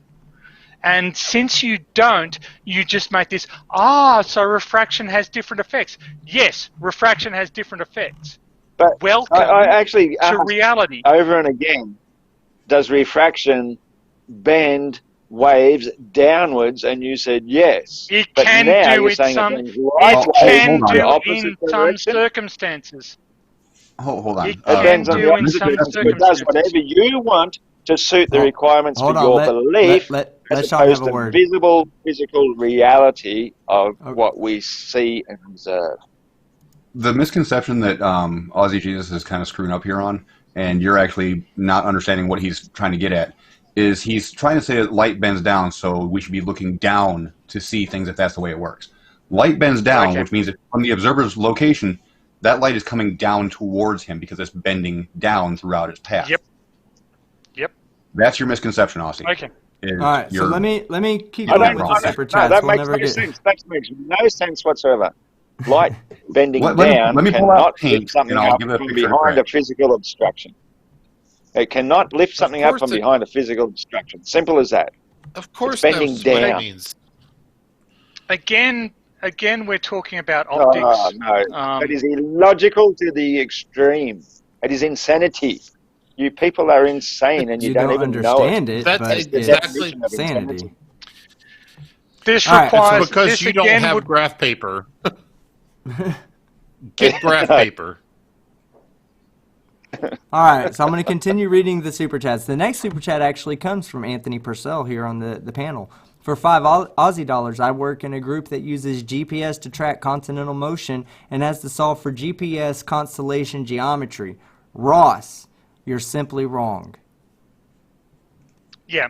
So to expand on that, I work on the people who maintain the Gamut software package, which is the MIT GPS analysis software package that just uses the raw data from the GPS satellites and solves for the geometry of the GPS satellite constellation and for the center of Earth and for the center of mass of the Earth, in addition to the site positions. And I can tell you that your assessment of what's going on with GPS is simply incorrect. Well, just a second. I just sent a picture. It's very, very crude. It is grossly out of scale. It's just to demonstrate what light bending down would look like on a sphere. So, or Skeptic, if you can pull that up, I'll try to explain what's going on here that Ross isn't understanding. You just sent me an oval. Is that the right one? Zoom in on it. Oh, I see it now. Oh, okay, I see it. I didn't see it at first. Let me put it in a thing so I can zoom in it on here, because nobody will be able to see that. This is very, very crude, grossly out of scale. So it's just to explain the concept to you, Ross. Okay, I'm waiting for it. Yeah, We're one waiting second. for it too. I just have to get it ready for you so that way you can see it. I can't move my little video camera on the little screen, but hopefully it'll show up on the big one in a There you second. go. Okay. This is, like I said, grossly out of scale. It's rudimentary, but the little blue vertical line on the left side is your target object that you're looking at. The light coming off of that is bending down towards the observer. That's the little green line on the top right. That is what refraction does. So it's bending down towards the observer on the surface. It's not bending down towards the ground and then scooping back up. It's going the opposite way, Ross. Okay, so how is that going to lift up the image of something behind the curve? Because look at the direction. Look at the direction of the viewer. Stop talking and listen to me. Look at the direction that the observer has to look. Up. That's the issue that you're not understanding. The light is bending down to him, but he has to look further up to actually see that light coming to him. That's the part you're not understanding. You're making absolutely no sense. We never look up to see the horizon. He's making absolutely no sense to you. Right. That's a good catch there. All right, so let me keep on going. But yeah, that's a good picture. That's a good. In every image, no matter how badly you do scale, you're showing somebody looking down, and for some reason, once they look down far enough, the stuff behind that's what's obscured by your curvature gets lifted up by light magically, even though light bends the opposite way. It's insane. You are literally insane, mate. All right. Alan H. for $5. Flat Earth Aussie Jesus, look up Highway US 6, Clear Creek Canyon Road. If GPS is ground-based, why do I lose cellular service yet keep GPS, aka no cell towers? Please explain that. Do you still get radio signal? That's why, because GPS works off radio signal. Oh, really? No, it doesn't. Really? Oh, really? Well, guess what? That's what I've been saying. Between Dallas... Listen, between Dallas and El Paso, hold on for a second, guys. Hold on for a second. Between Dallas and El Paso, there's a place of radio silence, and yet there's still GPS. Explain that. Okay. So, and explain I'm sorry. I'd like just to, real quick. I can drive. Go ahead, sir. Go ahead. No, go ahead. Go ahead, Schrodinger. Well, I just want to know why I can drive coast to coast and never have to change my XM satellite radio station. Go ahead, Tony. Okay, so I once worked on a GPS survey in New Guinea. We were this was part of a series. We'd spend 2 weeks up there, and we sort of had GPS sites all over the place. And at every and twice a day, we had to establish radio contact with the other members of the project, and to report on what was going on. And there were points at which other members of the project couldn't hear me, but I could hear them. And so I would have to relay what was going on at my site to a third person, who would in turn relay it back to my back to the supervisor. So if GPS works on radio waves, radio waves are actually not as reliable as you portray them to be. We sometimes failed to establish a radio link between 2 points on Earth's surface, but we were able to establish GPS readings at both points on the surface during that period. So your explanation of radio waves just doesn't cut it. Radio waves can sometimes work at particular length scales, but they're actually not as infallibly reliable as satellite communications are. Okay, so I used a pretty broad description saying radio waves because there are multiple different, obviously, bandwidths of radio waves. Yes, none of which GPS uses. Broadcast a audible signal, but if you're picking up an inaudible signal, just some sort of signal from multiple different towers of known distances apart. So these things are already mapped and known as to how far apart they are. And if you have a device then that has some sort of intelligence within it, some sort of computer analysis to determine exactly how long it took for each one of those little signals to reach to it, that's how it can give you a very precise precision without even having to have an audible sort of signal whatsoever. That is utter nonsense. That is utter nonsense. To say that something is complete nonsense. To say that something flying through space at 10 times the speed of a speeding bullet is going to give you a more accurate light travels so much faster than that. A more accurate position of where you are, then I think that is insanity as well. Then absolutely you're insanity. Deranged. This gets back. The same thing this gets back. No, I haven't finished speaking, sir. Well, you have to use the motion of the Earth now, in relationship to all these. I haven't finished speaking.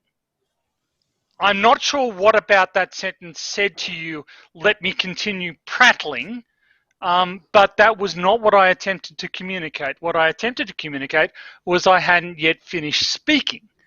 Now, what we're doing is we're using GPS to measure sub-centimeter motion of the Earth.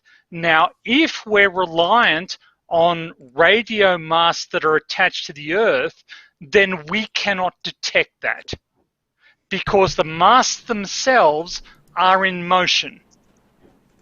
So you cannot detect the motion of continental plates using radio masts, yet we use GPS to track the motion of continental plates. So your entire theory is nonsense. Okay, so a thing attached to the Earth can't detect motion, yet a thing in outer space going 10 times the speed of a speeding bullet is able to detect motion on the. What you're saying. Have you done the ratio? So do you understand? Do you know what a Lorentz transform is? Oh God! I've heard of it. Please, no. I know you did not ask a flat Earth. We established earlier. People love dropping names to try and above the fact of understanding clear and absolute logic. When you start dropping names, Lorentz, Newton, Einstein, no, not dropping names. Dropping talk about reality of what we can see and observe without dropping names. The Lorentz transform was derived from observational evidence. So your claim that there's no, the the Lorentz transform quantifies the degree of time dilation that occurs as a result of your velocity relative to the speed of light. Okay? Do you understand the But ratio between the... So do you understand what the velocity of a GPS satellite versus the speed of light is? Do you know what that ratio might be? Light does not have we a speed. established earlier that he doesn't know what a metric is. What? So Hold that's on. okay. Light- Hold No, on. no, no. Everybody, No. everybody be quiet. Say that again, please, Flat Earth Aussie Jesus. Light does not have a speed. It is an it is an instant, Oh my it is an God! instant manifestation. Hold on, I got my this God. covered. Just a second. Let me go to my channel. I got this covered. Yeah. I've been Thank there, you, done Sean. Actually, Thank you, Sean. Actually- I hadn't... Sean, thank you so much for having anticipated this level of stupid, because yeah. I that. had I've been not. dealing with. Well, it I've been depends on dealing what with sort of acceptable. light you're talking about. Are you talking about daylight, or are you talking about artificially God. man-made light, which Oh, has a God. source No. and which It obviously doesn't has matter. a measurable speed? It Sean, does matter. Sean, Because the speed of Sean- something also depends upon which why can't you just stop um, talking? I don't talk that much. I mean, shit. Can I get a chance? But it's Oh, traveling do you through. want a 5-minute video? Do you want a 5-minute video, Skeptic? I'm happy. well, to yeah. use it. That's fine. There you go. 5-minute video. We'll put. Yeah, Is there I any hope it's significant your- part that I could Talk play over on it? 'cause I'm I going to don't- step away from the computer for a little bit, because I think, with all due deference to Sean, I may already know what the contents of the video are, but I need to drop a Riley in the terminology of the community. nah. I'll be back. This video was made for Riley. So yeah, you Alright. probably know exactly what What- video I got. queued up here. Is it the I think laser it's rangefinder? interestingly Yes, it is. counterintuitive. Yeah, that's what I was It's hoping you were interestingly going to bring up. counterintuitive, isn't it? So light doesn't have a speed. So this device doesn't work Yeah. according to you. Hold on. Well, Right. it depends on what you're I'm talking bringing about it in. as Hold on, light. bring it in. and as the source of light, and as towards the medium in which light is propagating. The medium is most important. Like if you try to put light through water, it slows it right down. But if you shine it through air, obviously... But if it doesn't have a speed, how does it slow down? It hits Oh, you the didn't think of physical that. object. And the physical object then shows reflection of the light as such. No, you said But light in- doesn't have a speed. That's what you said. I once again said it depends on the medium, and it depends on the source.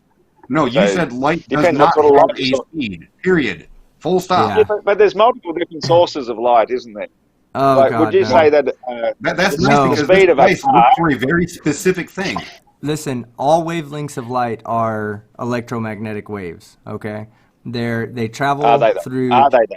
Yes, they are. Can you Yes. demonstrate that Yes. they're not? Can you demonstrate that they're not? Absolutely, he Starlight, can't. for example. Okay, so light has Light doesn't always been. exist until it reaches our upper atmosphere. So until No, it reaches that's there, it doesn't nonsense. even exist. What? Well, No. then why is From- space black? Why is space dark? No, It should be full of light. Space should be full of light Oh. because the sun should just fill all of space.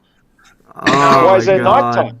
Does your Why is there video address nighttime? this Why stupid? isn't space full of light? You know, the light. It only is. exists What do you because think it hits stars our are? atmosphere. What do you think fucking stars are? It is what absolutely is full of nighttime? light. Fucking moron. Can Why is it dark at night?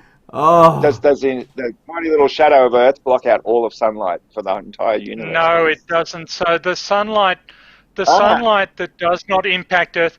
Can you please be quiet long enough for me to answer your question? Sunlight will only reach your eye if it bounces off an object to get to you. The emptiness of space means that there are no objects there, gas particles or whatever, for the light to bounce off to get back to you.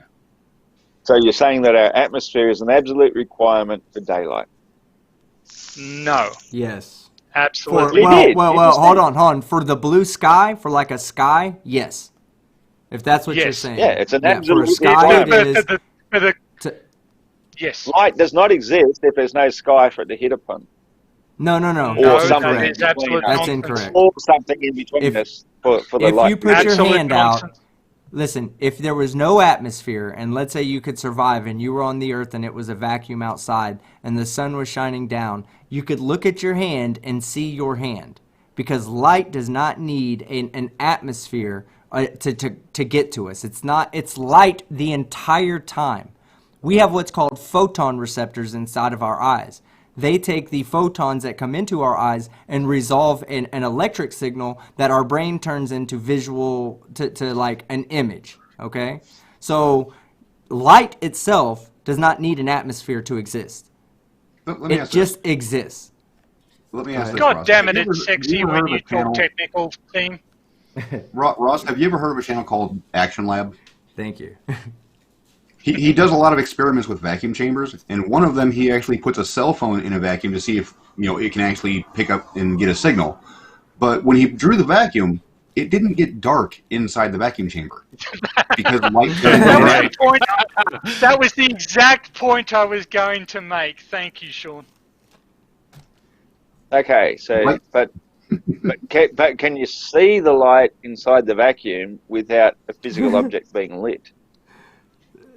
Why would you need to? Oh my God! Let's say, no, okay, you- let me ask you a That's my question, whole Ross. point. Let me It's let me because ask you a question. Let's without say something Tony, being lit, there let's is say no- Tony is standing on one side of a warehouse, and on the other side of the warehouse, you're standing there with a little laser. All right. Now I'm standing away from you two guys, looking at you shining a laser on him. I don't see the laser coming to me at all. Does the laser get to Tony because I can't see it? Is it not there because I can't see it? Does it not still get to him? Will he not look on his chest and see that you're shining a laser on him? That makes no sense to me. Sorry. It's exactly A what you're laser saying. light. It's exactly what you're saying right now should happen. You're saying that we should see the light from everywhere. So if the sun is shining on Jupiter, we should see the light of the sun making it to Jupiter. In other words, if you're shining a light on Tony, a laser, I should be able to see the laser shining on Tony coming from you. If I don't see it Yes, but- because it's not reflecting Okay. off of anything and coming to my eyes, does the laser still exist? Okay, that's fine. So are you then therefore comparing the sun to a laser light with a specific beam that only points in one specific direction, and you're saying that the sunlight should act like that? This Is that what you're trying to? This is your classic go-to, Ross. You just try and complicate the conversation to obfuscate this relatively simple physical point the team is trying to make.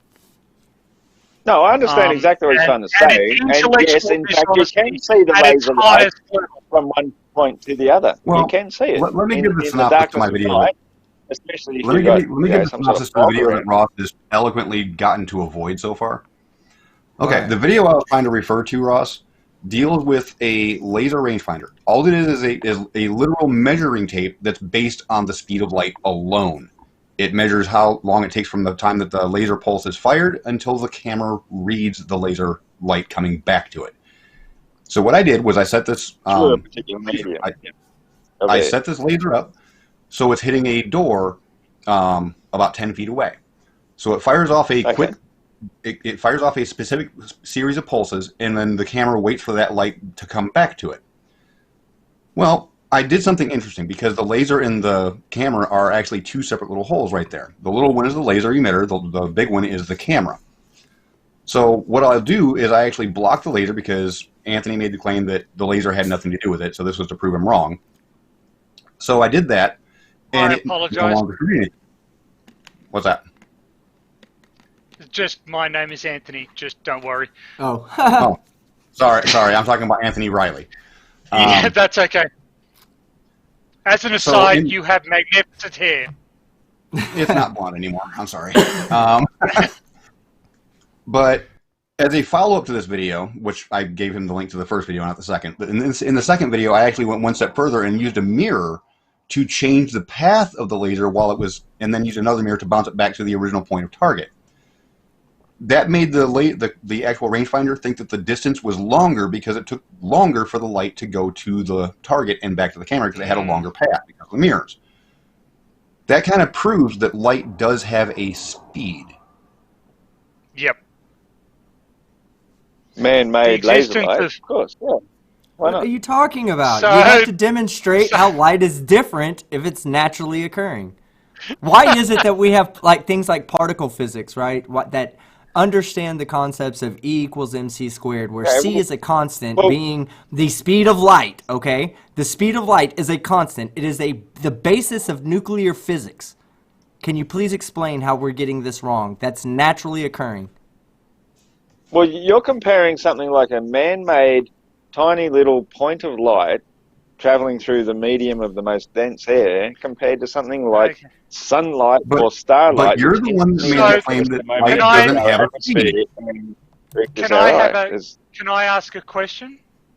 So you're saying that the equation E equals mc squared, which you will have heard of. I'm going to continue before you say no. E equals mc squared. C in that equation is the speed of light in a vacuum. Now, if you're saying that there is no such thing as c squared in a vacuum, c in a vacuum, there is no speed of light in a vacuum, then what you're saying is that nuclear weapons are impossible. So the Wow, E equals that's pretty mc, interesting. the E equals mc squared relationship is how we get the energy for nuclear weapons, right? So So you're telling me you- then that the people who measured the speed of light back in, say, the 1800s, they measured it inside giant vacuum chambers with great detail to know exactly how fast it travels in a vacuum. And Do you know I'm how, not hold going- on. Do you know I'm not going- any of the Maxwell equations? Just out of curiosity, do you know any of the Maxwell equations at all? Even one of them, even a simplified version of one of the four. That I'm says sorry, I everything I we don't name need to drop. know about your position in this argument right there. Okay? Okay, Because the so- speed of light is not something that it's something that's completely calculated and it's verified through observation.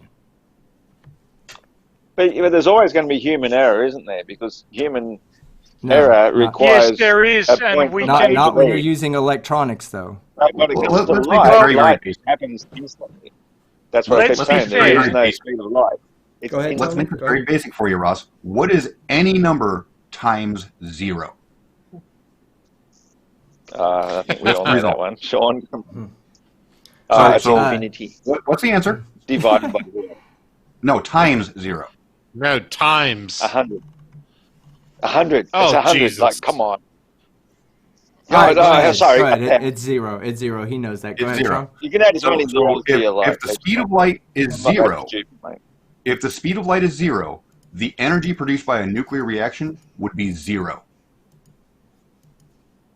Yes, but that's what the whole point you're missing is that it's not 0, it's instant. Instant means Yeah, so- now. Can I?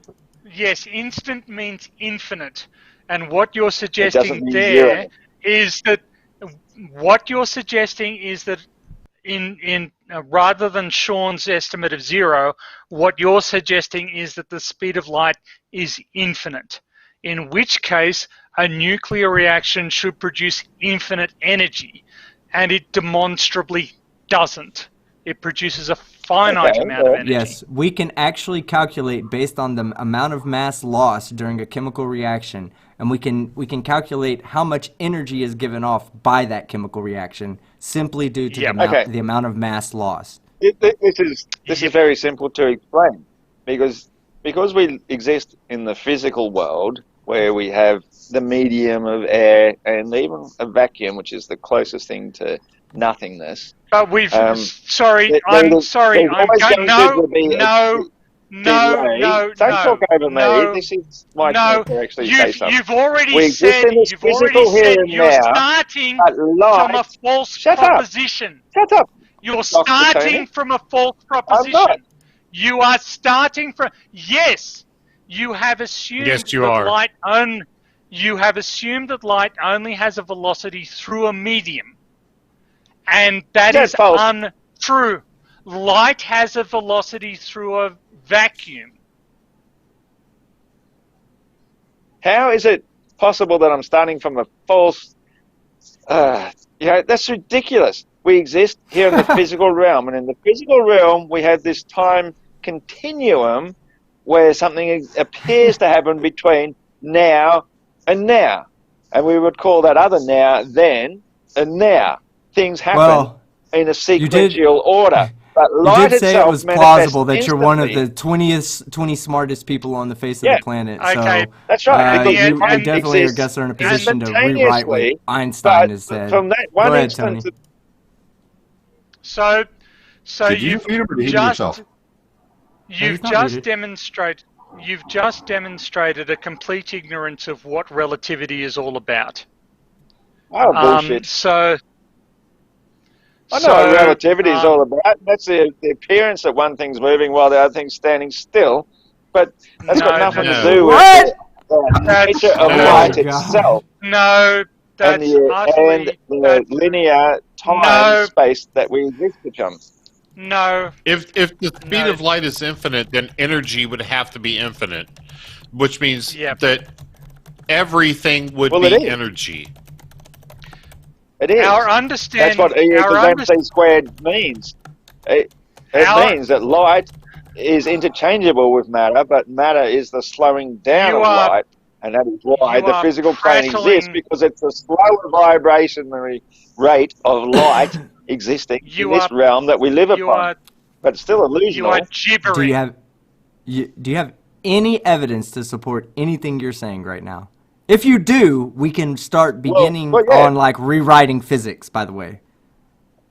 No, this is exactly what Einstein was saying, and he's backing up exactly what Jesus was saying. No, it's not. When he says we live in the world of illusion.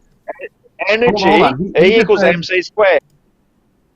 You just said that, okay, you just said that the whole E equals mc squared thing is all about light. It's about energy, and then mass times the speed of light, not times light.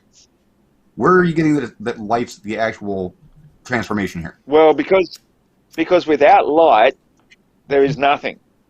Light is the foundation of life.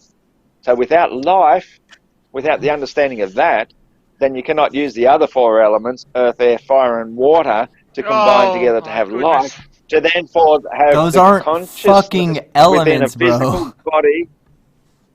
Where does the element of fire fall on the This is periodic ancient table of knowledge. elements? Yeah, but where does the element of fire It's fall light. on the periodic? The periodic table of elements is just the extrapolation of the physical ahead, matter. One second. It's got nothing to do with the real elements of existence. Go ahead. You said that was ancient knowledge. No, it isn't. It's ancient belief. They believed that it was true, but in fact it isn't true. Knowledge But like I say that about your globe, mate. No, you can. You'd just be wrong. Yeah. And demonstrably wrong. You're right on multiple levels. You extrapolate what you want to believe. No, that suits your I'm purposes. right because but I'm of wrong the evidence. If I accept something even more ancient. No. Yes. Antiquity does not imply superiority. They didn't have computers back in Greek knowledge. Therefore, there's a limit to how much, to how useful the Greek understanding of physics was. That being said, they did understand the relationship between. The Greeks did understand that the Earth was round. They also understood the phases of the moon. That suits your purposes to believe. It's still true. If it suits you to believe something, it's true. But if it suits my purposes, it's false. No, because it's ancient knowledge and it's irrelevant. Ancient knowledge that suits your belief is valid. Ancient belief that is validated by subsequent observations is valid. Ancient belief that is invalidated by subsequent observations is invalid. That is a meaningless question. That is a meaningless statement. I can show you that the Earth is What? not flat. Would you accept that? Sure, if you I can can show me prove. that. Okay, can you just show, and you can do it on double speed. I sent you a link to my video about Yes. seismic Yeah, arrival times. And give me 1 second and I'll get that pulled up. And again, thank you Don't both tell of me you you're going to show guys. me two-dimensional for- images on paper. Yeah, thank you both. I'm both going of you to show guys you- for No hanging out problem. as long as you'll have. All right, what I'm going to show you. Give me. So So you said played on double speed. Is there any particular yeah, just part play it on you would double like me to speed. go to? Just mute and Okay. we'll go. Just mute and go ahead. So All right, what here we this go. plot is, what this video is about, is using seismic arrival times. So the seismic arrival time. This is a seismogram from Göttingen for the 1906 San Francisco earthquake. The arrival time for the seismic energy is that red line at the left-hand side of the plot that's marked with P. We're looking at the Macquarie Rise earthquake on Christmas Eve 2004. No, I'm finished. Yep, go ahead. Okay. Yep. Just continue play. So what we're going to look at is when the seismic energy reaches various points on Earth's surface. I've gotten the data from the IRIS database, the International Research Institute. So that red star is the epicenter of the earthquake. The blue circles are the new points that are registering new arrivals. And you can see that the energy is spreading out in a roughly circular fashion. Here I've used an azimuthal plot focused on the epicenter. Obviously, the distribution of seismic stations is uniform, but as we get further away, there are more seismic stations, and you can see the circle. You can see that this is just a circular pattern radiating out from the star. Okay, in a couple of seconds, we're going to, this is the flat Earth model. And you're going to see a substantial problem here in that the energy is not radiating in a circle away from the star. In fact, it manages to get to the far side of the Earth without passing through any of the intermediate places of the Earth. And now the physics becomes really counterintuitive. Instead of spreading out in a circle, it seems to be converging in a circle on the opposite side of the globe.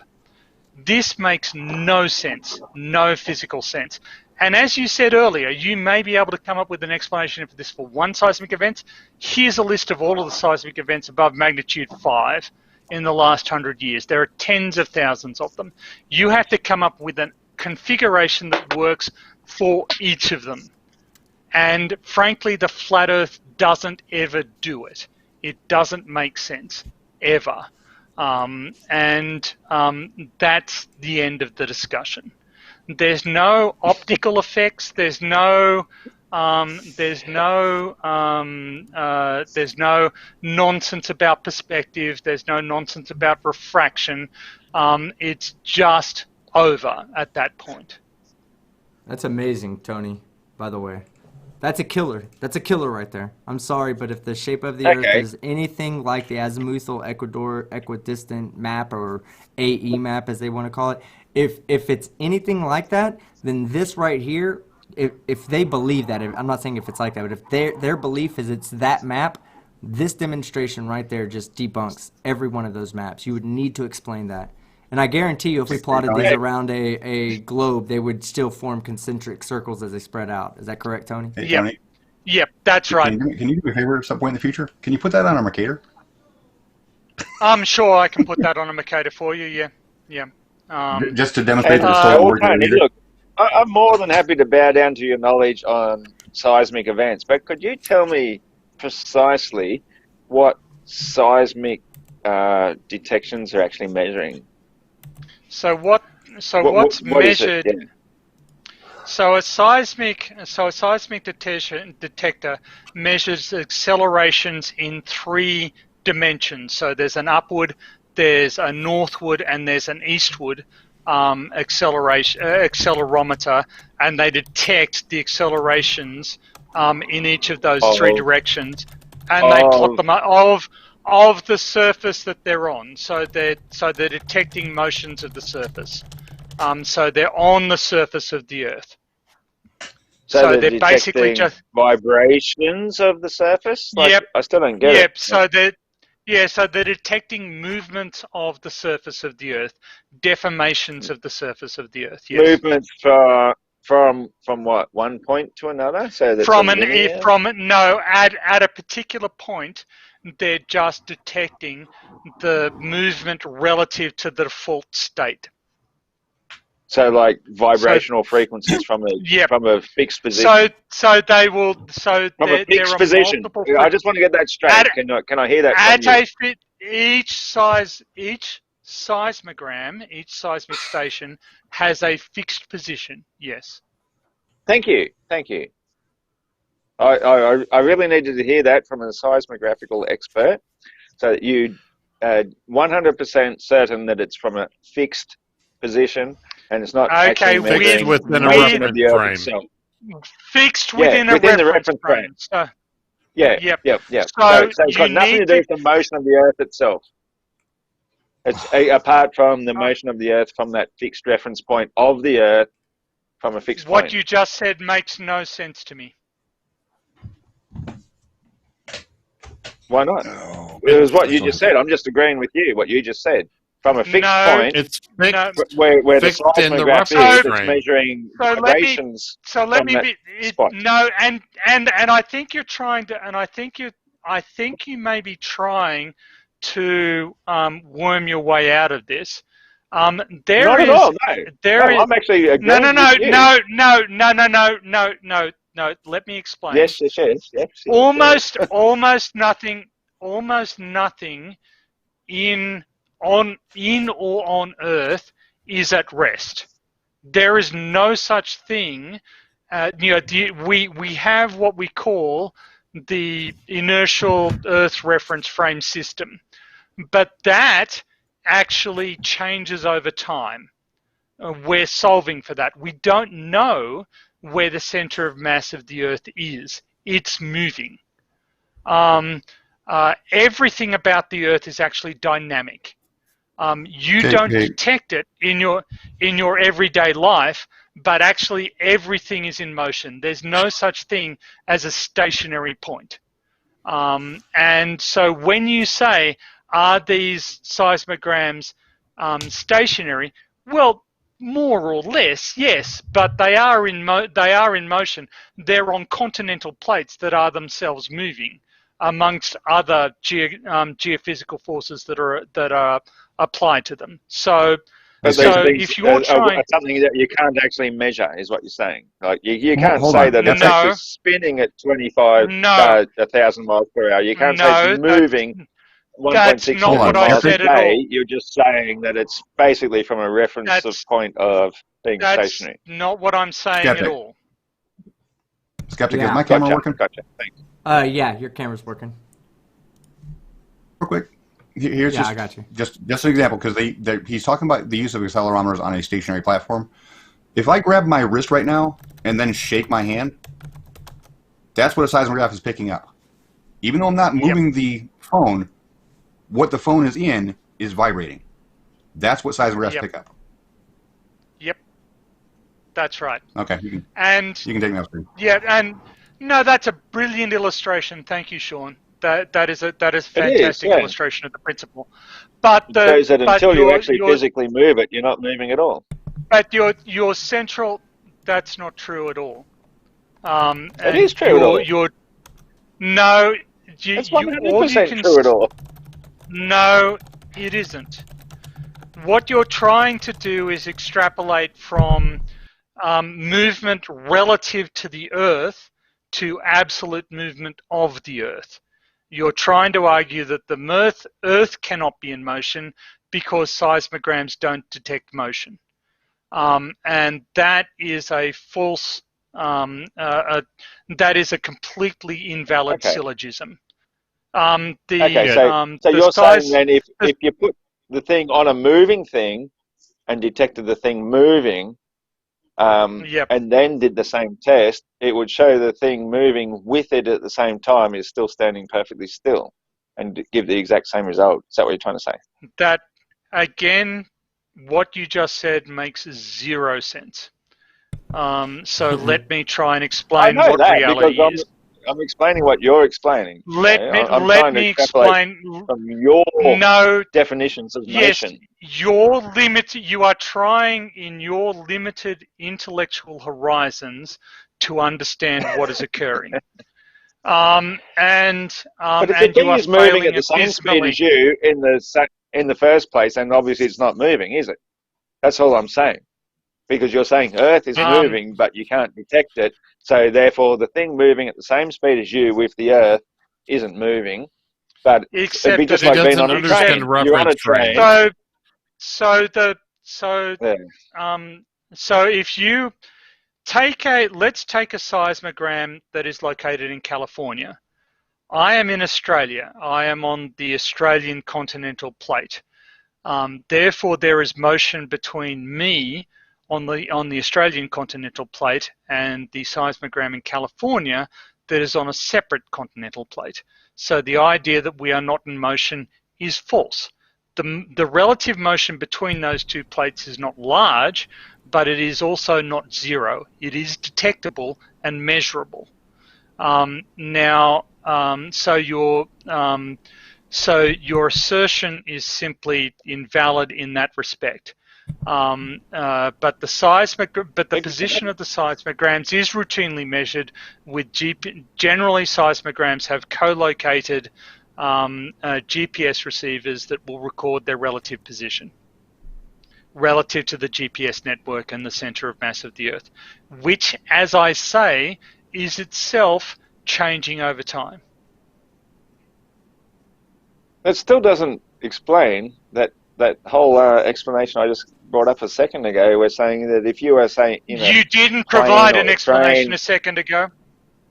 a plane or a train, well, that's because you keep trying to shut me down, but a plane or a train moving in basically same motion as holding up that,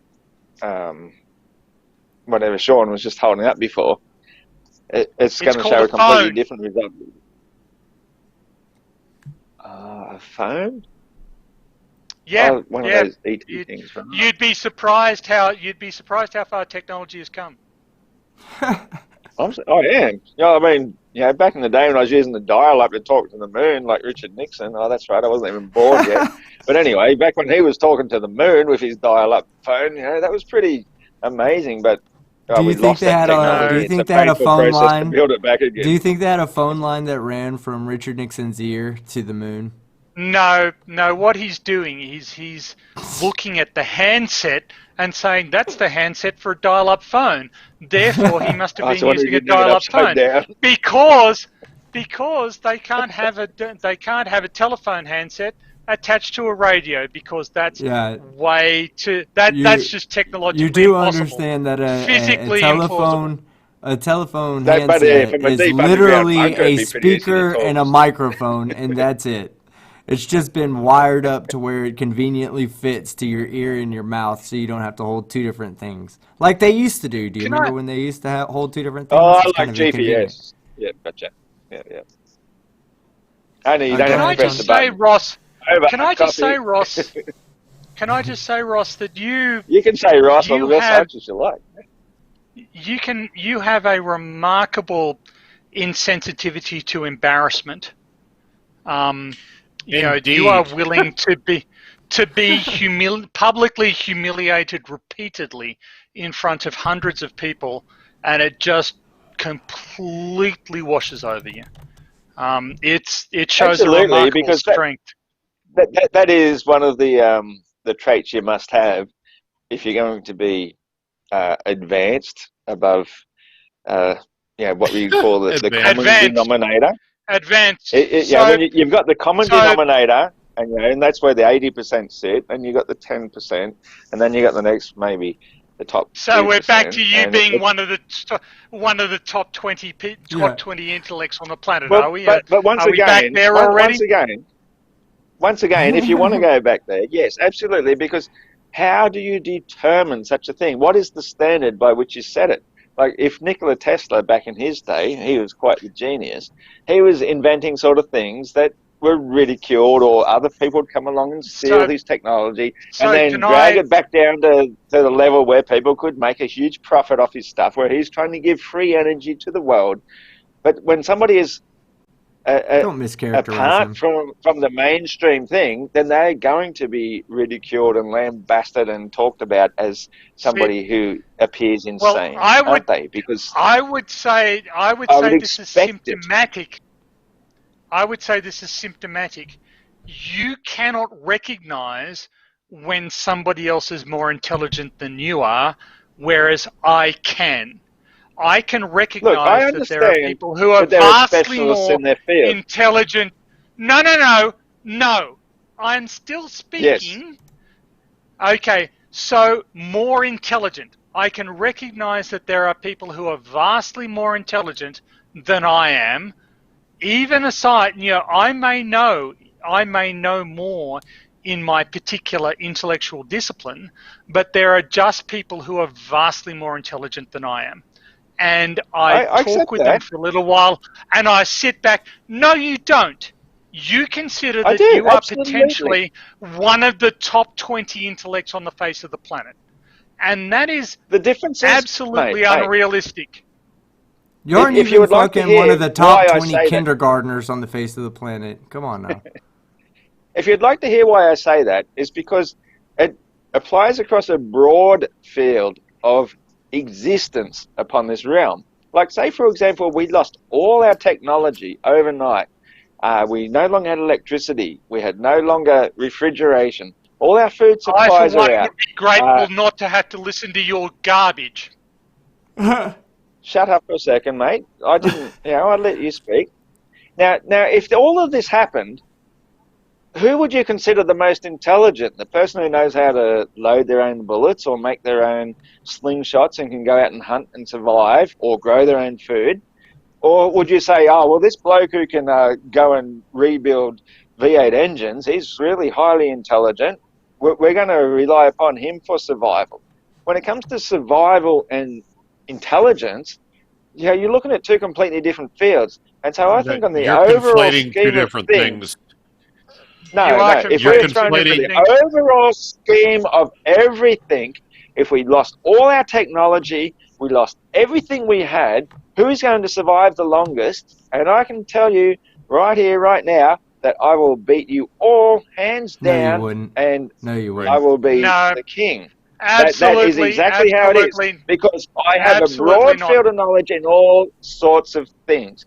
No, you don't. No, you don't. No, yes, you don't. I do. You don't know what I know. And I know what I know. Yes. And I lived I can extrapolate from tonight to know that you do not know that much. Okay, so I will survive allow me to go back all to of my you people. early. No, you won't. You seem to underestimate, and it's easy because you can't tell exactly how much martial arts experience I have or familiarity with melee weapons I have just by looking at me. But I am going to guarantee you that I have significantly more than you imagine. And that in and of itself is a problem as far as you're concerned. But if I hear you coming long before you get here, but yet, and I've exposed of you, then your weapons amount to nothing. This gets back to external validation, right? This gets back to, do you have an external validation for your claimed knowledge? You claim to have a knowledge base, and I will freely admit, I don't know how a V8 engine works. I don't have an understanding of radios that Team has. I don't have an understanding of optics that Schrodinger and Sean have. They both have specialized knowledge that I do not have. And whenever those questions come up, I go, okay, I'll just shut up and let those guys answer it. And you don't even have the self-awareness necessary to shut up when an expert is speaking. Well, that's entirely false. I will let the experts speak, and I will listen to what they're saying, and I will have the interpretive abilities then to extrapolate what that means in the realm of reality and how it pertains to my survival ability. And Then in how do this you deny particular case, now gravity? we are talking about Then philosophical discussions of the deny nature of Earth. gravity? We brought it up I earlier. don't deny Professionals, hold gravity on, itself. We showed earlier that there's an entire field of science and an entire professional position out there and an area of commerce out there that relies on the local pull of gravity, the local acceleration due to the mass underneath being changed because of mineral deposits. Okay, so they have an entire field of study and economic area, like economic fucking group that's professional that use this technology, and you're here telling us that you can extrapolate what they do and extrapolate that gravity doesn't exist based on what they do. Seriously, Team Skeptic, you can't be believing in that when you know for a fact that they're measuring the different density levels of the different materials. How would they even fucking know? How would they even know? They're not sticking it in the ground. Because whatever sort of waves, whether it be sound, most likely sound, sonar, that's not how a gravimetric interferometer works. That's not how a gravimetric interferometer works. Well, how does a woman get, when she's pregnant and she gets the sonar? There's no woman involved in this conversation. Listen to what I'm saying. It's independent. Same sort of technology. Oh my gosh. Is it? No, it doesn't use ultrasound. It doesn't use sonar. No, it doesn't use ultrasound. It doesn't use sonar. It's a gravimetric interferometer. That's what they typically use when they need to get the level of change. A gravimetric interferometer, yeah. It measures very, very, very tiny changes in the gravitational acceleration due to different densities below them, directly below them. And this gets back to what Schrodinger was saying about being on a submarine. And this might be a good opportunity to bring him back into the conversation. Right. Well, what that brought to mind was MAD, which is magnetic anomaly detection, in which we detect minute disturbances in the magnetic field of the Earth to see, holy shit, there's a giant metal tube below us. Yeah. And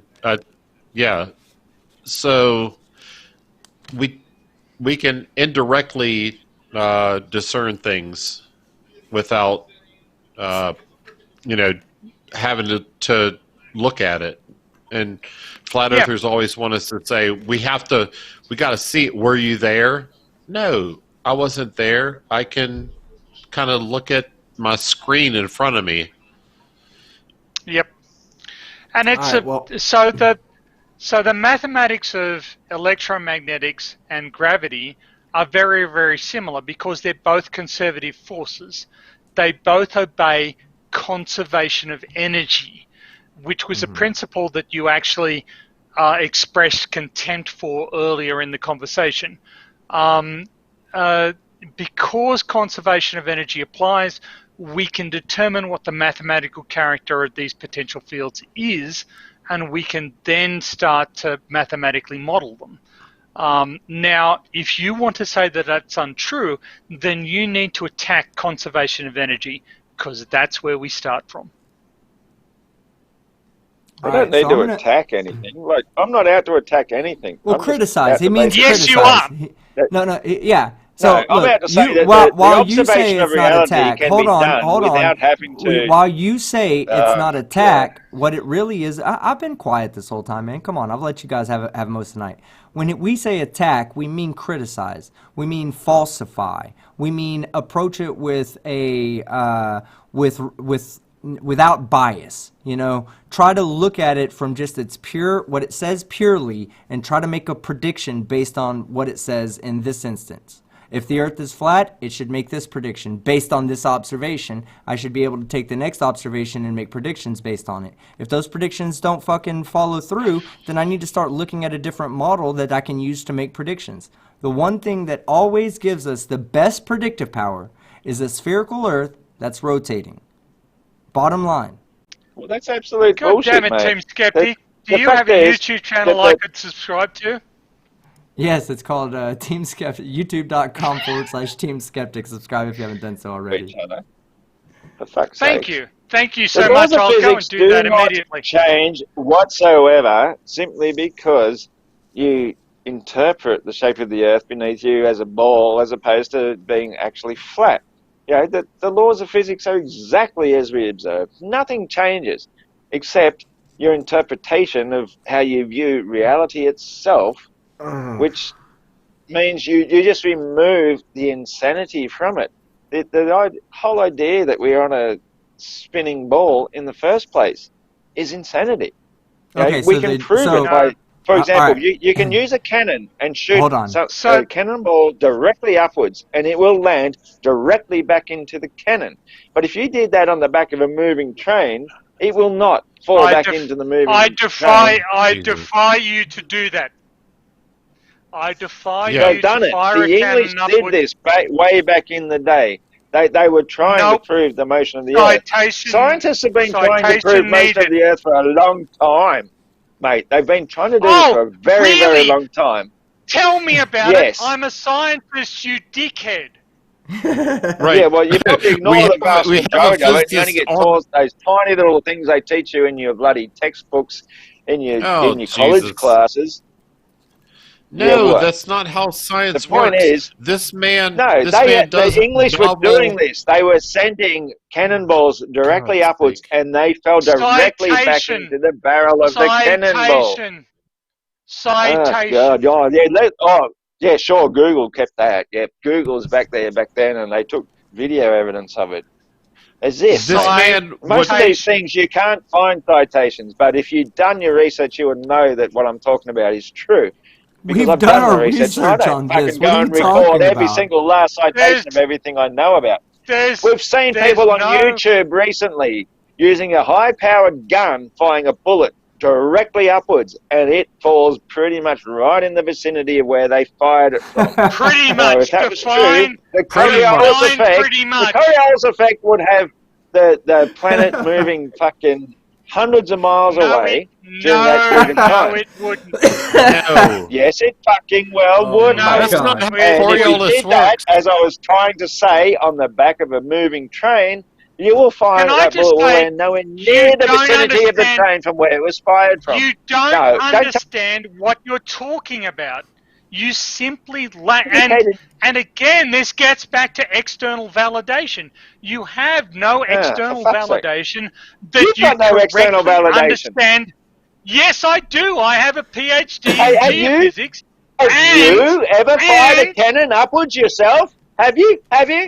No, you haven't. I don't but I have heard of people who have done it. But we know of people who have done it. That's my external validation. No, I don't have a link. Yes, I don't need to have eaten my own shit to know that it tastes bad. But you've never even heard of it. Yeah, well, obviously you do, because you're fucking sitting in it. You're an idiot, mate. No. You've never done any research into whether or not the English have done tests of firing cannonballs directly upwards and seeing whether or not they land back down the cannon barrel? I didn't. Well, then, I didn't then don't tell me. I didn't assert. You asserted this. You need to prove that it's true. All right, one second before we move forward. I need to kick it over to Sean because I think he's been trying to say something and sorry, Sean. I've been no, it wasn't you. No, it wasn't you or Flat Earth Aussie Jesus. It was all on me, and I do apologize. I've fixed the problem already. Go ahead, Sean, if you had something to add. I've been trying to get this out for like 20 minutes now. When Ross said that he brought up the whole, I'm more intelligent than the top 2% or whatever. But then he came up with No, he's not. He didn't claim that he was smarter than the top 140 million people on Earth. He said he was smarter, or that it was plausible that he was smarter than the top 20 people on Earth. Okay, here's the flaw in his argument. You have to find a way of determining. And here's the flaw in your argument. You set up a mental experiment in your brain, saying that if we took away all technology, then yes, I would be the smartest guy in the world, kind of thing. That's the problem. We're not in that situation. Now, hey, So that Flat Earth- that entire thing about your intelligence, about your survivability, means jack. Hey, and I do want to point something out that maybe Excellent it'll help point. you. I want to point something out that maybe will help you understand what something that was said earlier. Just now, when I said that, right before I can we dig that. cut over to Sean, you said something about, but I have no way of measuring that, right? Like when we said, I said he believes it's plausible that he's one of the top 20 people, and right before we cut to Sean, you said something along those lines. What was the exact thing you said? Like it was like we have no way of measuring that, or we'll need a way of measuring that. Yeah, or like something along- how do you Okay. measure intelligence? Like you don't measure intelligence of a fish by its ability to climb a tree. For I example. can- That's- Right, that's right. can But the example. point tell- the point is what Schrodinger's cat was telling you earlier about metrics. That would be a metric. That's something. I'm Okay, just trying so to the help you ability of a fish to understand what a climb a metric tree is. No. would That was prove what the you intelligence said. of a fish Don't to take away survive in its everything. Take environment. all the stupid shit you just said away, and just focus on what I said. What I said is No. when you go, yeah, but how would we know how would we have a way of measuring how smart someone is? That would be a metric. Yeah. That's what Schrodinger's No. cat is explaining. What a metric is. That's a way of measuring, going- a way of but- well, quantifying yeah, your but what is the intelligence metric versus then? mine. What is your I'm going metric to then? disagree. I'm going to disagree with Team. The Okay. nonsense that the Flat Earth Aussie Jesus just spouted is a metric of how intelligent he is. Yes. Yes. I will take that disagreement with pleasure. But seriously, I was just trying to calling bring it a up that. metric doesn't make it a metric. You have to describe the metric. You Right, can't just so say kinda it's like a metric. an IQ So point what is the would be a metric? metric. And I just gave an example. Okay, so the your ability of a fish to climb a IQ, tree your is a IQ metric. would be a metric. Your IQ would be a metric. Yeah. Even no, that is, yeah, that's even right. that, I have Even a that I metric would for disagree his with. scenario. But it still doesn't determine your ability to survive in a particular situation, though, does it? Yes, just but the says right. that, Hold on. So Stop right there. this- Stop right there. This is the straw man he's building. He's talking about a metric to survive, and we're talking about analyzing something and coming to conclusions. Nothing to do with Yep, survival. Your that's metric is shit. Yep, that's right. So the curvature of the Earth demonstrably has nothing to do with your ability to survive. Okay? I agree. Demonstrably. I agree.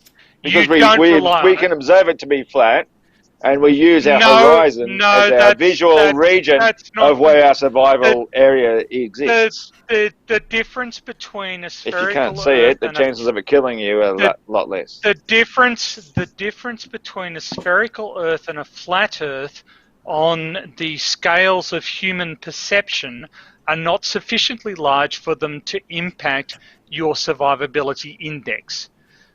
So you can get away with treating the Earth as flat, and it doesn't really impact your survivability index. So we're dealing with something that is much more, that requires much more observational resolution than mere survivability.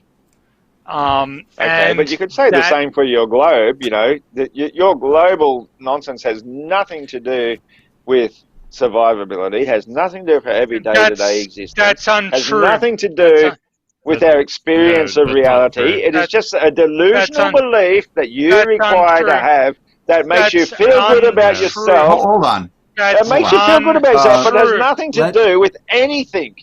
Okay, Nothing Tony, to That go do is with ahead. anything. untrue. Tony, go ahead, and then I'll kick it to you, Sean. next. Okay, so Mhm. Obviously the science that revolves around, say, how GPS satellites work, or sea They've level got nothing to do with a altimetry spinning works. space ball, mate. Shut up! Wow. No, I loved it. I loved it, Tony. Great moment Yeah, of, I've been there of before. authority. Yeah, that was great. So obviously these things are valuable enough that people are willing to pay for them. Similarly, the analysis of subsurface gravity anomalies is valuable enough that people will pay for this service to be performed. So there are people who draw incomes from other people whose incomes depend on being provided accurate information. So the idea that this does not impact with baseline reality is false. There are people whose income, whose ability to support themselves and their families depends on this stuff being demonstrably accurate. Okay? Still doesn't prove a globe, though, does it? Yes, Hold on. it does. No, Yes, it does. doesn't. It works on a flat Earth, just exactly. No, it doesn't. No. The existence Yes, it of does. GPS satellites, and the analysis of GPS satellite data is completely inconsistent with a flat Earth geometry. And I work with people who analyze the raw data from GPS satellites. So You just don't look like a worker. Then thank you for your absolutely fatuous contribution to the conversation. I'm sure that everybody is. I'm sure that everybody in the conversation in the chat Energy is works. deeply edified by your by your contribution. You are too Wanking drunk off. to recognize just how badly you are embarrassing yourself right now. But the rest of us will carry on. Okay, Sean, well, you you go had back to something work. to add. Sean, Let's you talk had about the something to add. survivability. Let's talk about the survivability of being based on the shape of the Earth. We have navigation for shipping of goods and materials, including food, from one location to the other. That's all based on a globe model. We have farms that have to deal with a globe model in order to predict seasons for one, daylight hours for two. So yes, a lot of things for our survival depend on the globe model being correct and having predictable results. None of these work on a flat Earth. So if we based everything off of a flat Earth, survival would become an issue. It can only work on a flat Earth, mate, because water doesn't curve. Water stays flat and level, and that is a flows downwards towards sea level. So that's how we have the basic can functions of water. Can I respond to that? The Yes, basic sir. function of any liquid. The basic function of any liquid is that its mean geometry responds to the forces that are applied to it. So be that surface tension, be that gravity, be that the reactive forces of the edge of a container, whatever it is, it just responds to the forces that are applied to it. So it's not so the curvature of the Earth that we observe works hand in hand with the curvature of the gravitational acceleration field. So if the gravitational acceleration field has curvature, then the surface of the water will have curvature by definition. Ever got any visual evidence whatsoever of curving water? Yep, we've already been through especially when it comes to oceans. Oceans, lakes, anything but water flowing. Red rhetoric, drone footage, compress the image left to right, curvature. Yeah. Okay. So, as we do need to start wrapping this up. I could go on forever. No, you guys are amazing. No, I want both of y'all to realize that y'all are amazing. I'm really enjoying this. I've said it multiple times in the chat. You know, a lot of times when I'm live streaming, it's really hard for me to be able to also talk with the chat, and this is giving me an opportunity because everybody that's on this panel is doing an amazing job, and I really look at this as like kind of a 25K present to me. And I totally appreciate everybody that's here participating. So thank you all. But I do need to get through the super chats because we do have a lot of them, and it's going to take us beyond 6 hour mark to get through all of them. Jessica G Basic trigonometry for £2. F.E. Rolf Harris rang, and he wants his wobble board back. Hold on. Let me get the mic. Time me kangaroo down, sport. You ready? Is he out of prison? Trigonometry. No. One more time. Oh, Sean. One more time? Just for you, Jessica Yes. G. Basic trigonometry.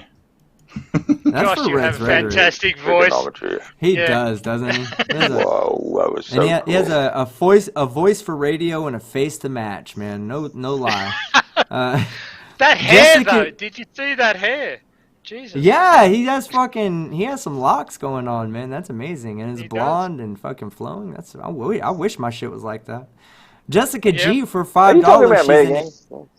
No, No, Sean Hufford. no. Sean Hufford. So you do have impressive Oh, because I got hair mine tied back.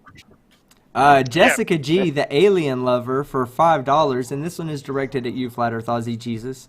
Hey, wizard guy, shouldn't you be starting up a fellowship with some hobbits and blowing those big smoke rings rather than making up fake science? That's a really good idea. I'm going to get on that straight up. Nice. I think you need to. There is a Wizard of Christchurch.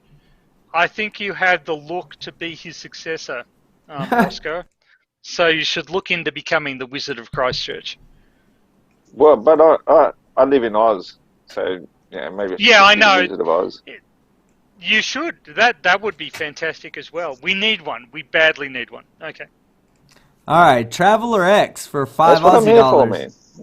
man. Traveler X for $5 Aussie dollars. A circle, 2 lines, 2 arrows. Simplest diagram ever, and still he doesn't get it. Shake my head on behalf of Aussies everywhere. That comes from Traveler X. $5 Aussie dollars, fellow Aussie out there, man. Not digging your science. Jessica G for $2. FTFE just drew a perfect representation of team. Oh my god, I'm gonna have to go back and look at it. That was the stick figure of. That was the Oh! stick figure standing on the earth. That was. Yeah, that so was Jessica you. G, Yeah. by proxy, is admitting that she loves stick figure shaped people. Love you too, Jessica, and all your harassment that you give me. Jessica G, You're the that's best. cyberbullying. That is cyberbullying at its fucking finest too. Let me tell you. I doubt We she's all even still applaud here. you for it. I know, I do too. I doubt she's even still here. I'm assuming that the 265 people that are here are probably only about 50 of them were here at the beginning. So, if okay. you've been here for the whole time, I want to see a number 1 in the chat. But Timothy Foster for $5. Congrats on 25K. Wish I could stay longer, but I have an appointment to play Borderlands 3 with a friend. Now, and go ahead. Priorities, mate. Yeah, Timothy Foster, go play some Borderlands 3. You can listen to this in the background. If you can't do that, that's cool. You'll be able to go and watch the other 4.5 hours later. Now, before we go to the next super chat, I would like to introduce our newest addition to the panel, somebody who has been a part of my channel since day one, AT2 Productions, also known as Jared. How are you doing, sir? Oh, 82. Oh. Wait a minute. Has it been that fucking long already? Shit. Yeah, Long time it's no getting smash. there. Scary thought, isn't it? It I really think, hold is on, I when you think start Flat Earth thinking Aussie, about it. I think Flat Earth Aussie Jesus is addressing you. What were you saying, Aussie? I was just saying, long time no smash. He's disappeared off my radar for quite some time. I Yeah, think having he's a got life bit of tends an to do that. infatuation with me. Holy fuck, there's a lot of Yeah, I ones would have I see in known. the chat. I'm going to get one of these Oh. days, but yeah. Oh, There's God damn it, Jared. There's no need to brag. There's a lot of people out there that are saying that they have been here for the Where do you past get 5.5 hours. I'm on a Wow. look out for him. All right, David Oliver for £5. So, why does the sun sink lower than the horizon on a flat Earth, Aussie Roscoe? It doesn't, but it just appears to because it gets further away, and that's how perspective It doesn't works. change When in something gets angular further away, size. It doesn't it appears change to in get angular lower. size. And, no, It well, that's the doesn't beauty of the nature of light. is that the No, nature it's of life- not. No, it's not. It is. It If is. I took a flat, You- no, listen, You flat have Earth to Aussie Jesus. comprehend. No, You have to listen. comprehend the nature Listen. of light If and I the scale at which it's working. if I took a No, you flashlight, listen. You listen. no, listen. If I took a flashlight No, in you a listen. fucking warehouse, if I took a flashlight in a warehouse and I started walking away from you, you would look and see the light coming from the flashlight, but the light would get smaller and smaller and smaller as I got further and further because- away from you. The Because sun that's in a doesn't do fucking that. Warehouse, mate. The sun That's doesn't right. do that. The Earth There's is not a fucking warehouse. The Earth Well, is really, according to really, you, really it's fucking contained. big, According to and you, the it's a sun is really, contained. really, really fucking far away. Can I fuck, make dude, a I just point? dropped me cone. Yeah, Can go I- ahead. Can I make a point? So, what Roscoe is saying is that convergence explains everything except the apparent size of the sun. The apparent size of the sun is unaffected by convergence, so convergence doesn't apply there. But magically, it explains everything else that can't else. be explained by the flat Earth. Yeah.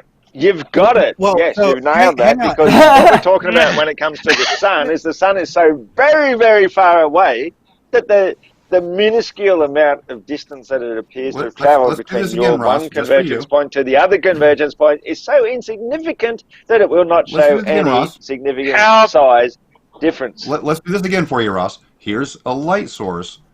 Let's move it farther from the camera. Yeah, Yeah. but you're talking You're on a literally scale that's watching what irrelevant to doesn't the happen size in of reality the- right there. Oh my god. How It's- far away is it's the almost- sun, Ross? I love simple It demonstrations. is so far away that the size that you will see from one point of your convergence point to the other is so Mathematically prove insignificant this. that it is irrelevant. Mathematically prove this. Okay, Wait, okay. Well, It as should be somebody who simple, often very goes down simple. to the I'll help ocean you. and watches stuff across the ocean. No, I'll help you. Is if you can see No, thank you. No, you won't. from, No, you from won't. one Thank end you. of your horizon to the other, you will see it move right across from one furthest point across to the closest point, which would be in front of you, even though it's actually the same, to all the way further away from you, and the size of that container ship will not change so much as a single pixel from I one have end of the Hang horizon on, to the next. hang on, I hang But on, the sun hang on, is even hang on. further away.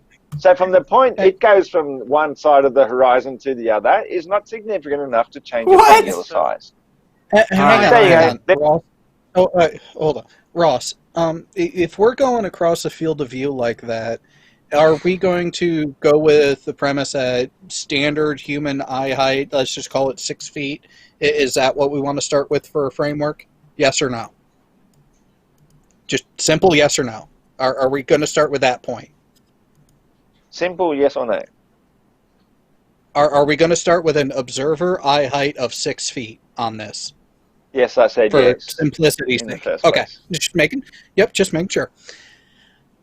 If a ship is going from one end of your field of view to the other end of your field of view across the horizon, how much distance is it actually going? I would suggest around the 12,000 mile mark. Wrong. What? It's actually about 12 miles. How much curvature are you going to experience in 12 miles? Oh, hang on. Oh, you're talking about your horizon to horizon. That That's would what be you about said. 12 miles. No, but That's no, what you you're said in talking your about two different example, things. which is why I wanted to ask. No. Shut up for a second. Shut up. Allow me to explain for you one more time. Is you just Allow talked me to about your explain why I just said something so idiotic. Ground horizon from one point to the other may well indeed be 12 miles.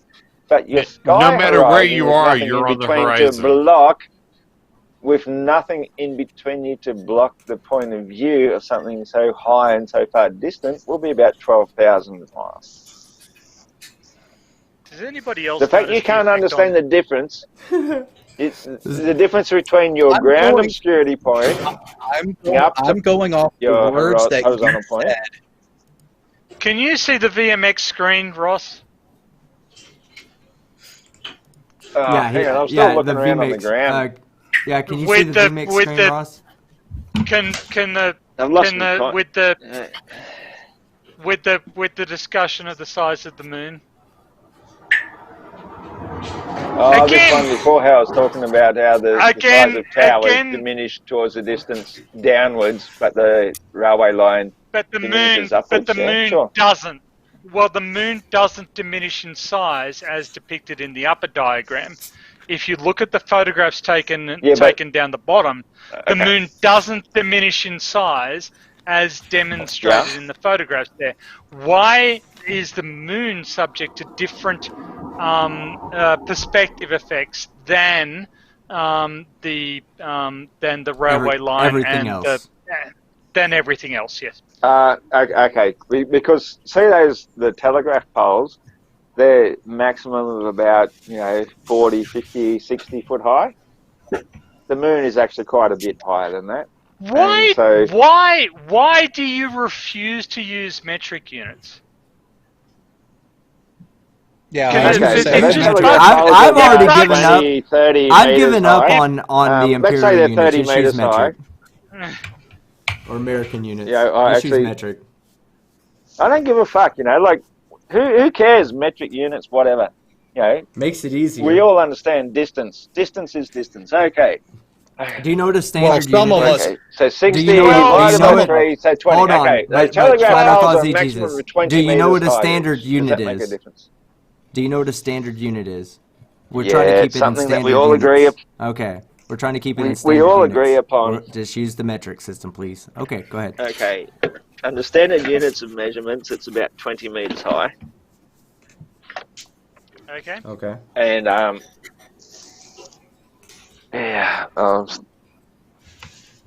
still looking for my cone. I dropped it. Fuck.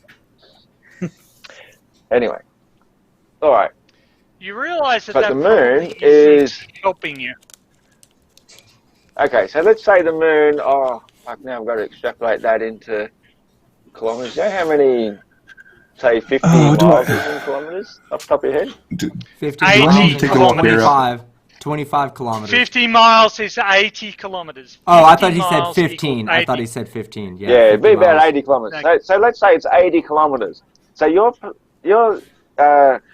comparing something that is 80,000 meters to something that is 20 meters, and suggesting that we should see a size change as it disappears beyond that convergence points. Only 5,000 meters away.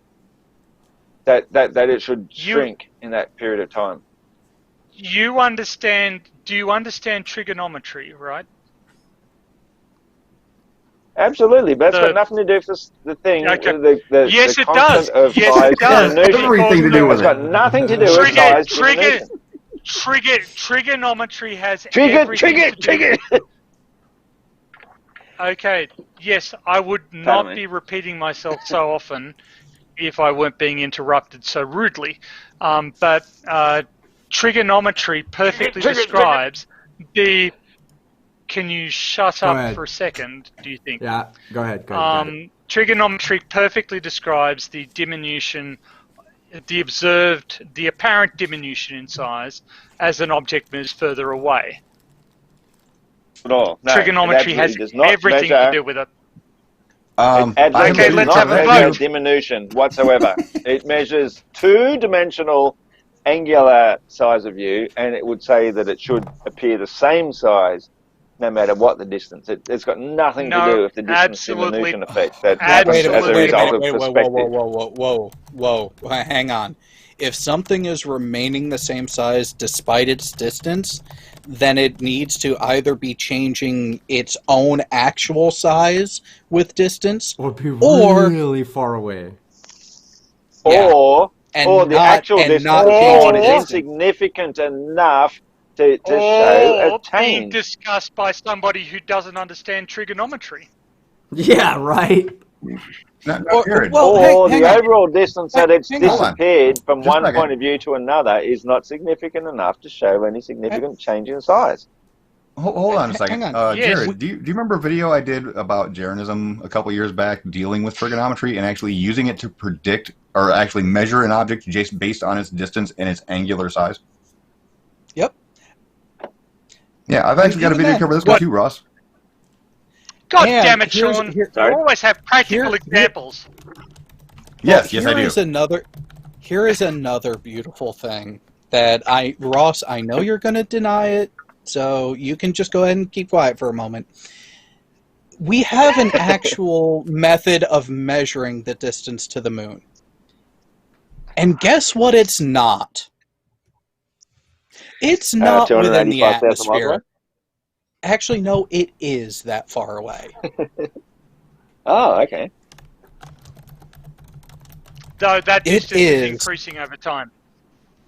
Yeah, that as well. Well, I'd love to see evidence of this claim that you make. Go talk to a ham radio operator. You can do an EME bounce with them.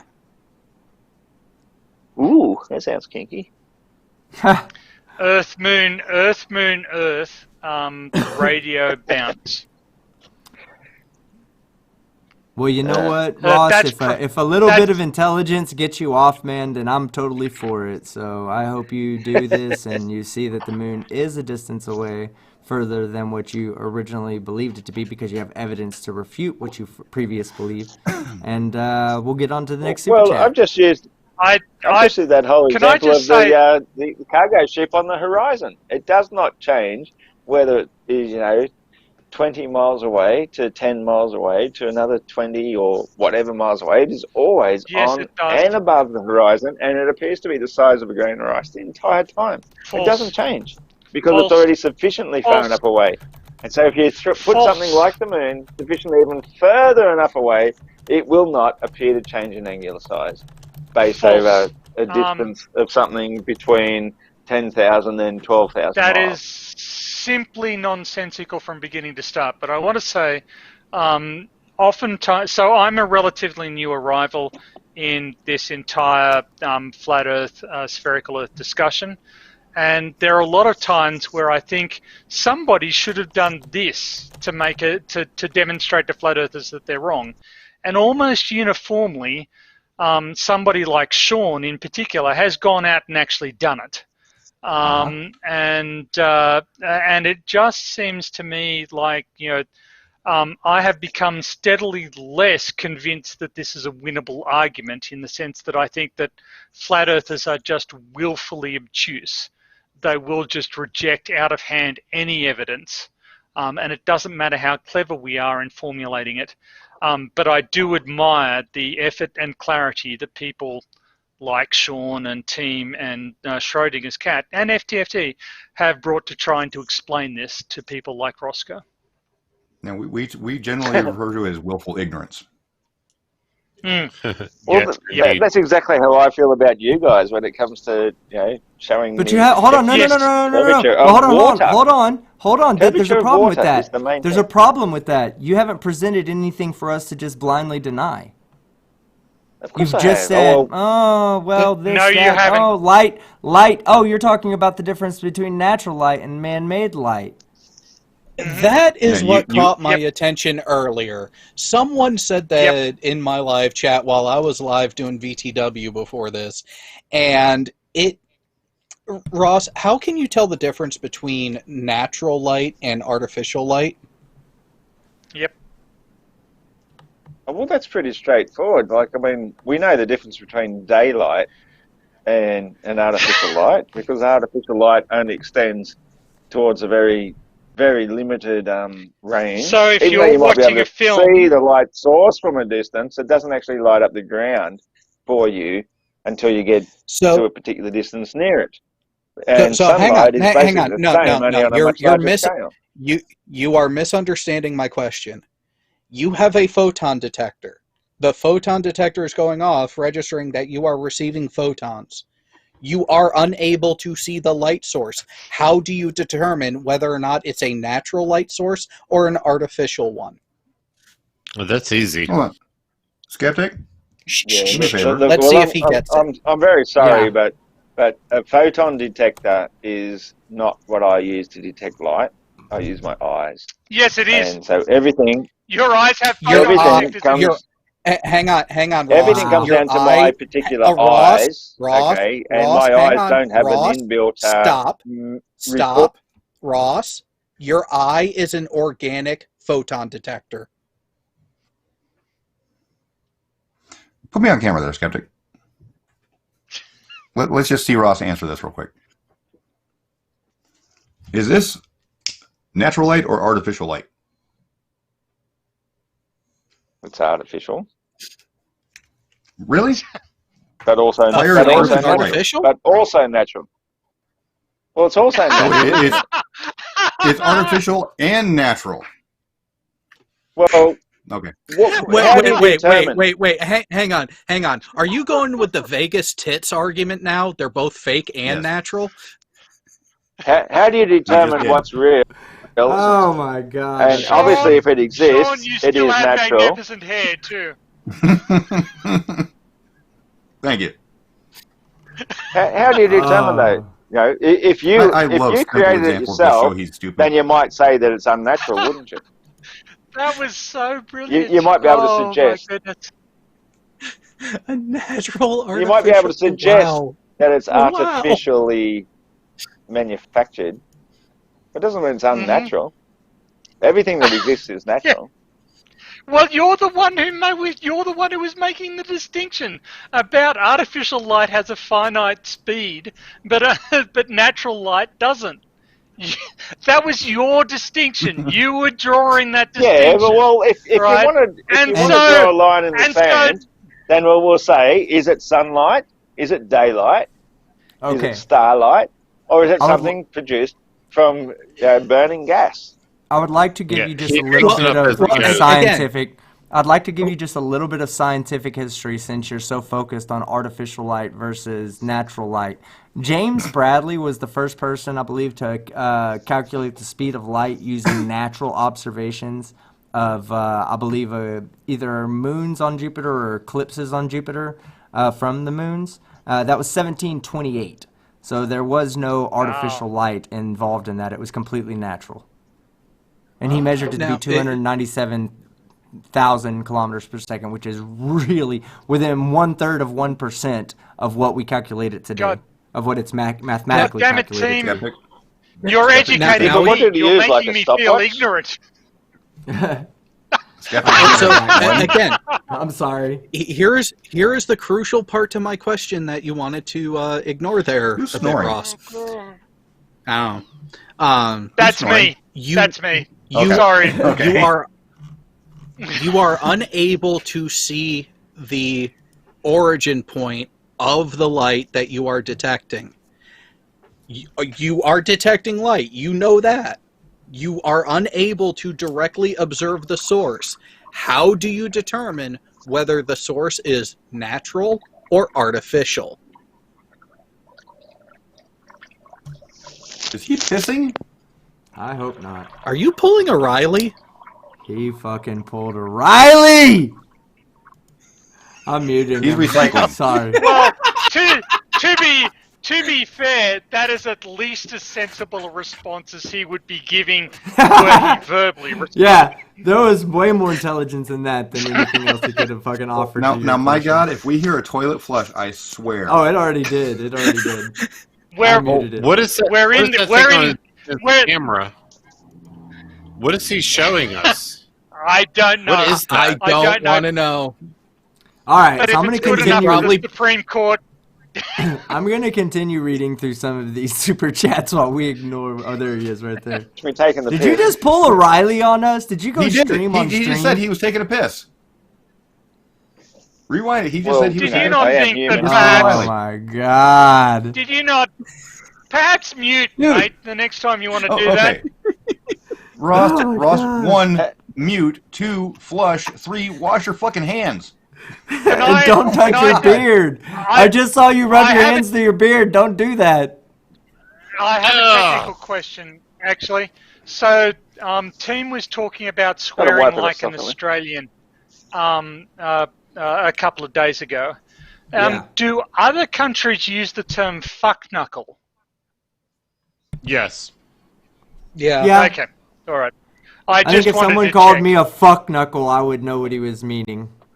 Okay. So I'm sure it's also American slang. It goes along with fuckhead, fuck. I just wanted to check. It's been a while since I've called you that, team. Come on, mate.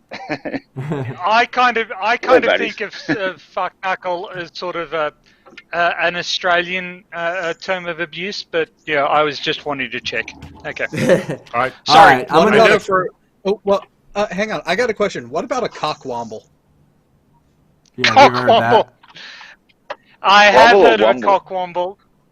Womble is more English than it is Australian. So a cockwomble is something that I would think of as an English slur. Okay, what about the Wombles of Wimbledon? Well, what about what Ross loves flapping? And by the way, Ross, you might want to shut your cock holster. Cock holster, I think, is American. I first heard that from Stephen Colbert. That's definitely an American term. But we understand what you're talking about, yeah. All right. I'm going to do my best to get through as many super chats as I can before it devolves into while I'm here, more comedic conversation.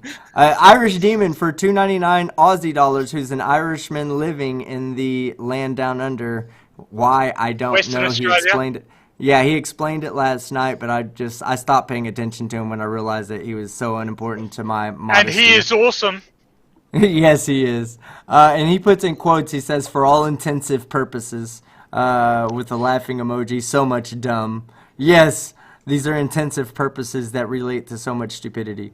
Rangerman9404 for $5. Debate his brick wall instead. It's much smarter than he is. Yes.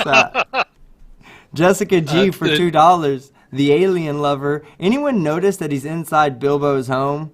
Do you live with Bilbo Baggins? Wow. Anyways, the new non-sequitur says, I vote that we send Flat Earth Aussie Jesus to be with Ken Ham. No, I do not want him here. No. I would absolutely love to see Kim Ham debate Flat Earth Aussie Jesus. I think Flat Earth Aussie Jesus would win. Oh, okay. Who is Ken Ham? Heard for that. He's a creationist. Yeah, he's a creationist, but he doesn't think the Earth is flat. He laughs at you guys. He hits a fucking SpongeBob SquarePants in the head, and he calls flat earthers and evolution believers. That's Kent Hovind. I'm sorry, that's Kent Hovind. Yes, I'm saying I'm Kent Hovind, which I'd love to see you debate Kent Hovind too. Shit, that wouldn't make that should be just as funny. But Ham's a native Australian, right? Yes. Yeah. Okay. Is he? All right. So I'm pretty sure he is. He has an Aussie accent. Okay. I think I've seen one or two of his things. Yeah. Not my cup of tea. I will say, I'd love to debate anybody that thinks they quickly have some intellectual. I just want to quickly point out that I don't think that I think that Roscoe's problem is more cognitive dissonance than intellectual disability. So he makes some points that have intellectual validity, but I just think he introduces cognitive dissonance at points to make it difficult to get into reality. So I thought he was really dumb, but then he made some intellectual structures that I actually respect for their intellectual validity.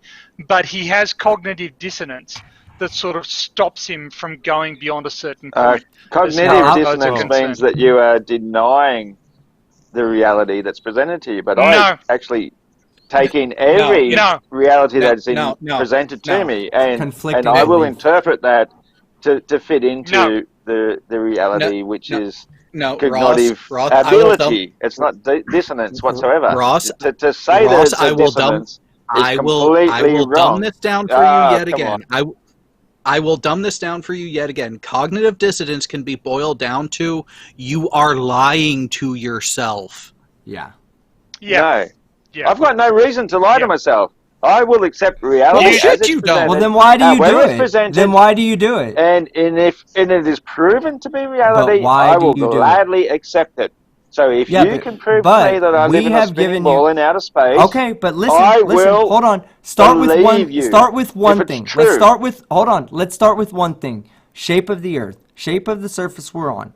Now, Anthony Purcell gave you evidence tonight to suggest that the flat Earth is impossible. Okay? Now, you can go back and No, judge his evidence. I'm he sure he'd hasn't. be willing to provide you with the data points and There was everything no like that. evidence. I've never seen Are you evidence. fucking kidding me? He Denial- plotted out the denial fucking of- he plotted out the fucking the data points on a fucking map for you so that you could see that it radiated out in circles. Are you kidding me? And sorry, Radiate denial of the circles, evidence. just- that works on a flat Earth. Hang on. can Denial have of circles the on evidence the does surface of not a flat Earth. negate the evidence. Okay, no, it doesn't work on a flat Earth, as Tony showed you. That if it was of course it flat, the does. way hold on, Why if wouldn't it it? was flat, hold on, It's like if it ripples was on a pond. Yes, but listen, if it was flat and it was the AE map, for instance, then you would have the wave propagating through the one side of the Earth and coming out on the other side. That is what the evidence showed you right then and there. Exactly. But he didn't show that on a globe at all. He showed that on. He didn't have what, to. He one of showed it those to you other- on a fucking flat other Earth map, and he projections. did actually show it to guys- you on a globe because he had a projection map of it. Yeah, I had two azimuthal equidistant projections, one focused on the epicenter of the earthquake and one focused on the North Pole. And the one focused on the epicenter of the earthquake had physics that made sense, and the one focused on the North Pole didn't, which indicates that the one focused on the North Pole is just nonsensical. Okay, so what this means, flat Earth Jesus. Okay, hold on, actually, hold that on, is hold on. really a great point. I want you to hear me out, though, because what this means is you've now been presented with the evidence, okay? We're telling you that this evidence suggests that it's a globe. I don't need you to believe that I'm telling you this. I would like you to take It's the not data saying a points. globe at all. Hold on, It's hold saying on. Hear me out. Hear azimuthal me out. equidistant. You don't understand map what those shows projection it works maps on are, but any you don't know given what a point. projection map is. You don't know what a projection map. Don't Yes, act I like do. you do. Yes, okay? I do. Okay, well then what did he mean by an hold on. Then what Phuket did he mean Word by hold on? produced a Then very what did he excellent mean? Listen example to of me. this just 2 What days did he ago. mean by an azimuthal equidistant map that is centered on the fucking epicenter? What did he mean by that? It means that everything is projected in a radius from that azimuthal point, from that equidistant point. What And was projected? That is how you would What take was projected? What was projected onto? What was projected? the distances of everything. No, what the land was masses. projected? What was the The- translation? What did it translate from to? From the world we live upon. No, wrong. What was As it it relates translated to the from epicenter to? of that No, Of there course was it does. something. What else No, does it was a maps do? translated map. What It was else a do maps translated do? map. What was it translated from? What was the original map that was used to derive the azimuthal equidistant map that he used centered around the fucking centered around the matter. epicenter? But, no, No, obviously it then you fucking haven't seen- absolutely fucking does. It absolutely does. That is a seen map. Hold on. That is a map that is based on a globe map. Okay? It's based on the globe Earth. What part of that do you not understand? the globe part. Because That the part, globe yes. is Okay, based I can upon understand. An But azimuthal equidistant map no, from well then you any can't given say point. no. Based on a globe, yes. Any based given on a globe, point. no. Based on a globe, yes. How? Where was Based his? on Hey, our tell me reality something. of Just from observation- memory. observation Just of from reality memory. as we can see hey, it. let me It's ask got you nothing to a do with the question. globe. Just from memory, was the map that he had? Did it have Antarctica as one continent around the outside, or did it have Antarctica as a smaller continent in the bottom portion of the map? It showed as a smaller continent. Okay, so it's Absolutely. it's a translation of the globe Earth. Do you understand that? It is a representation, it is a mathematical representation of the surface of the Earth. Do you understand that now? I can understand how you can have an azimuthal equidistant point from any point that you wish to project. How do you make the fucking how do you make Antarctica a based upon fucking the small known continent? data that we have. No, how do you make Antarctica a small continent if it's actually a fucking wall? Well, if you base it upon the northern pole, then you make it a fully wall around it. You have That's how. no idea what you're saying, and Very you're so simple. fucking lost right now. That's not true, because if you base it upon is the North absolutely Pole, true. all compasses point towards north, and the other that side of the does not compass make always any points sense. outwards, which Can is I ask southwards, a- and can therefore I ask- Antarctica is going to be. Just as a just as an intellectual question, so in Earth's history, there have been periods of magnetic reversal, right? Where the south magnetic pole is at the north. I am telling you that this is the case. I'm not asking you for validation. Were you there, were you? Were you there? Does he have to be? No, but I can analyze. I can analyze. So do you want me to go through the details of the observational evidence that suggests this? Do you really want me to go through that? Okay. I'd like to hear it because I've heard this before. I used to be a Polish ship believer as well in my own time. Can you shut up while I answer the question then? There you go, Tony. I got you. So, real fast before you do. I'm sorry. I've got to get out of here. It's been a long week and it's been a long night. Let me say first off, thank you, Schrodinger's Cat, for coming on. Congratulations on coming up on 10K, man. You deserve it. Great content. I loved you in your first debate that you did on I think it was Modern Day Debate, right? Isn't that where you debated the First Amendment auditor? No. My first debate was on non-sec. Yeah, okay. I'm talking about ever since after non-sec. I'm sorry, not your actual first debate ever, but you did the I guess your last major debate was on Modern Day Debate, correct? No, on MC Tune with Maryland's Spirit Level, yeah, and he hit 5,000 today. So congratulations to him. Yeah, and but yeah, I'm crashing. It's so late. No, I feel your around pain on right the now. Submarine all week. I feel your pain right now, but thank you, absolutely, thank you for coming on. Yes, sir. Good to talk with you, Schrodinger. But you did a fantastic job of presenting evidence, and the ability at scientific communication is really impressive. Yeah. So full respect. Thank you very much, sir, for your time. Yeah. And since you seem to be in the Navy, thank you very much for your service. I'm retired now. I did 22 years active duty, and now I'm a contractor. So still sort of in the Navy. So. Right. Thank you so much. I have a lot of respect service, for armed pirates, mate. That's great stuff. Good on you. I'm glad you served your masters well. Go hang out with the Somalis. Oh, Jesus. Yeah, really. Let's see how well they're doing out there floating in the water. Thank you. But thank you again for your time this evening. You did a fantastic job. Please do not imagine that Roscoe managed to put any dents in your presented case, because you presented it extremely well. Oh, Lord knows.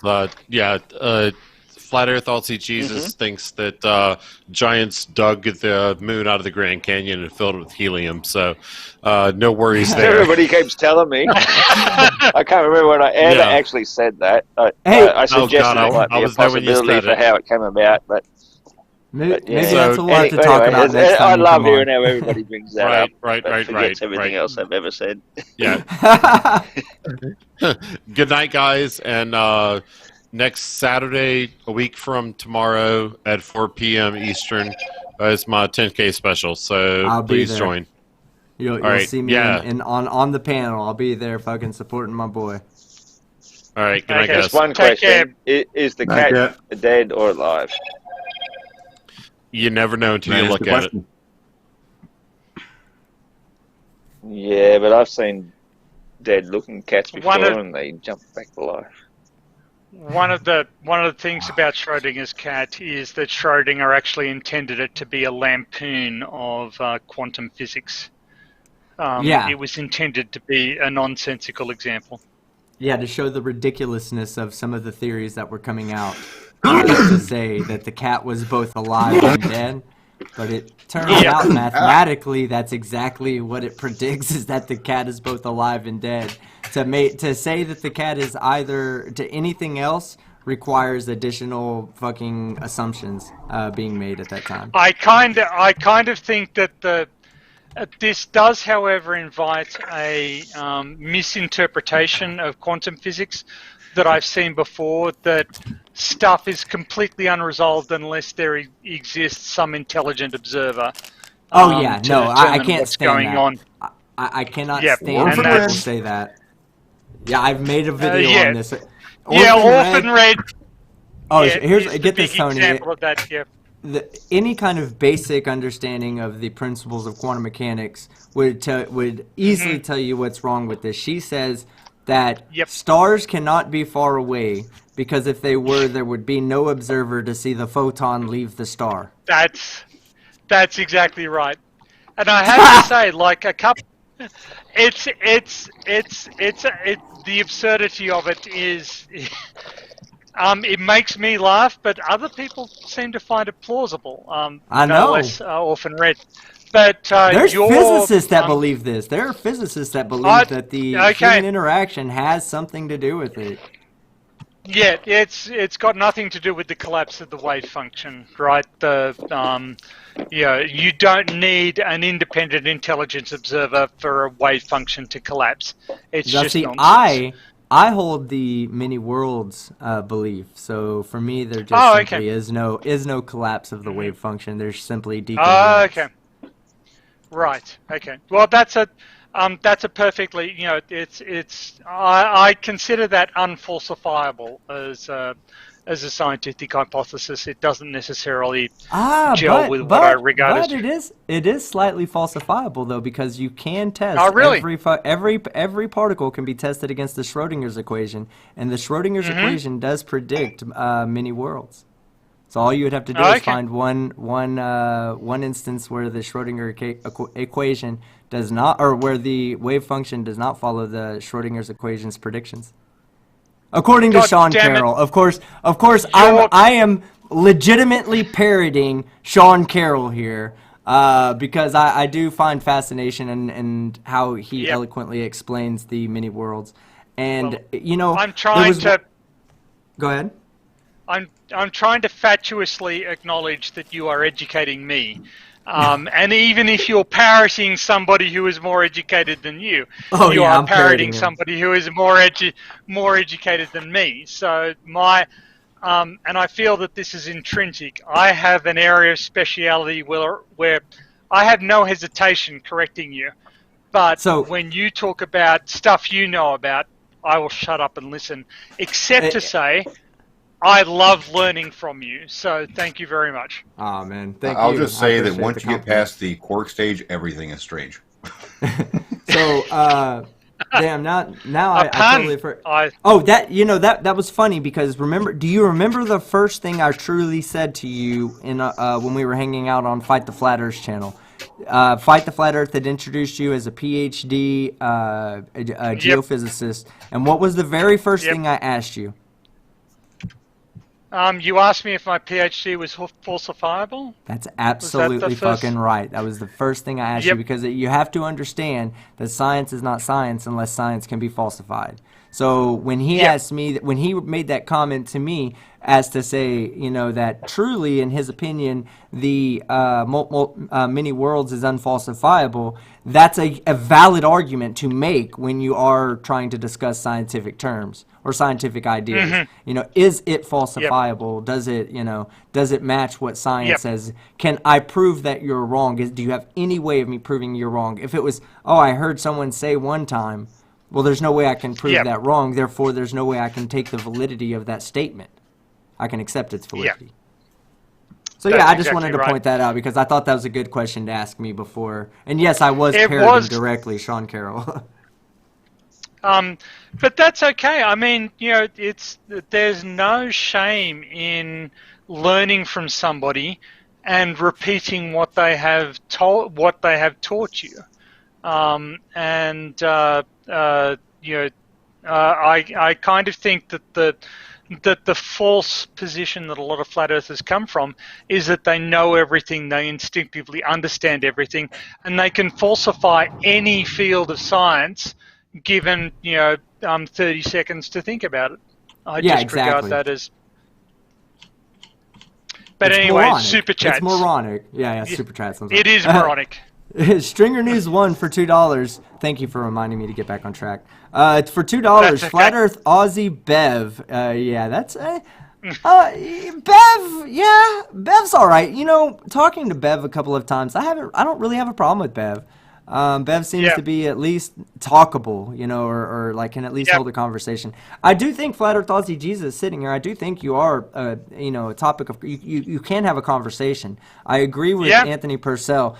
The difference between you and Hip Hop Hippie, the most easy difference to recognize is that when we asked you about certain things, you actually tried to respond at least in scientific terms. It might have been wrong, but at least you tried. Hip Hop Hippie doesn't. He goes, nuh-uh. I can't see that far. Duh. Like, you're fucking kidding me? And that is a huge intellectual chasm, okay? And before we had this conversation, I kind of thought that I had a much lower opinion of your intellectual abilities than I do now. So in the course of this conversation, I have a higher opinion of your ability to rationalize and internalize logical discussions. So I do want to provide that positive feedback. I disagree with you at fundamental levels, but I think there's a cognitive dissonance problem rather than an intellectual ability. Hip Hop Hippie is just stupid. Stupid as fuck. Okay, well, I don't necessarily talk about other people. Hip Hop Hippie is his own person. He does his own thing, and I think every single other flat earther has their own thing that they're doing. And I personally, I like to intellectually analyze everything when it comes down to the flat earth. You know, like, if I can't debunk it myself, then it obviously must be ringing true. That's how I see it. Like, I can debunk all these things where people say, oh, the moon produces a cool light. I can debunk that. I can work out how that works. But it still works for the flat earth. What doesn't work is all these things for the heliocentric belief that tell us all these massive, unfathomable speeds that we're hurtling through space, plus the curvature of water, plus the spinning through a vacuum. All of that stuff is nonsense. And so the globe Earth falls apart upon analysis by anybody who can intellectually just pull it apart. I just caught wind of something here. Ross, did you just say that you debunked the cold moonlight thing? Absolutely. I know for a while you were trying to push it. Because I know for a while you were actually pushing the cold moonlight thing. It creates a cooling effect. I know it creates a cooling effect, but it doesn't do it because it's a cool light. It does it because the slight amount of warmth comes from it, draws the heat out faster, which obviously draws in cooler air faster, which then cools down the object as it's naturally cooling at night time, even more so. So it creates a cooling effect.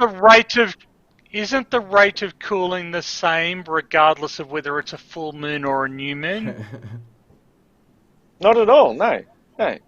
Like, things will cool down at night time. Can you produce observations to validate the assertion you just made?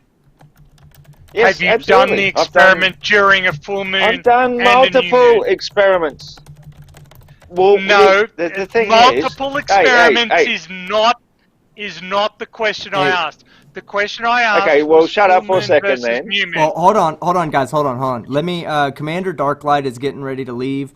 He did give me a $50 Aussie super chat. One of y'all's fellow Aussie brothers. And says, congrats, brother. Thank you so much, Commander Darklight. I truly appreciate it, man. Earlier, just a second ago, he said, hey, I got to leave out here, but this was a great show. Thanks for all the entertainment. Hey, it's been a fucking pleasure to entertain you guys tonight, and thanks for sticking around. Aussie! Oi! Well team, done. And then Team Still Can't Whistle for $5 says, deny evidence. The continual denial of reality in the face of evidence. So, speaking of, when you first started the stream, Skeptic, I just remember this because of the whole whistling thing. When you first started the stream, somebody actually did a super chat to wanting you to do a celebratory whistle. Sorry, I had to do that. I tried. I could have said I was whistling anything. It all sounded the same, just like sadly, Sean, I consider the ability to whistle to be a sign of intellectual dishonesty. Because I can't whistle. I love you, Tony! I love Tony. You're my favorite. Alright, so in Flat Earth for $5, like all Flat Earthers, he simply refuses to accept the fact that he's wrong. Rangerman 9404 and that's where I say when Tony tells me that he has evidence or that he has confidence in your intelligence, and then he provides you with a certain amount of evidence that an intelligent person of your intelligence could be able to see and discern that it's not flat, not that it's a globe, but that it's not flat from those data points. You should be able to do it. If you can't, then that means you're holding some kind of bias, a cognitive bias, which is going to be cognitive dissonance. All right. Rangerman 9404 for $6.66. Don't worry, guys. I found this TV on the curb. I don't care if I destroy the screen when I punch it. Oh, man, Rangerman, don't do that. Strikelink for $5. Yay! Congrats, Team Skeptic. You deserve the way, way more. Don't forget to watch me interview Conspiracy Cats you are tomorrow. incredulity. At 9 a.m. Central, 10 a.m. Eastern. Thank you very much. And for everybody that says that I deserve more, I truly appreciate it. It is my vulgar nature that keeps me where I'm at, but I refuse to change. I think that that's part of my unique form, that I just call shit out the way I see it, and there's going to be a lot of people out there that don't like the way I do it and say, well, shit, I can't have my kids watching your videos. Well, I'm sorry, but my videos aren't meant for kids. They're meant for adults to laugh at people who hold stupid-ass opinions, and I call them fucking idiots. Right. And that's not going to change. Like people that believe they live on a spinning ball in outer space, I call them fucking idiots too. All right, so Ross, quick question. Again, yes or no? Do the sun and moon maintain a consistent altitude over the flat Earth? No. How do they change altitude then? Well, it's consistent in so much it's only varies. Whoop, only varies by a degree or so per day. Okay. Can I ask a question? It doesn't vary that much. Well, so that is a question. There's a reason why I'm asking. One second, Tony. I'll let you talk next, Tony. Go ahead, ATT. Yep. Let me make sure. No, I want that one. No, I'm trying to actually use my camera. What are you trying to get out of here for the footy? Well, of course they are. Footy? Yeah. Are you trying to get out of here for the league? Is that... There we go. Okay. So, no. I don't give a fuck team, about go sports. ahead and show my camera. Okay. All right, you're on screen. All right. So, Ross, the elevation was, late night, celestial north or celestial south pole. Your latitude equals the elevation angle over the horizon. It looks like there's a major problem if we're going from a flat surface here. Because... Not really. You're not it actually looks exactly like you'd expect from a flat surface. No, you would expect to be looking at different locations when looking at the same point. Well, if the stars themselves are the ones moving around above us, and nothing to do with motion. That we know the sun it has and nothing the to moon do with both motion. move in an n-lemma effect. They both move in an n-lemma effect. This has nothing to do with motion. But I do want to. So this is like a. Do the celestial poles move? Ross, do the celestial poles move? I don't know. What you've lost me think now. your answer. Are you trying to you're say expecting that the answer no. Does I suggest the celestial poles basically do not move. From my best evidence, no, they do not move. So, well, you're wrong. If we go with the measured data of latitude equaling elevation of the celestial pole over the horizon, there's a major discrepancy on where everyone is looking as they go. But you know, there is a nice, I would call that a nice curve that develops when you actually map it out. Yeah. It's almost like there's a function. So we observe the celestials three-dimensional moving around object. above us in big circles. Yeah, and what difference does that make? Does The that change the shape celestial of the ground pole. because of No. our fleet? Does it change the celestial nature of the pole. water that we Actually- observe around us? Actually, No, it doesn't. Fuck stick. Go ahead, Tony. Fuck stick. Okay, go ahead. Did I Go ahead, mention Sorry, anything going around the pole? No. I said the celestial pole itself, which does not move in relation to the Earth. That's a wonderful straw man you had there of my argument. Would you care to actually address what I've I said? don't know. Well, have you ever been to the Georgia Guidestones all year round and taken a picture through the hole? They say that Polaris appears in exactly the same place the whole time from a geocentric point of view. I haven't done it, but I've heard people say that happens. But if it does, well, that proves then that the Earth isn't moving, the celestial pole isn't moving, but the stars are all revolving around it. I just want to Tony. make a point here, and this is incidental to the point I wanted to make earlier. When people say exactly, nothing is exact, okay? There is an uncertainty associated with every observation and with every model prediction, dependent on our level of knowledge of the variables that go into the model prediction. So when we say, when it was said that the poles don't move, actually the poles of rotation do move.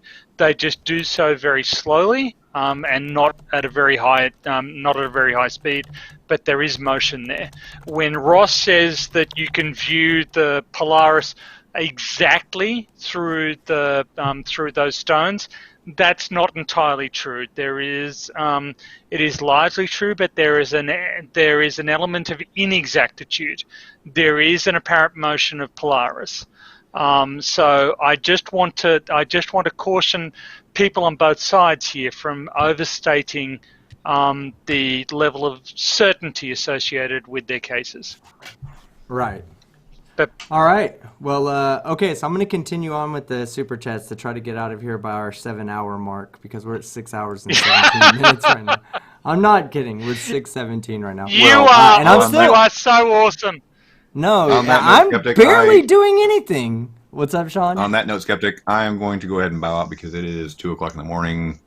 Jessica is extremely hot, and it's time to go to bed. Well, I appreciate you sharing how you feel about your wife, but you should probably temperature-wise, she's temperature. I didn't know what you meant. I'm not an HVAC expert. I didn't know what you're talking about. Okay. No, the air conditioner has been off because I don't want to overblow the stream, so she's burning up. So I'm going to go ahead and bow out. Sean, it has been an absolute pleasure to finally meet you. Sort of face-to-face, sort of not face-to-face, but whatever it is, it's been a pleasure. Yes, you have. But I've actually seen you up and coming over the last couple of weeks, Tony. You've been doing some great stuff so far. I've liked what I've seen. I haven't subscribed to you yet because I haven't been pointed to your channel, so... No, I only have the one video so far, so all I do is soak up other people's bandwidth.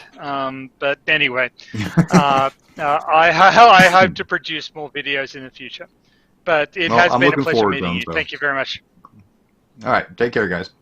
Shit, that one video you presented. Take care, Sean. We'll catch you on Sunday. That one video you shared today. Wow, I mean, seeing the data points plot out and seeing it, understanding how to interpret those data points versus someone who doesn't know how to interpret what they're looking at, it really, really hammers the nail down. Of course, there's people like me from the outside don't necessarily have all the access to data points or the education or knowledge level to really decipher all of that. One of the things is that all of this data is publicly available. If you knew what you were doing, you could just download the files and plot this up yourself. None of what I did actually requires any specific expertise. Everybody on this feed could do it themselves. Yeah. But it takes a little bit of intelligence to be able to do something like that. Yep. Yeah, it's going to take some intellectual effort. So I mean, it's any flat earther that's willing to that truly believes that they're right should not have a problem putting forth the effort to invalidate exactly what Mr. Purcell is saying here tonight. Fohammer 335 for $5. Make it stop talking. He is murdering my poor brain cells. How many times in the past 2 weeks have you been declared brain dead, Flat Earth Aussie Jesus? Do you have a number? 7. Totally believable. Blue Marble Science, my big brother, upgraded his membership to Dinger Slayers, and following that, Ilya Moon upgraded her membership to Dinger Slayers. Thank you guys so much for continuously supporting me. Ilya and Marble are absolute legends. Let me just say that. I love watching Ilya. Blue Marble Science, I have a strong affinity for him because I'm from the southern United States also.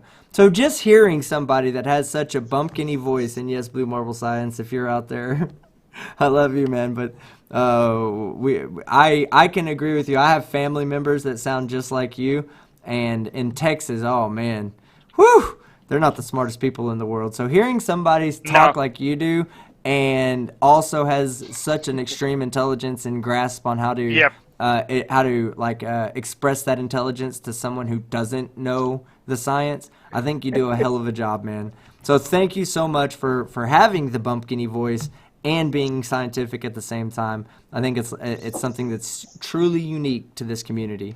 Earl of Sandwich for $5. This guy thinks perception is perspective, possibly because the two words are very similar. Do you know what the difference between perception and perspective is, Flat Earth Aussie Jesus? Sorry, what was the question? I missed that. Do you know what the difference between perception and perspective is? Oh, there's very little difference really, because they both depend upon your point of view, from where you're viewing it from. So no, there's no difference. There is a sense in which there is a sense of interpretation for both words in which that is a correct response. But in general, perspective and perception refer to different things. Yeah. So perception is basically but you can still only see from your something. perspective. Yeah, right. From so your perception is how you perceive something. Perspective is your point of view. Yeah. Which is also how you perceive something. So exactly. So I mean, there are that's okay. Go ahead. I'll let you do your. Yeah, go ahead. Okay. So words often have multiple definitions. Okay, and there is at least one definitional sense in which perspective and perception overlap. But that doesn't mean that they're exactly the same word and exactly the same thing. There are differences. So we're actually limited in our ability to communicate with one another by the definition of words and the uncertainty over those definitions. And this is one of the cases where what you just said, from a particular definition of perspective and a particular definition of perception, is accurate. But in the larger general case, I would argue that they're not necessarily the same thing. See, I would say that it's a bit like people that argue about flat and level. You could perceive most people something. say, oh, they don't mean the same thing, but when you say flat and level, they give extra definition to one another, and it means exactly the same thing. I would argue that the mean location of the surface of a fluid coincides with the equipotential surface defined by Earth's gravitational field. But that is very cumbersome to say in general conversation.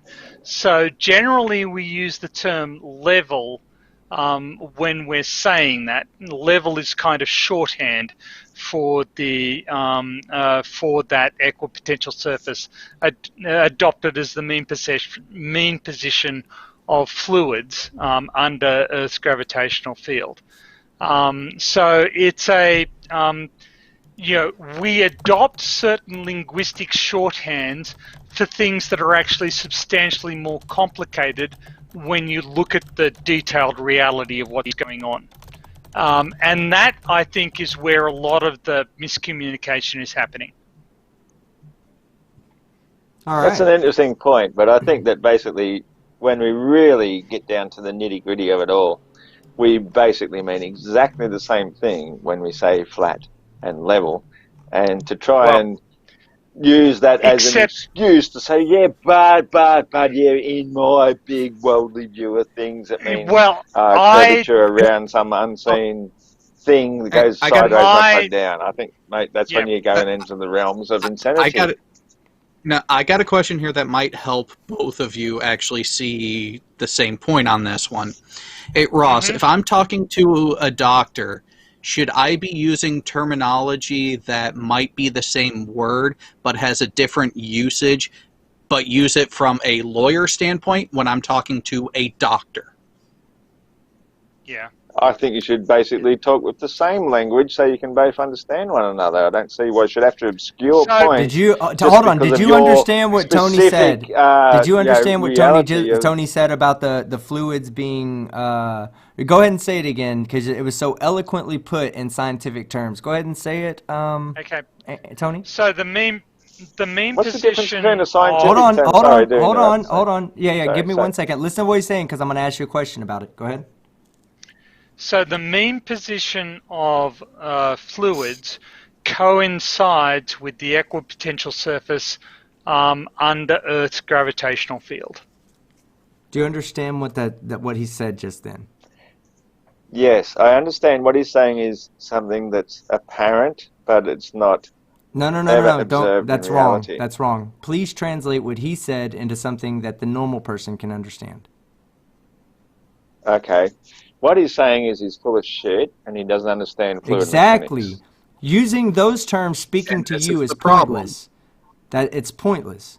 Your perception if you of what understand he just fluid said, mechanics, you understand that fluids do not conform towards some sort of force pulling towards the center of something imaginary. Yes, they do. So he said that, fluids that an imaginary force pulls them. Okay, go ahead. Okay, so emergent, not imaginary.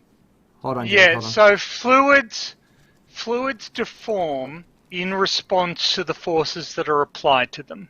Okay, can we agree on that? What forces? What forces? I don't care what forces. Do you agree? Do you agree with the first statement? It doesn't matter what forces. Fluids conform to their own. Okay, let me ask you a question. No. Let me ask you a question. If you pour water in a bowl, does it flatten the bowl out or does it make a bowl shape?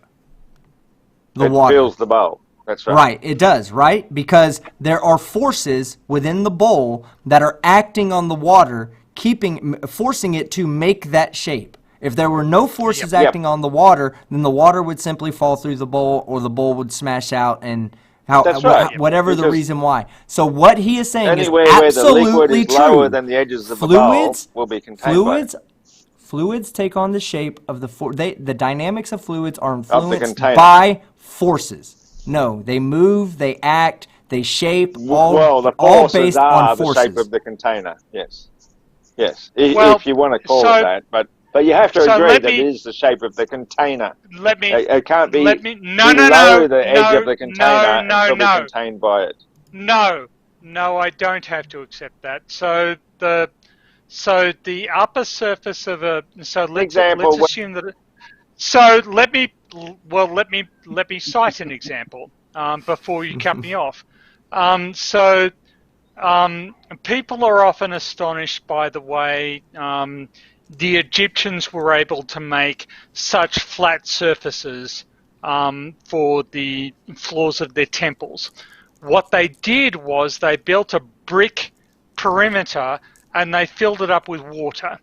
Then they poured a ink onto the surface of the water, and that ink left a mark on the bricks. They then drained the water out, and the mark left around the bricks they assumed was level.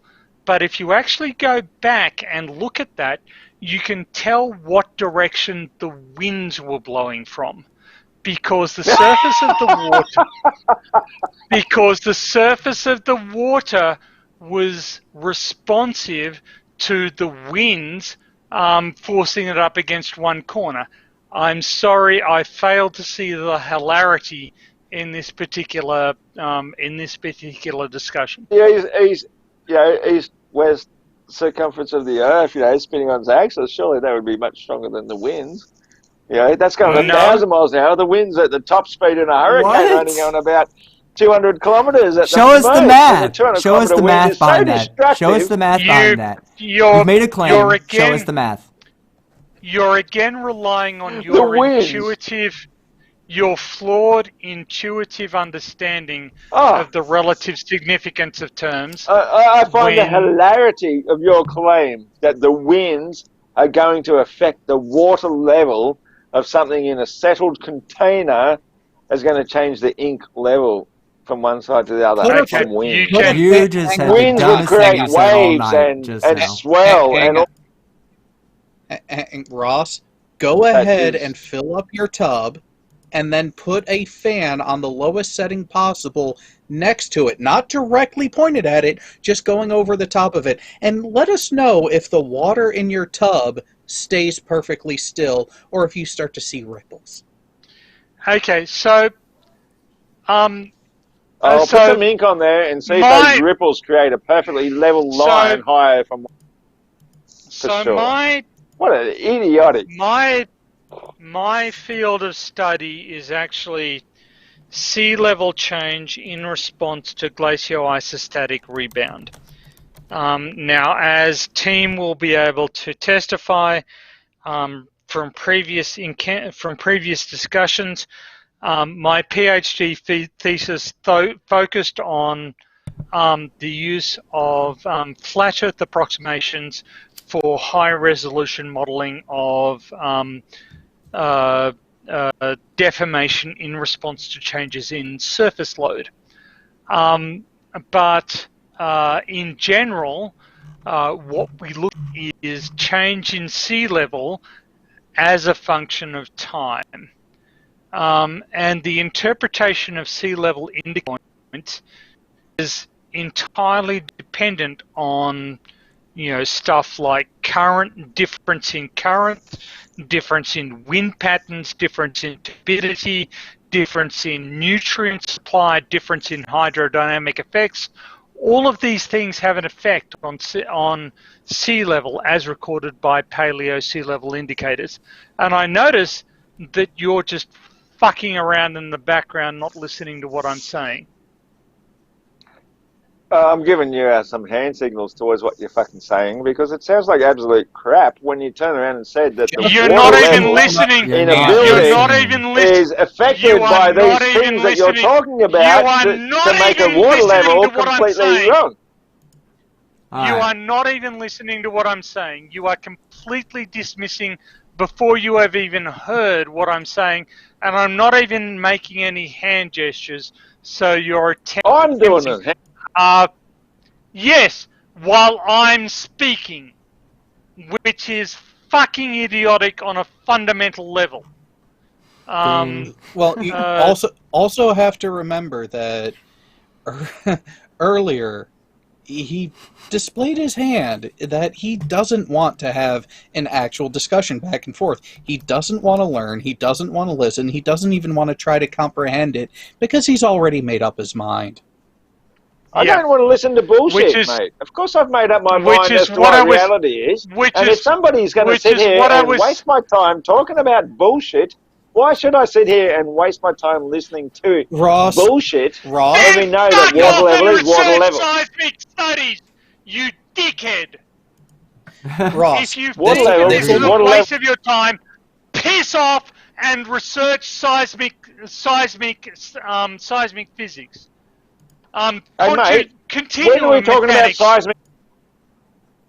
When I was talking about the travel times of seismic energy from one side of Antarctica to another. So why don't you fuck off and research that before you presume to comment on any other branch of science. All right, so what we're I'm gonna Someone's stop getting it a there. little bit Hold upset. on. Well, I mean, he 'cause has you're he a has a dick. very hold on. He has a very good reason for being upset. How many years of college did you do, Mr. Purcell? So I did 4 years to achieve my honors, and then 5 years of PhD, with a year of paid employment in between. So that's 10 years of post. 10 years of upper education.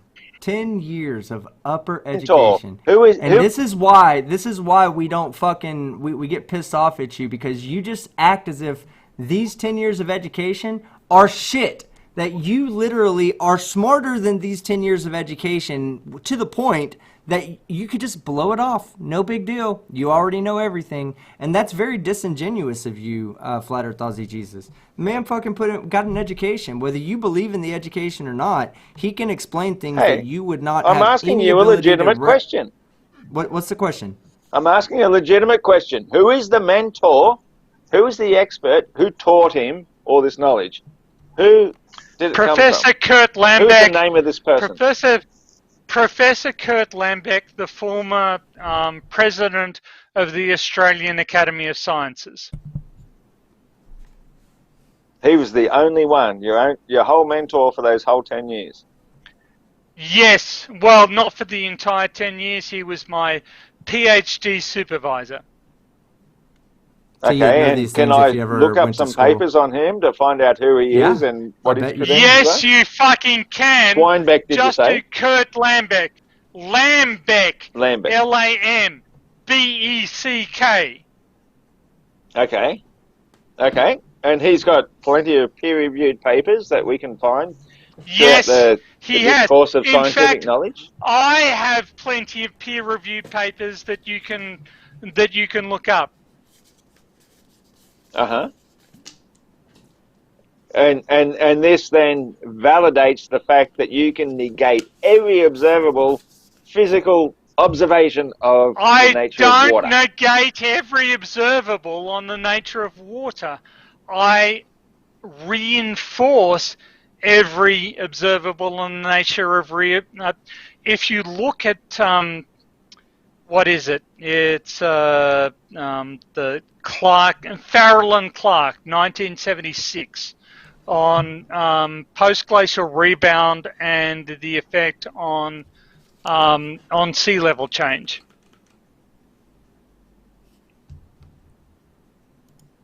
Did you just say sea level change? Yes, sea level. SEALEVEL.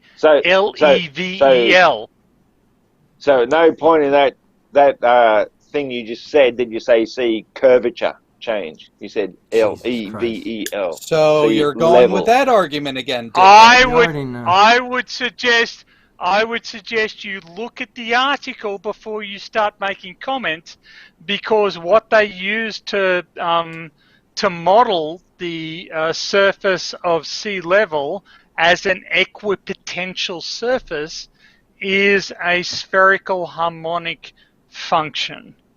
And we know that equipotentials must be spherical harmonic because they must obey Laplace's equation. And they must obey Laplace's equation because conservation of energy applies. That still tells me it can't be anything but other than flat and level. What's Laplace's equation? Well, then Laplace's equation. Not you. No. Well, it's another name drop. Every time another name drop. Are you kidding me? You can't just drop the name. You just have to actually use what they're saying. You can't just say, somebody's equation. So conservation of energy. Conservation of energy requires the gravitational potential signal to obey Laplace's equation. Do you agree that conservation of energy is a thing?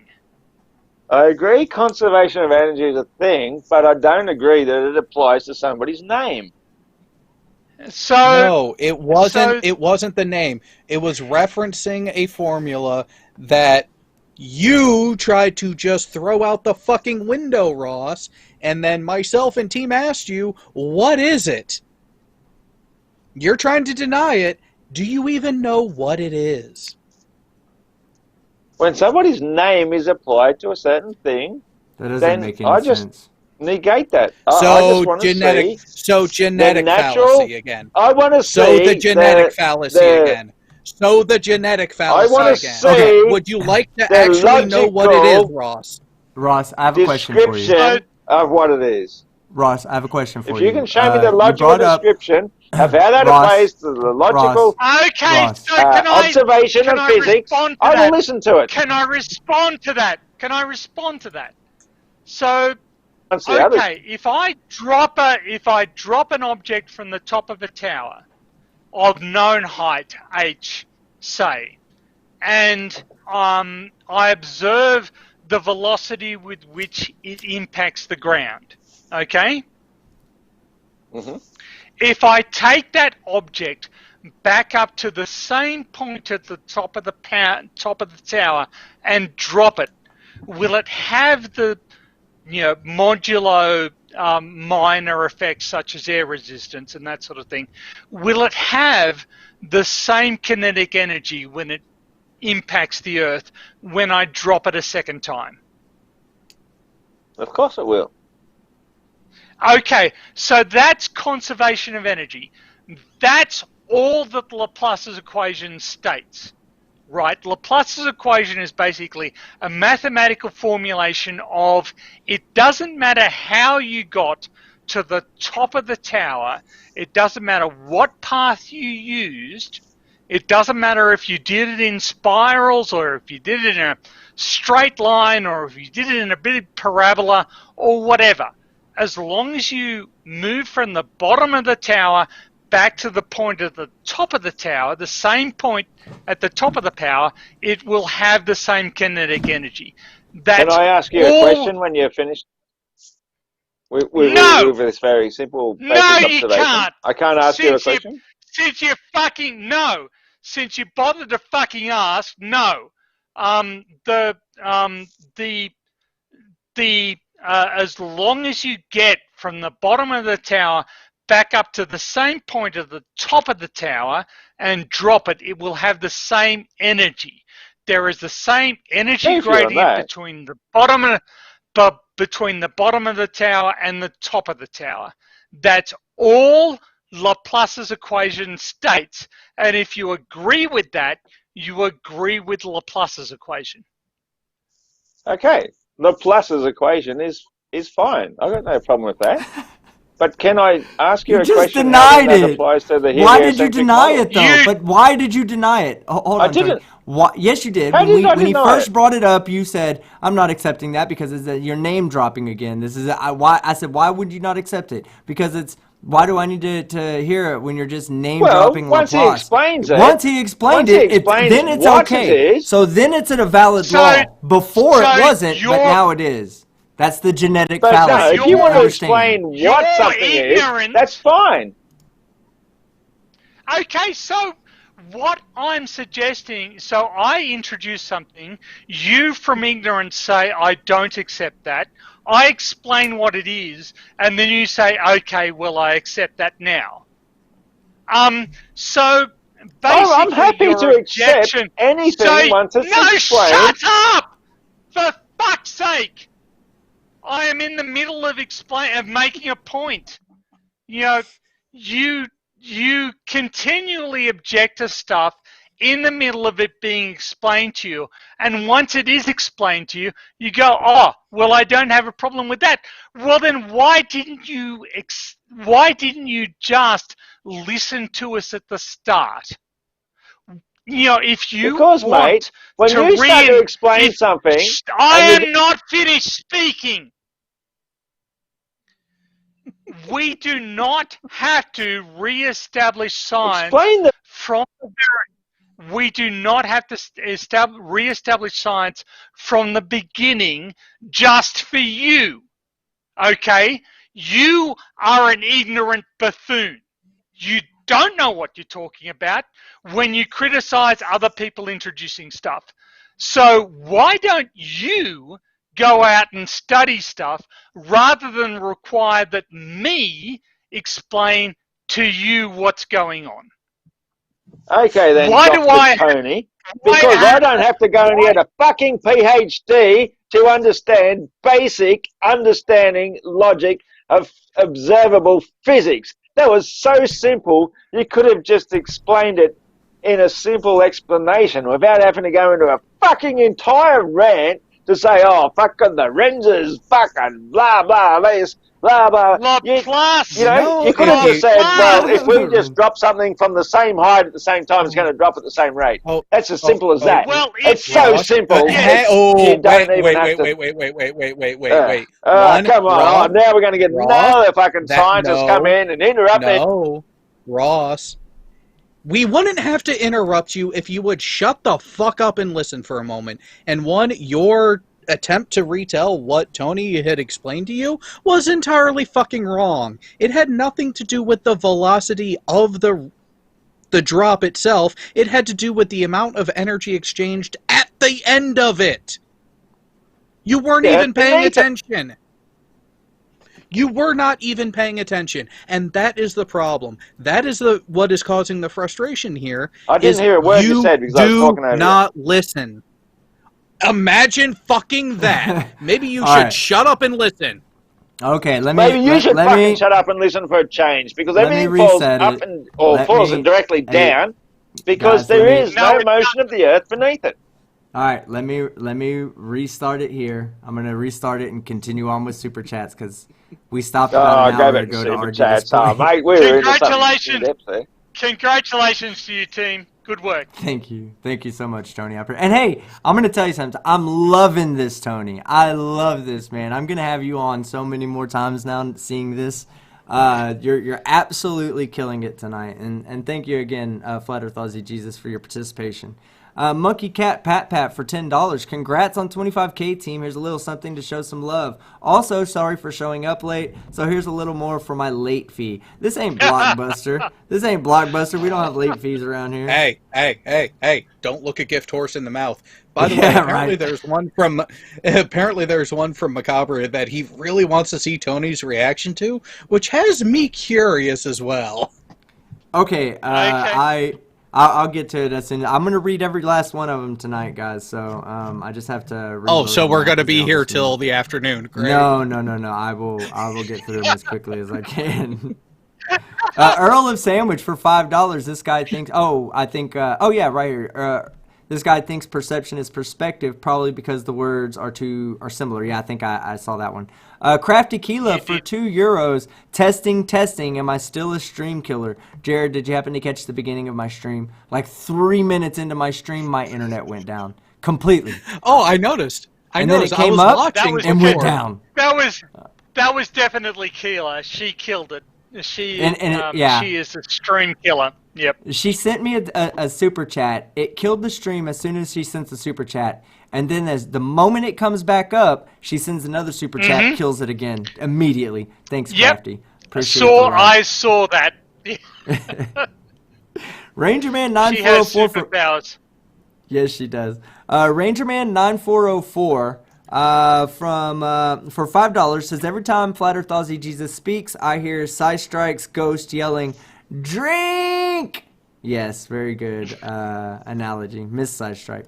David Oliver for £5. Ask Ozzy Roscoe if perspective shows a hole in my hand because I'm looking down a tube.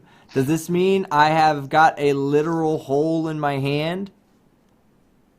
Only if it's a No, it means that you're finally starting to understand how perspective works, that what you see isn't what is. It's called perspective for a fucking reason. Already. Bodie McBoatface for $6.66 New Zealand towards some bacon for the pizza. Yeah, I already had bought the bacon, but I'm gonna slice it. I'm gonna do some different style bacon because I love it. What's up? That's a lot of fucking bacon. Like that's Oh, yeah. $67 New Zealand. That's a lot of bacon. No, that gets a half a slab here in America of the bacon I buy. I was gonna say, Tony, you say that like that amount of bacon is a bad thing.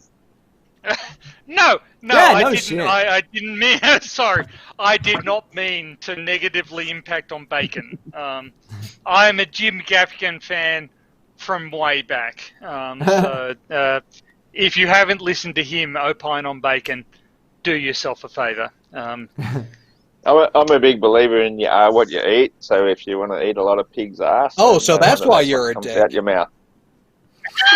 Well, actually, don't eat pig's ass. Oh God! I don't eat dick. You choke on dick. That explains a lot. Let me ask you a question. Actually, I don't. Fuzzy Jesus. I've I want to actually ask you a never had a question. dick in my How do you mouth, know so- pig's ass tastes bad? If you've never tried it, how do you know licking a pig's ass tastes bad? I wouldn't know. I've never tried it, but I can Well, just then assume what are that you if you are fucking what you doing, eat. man? Go scientifically I said you prove- are what you eat. I didn't say it tastes bad. I mean, maybe people love it. Maybe it tastes like bacon. I don't know. It does. It tastes fucking great, dude. To quote I try to put maybe 3 there's a pigs' reason for asses that. in my mouth at the Because same time made when out I of eat my pig's bacon.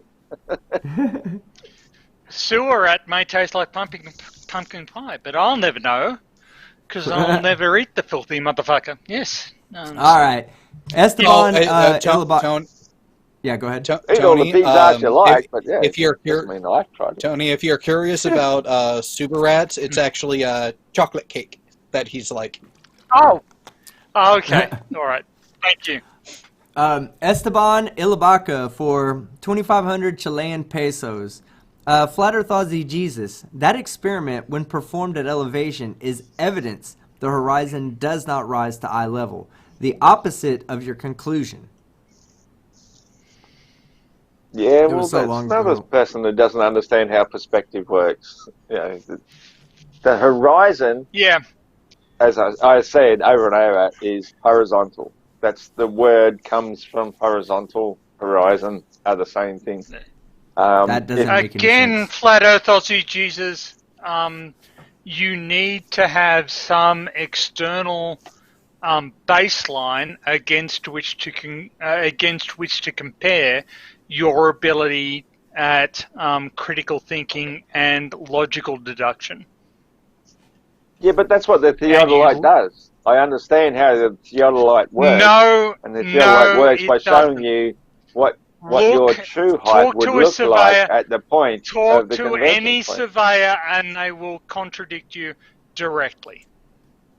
I remember understanding how a Theodolite worked years ago, back when I was building in my parents' home, back in the riverbanks of the Mile River at Tegans. And then when you see the horizon drop, concreters why using do a you not Theodolite, and what they ended up doing was understand saying, that? "Oh, fuck the But Theodolite, we'll just use the spirit level."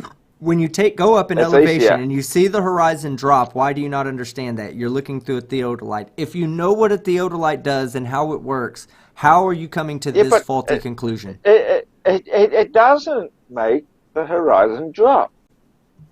The theodolite puts an artificial line above the horizon to show you what your height looks like. That's all. Nothing else. I would love to continue that argument. Hang on. Hang on. That's then it. Why is there? It shows you what your height would be. Hang on. Water level is still those thousands of feet behind you. Really? I'm sorry But it that just the middle of my appears to be an eye sentence level. interrupted the beginning of yours. Go ahead. So, Ross, why is there a viewer out there who has constantly been trying to point out to you that he has imagery, he has photography, not using a fisheye lens, showing a curved horizon from altitude? Why are you avoiding that person? I haven't seen it. I'm not Site really DK. here reading all the comments. I read the odd one here and there, but yeah. All right, I'm going to continue on with the super chat I'm because I basically do listening need to to the eventually get conversation. out of here. Amy Hogan for $5. Congratulations on 25K. Well deserved. Thank you very much, You're sweetheart. never getting out of here alive, team. Can man. I just say? And they're going to keep sending them. You can check it anytime you like, but you can never leave. Yeah. Go ahead, Tony. Nice musical reference. Yes, I appreciate it too. Amy Hogan. She just reminds me, of not Daniel Boone, Davy Crockett. Davy Crockett, the Davy Crockett television show theme. Amy Hogan just reminds me of that every time. Sorry. And as somebody that appreciates classical rock, I do want to say that that musical reference was on point there. Thank you very much. Me and my dad spent a lot of time as when I was younger listening to the Eagles. So absolutely, when you said it, I was just like, oh man, just brought me. It legitimately gave me a flashback of me with my dad listening to this, and my dad telling me how awesome the Eagles were, and not just in their prime, but at the time he was telling me they were still performing. So. Cool. All right, but Super Chicken 73 for $5. Congrats on 25K, team. Love you, man. Thank you so much, Super Chicken. I love you too, and I appreciate it. I'll try not to eat any chicken this month just for you, other than the 3 bags of chicken nuggets I have in the freezer. Stringer, they had a good deal on them at the store yesterday. I love. Oh, you gave up on the meat tube?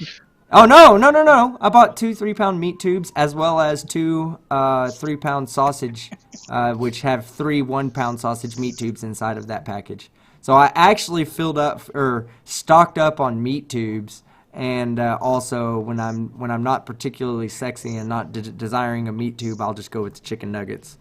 Stringer News 1 for $2. Kids, stay in school and don't do drugs. 100% agree.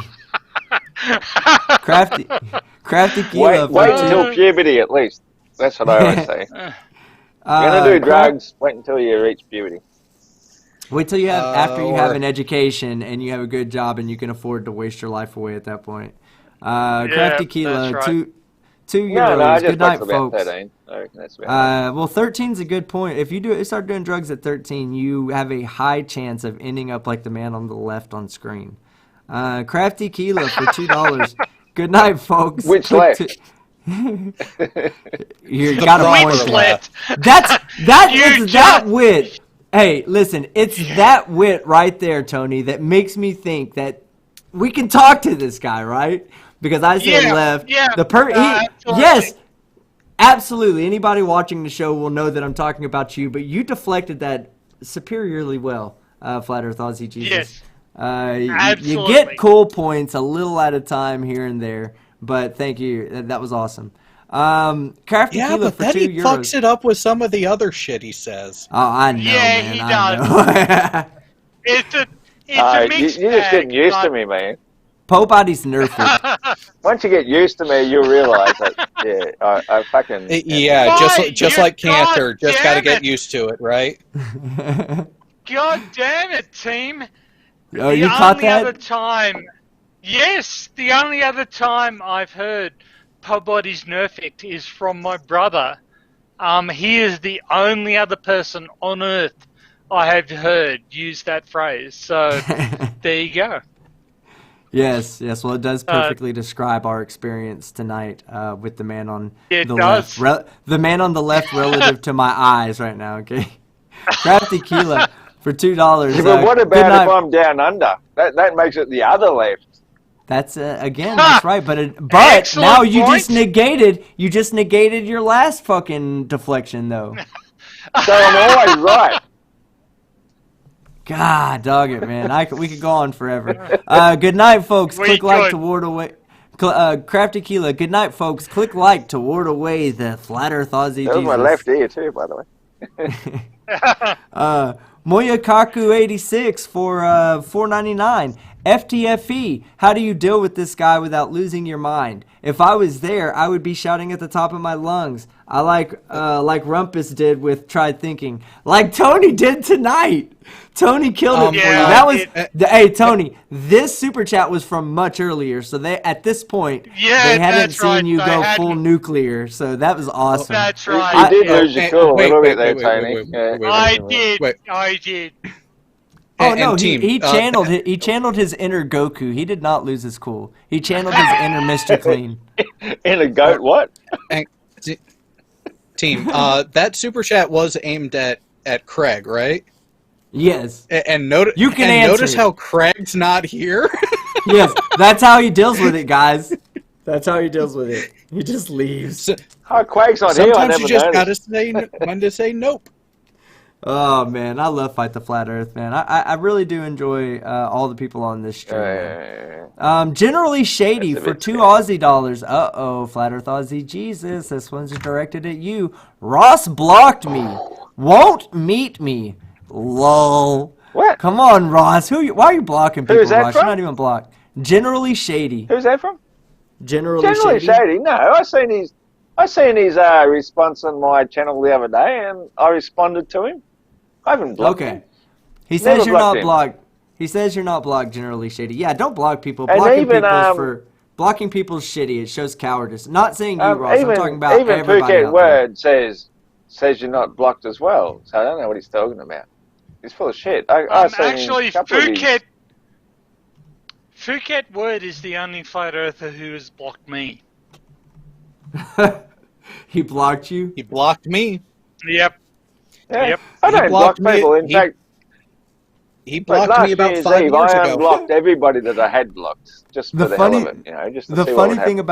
The funny thing about Phuket Word is that I debunked one of his videos for my Team Skeptic After Dark channel, and I put it on here on this channel as well.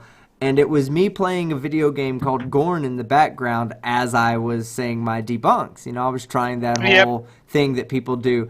And his next video was, the globe earthers are fucking video game addicts. I was like, what? Because I like playing video games. Like, I don't substitute like going to work for playing video games. Like, I guess I could have easily canceled this live stream. I made a video once, putting all the globers down as gamers myself, and I thought, it's a little bit harsh, because I know a lot of people like to play games, but Phuket Word come back and actually responded as one of the responses, says he likes to play games himself, so I don't think that hypocrite. would be something that he would do. So, he did. I think most people like to play games. I just haven't done it for like the last 10, 15 years or something. So again, I turned into an adult. Go ahead, Tony. Again, I have represented Australia multiple times at Mind Games. In particular, a game called Go, or Baduk, or Wei Chi, depending on whether. So that Chinese game. Yeah, that's the one. It's Chinese or Korean or Japanese. Depending on your I've never played that on your point of view, but I've been to international tournaments, the World Amateur Go Championships, the Korean Prime Minister's Cup, but the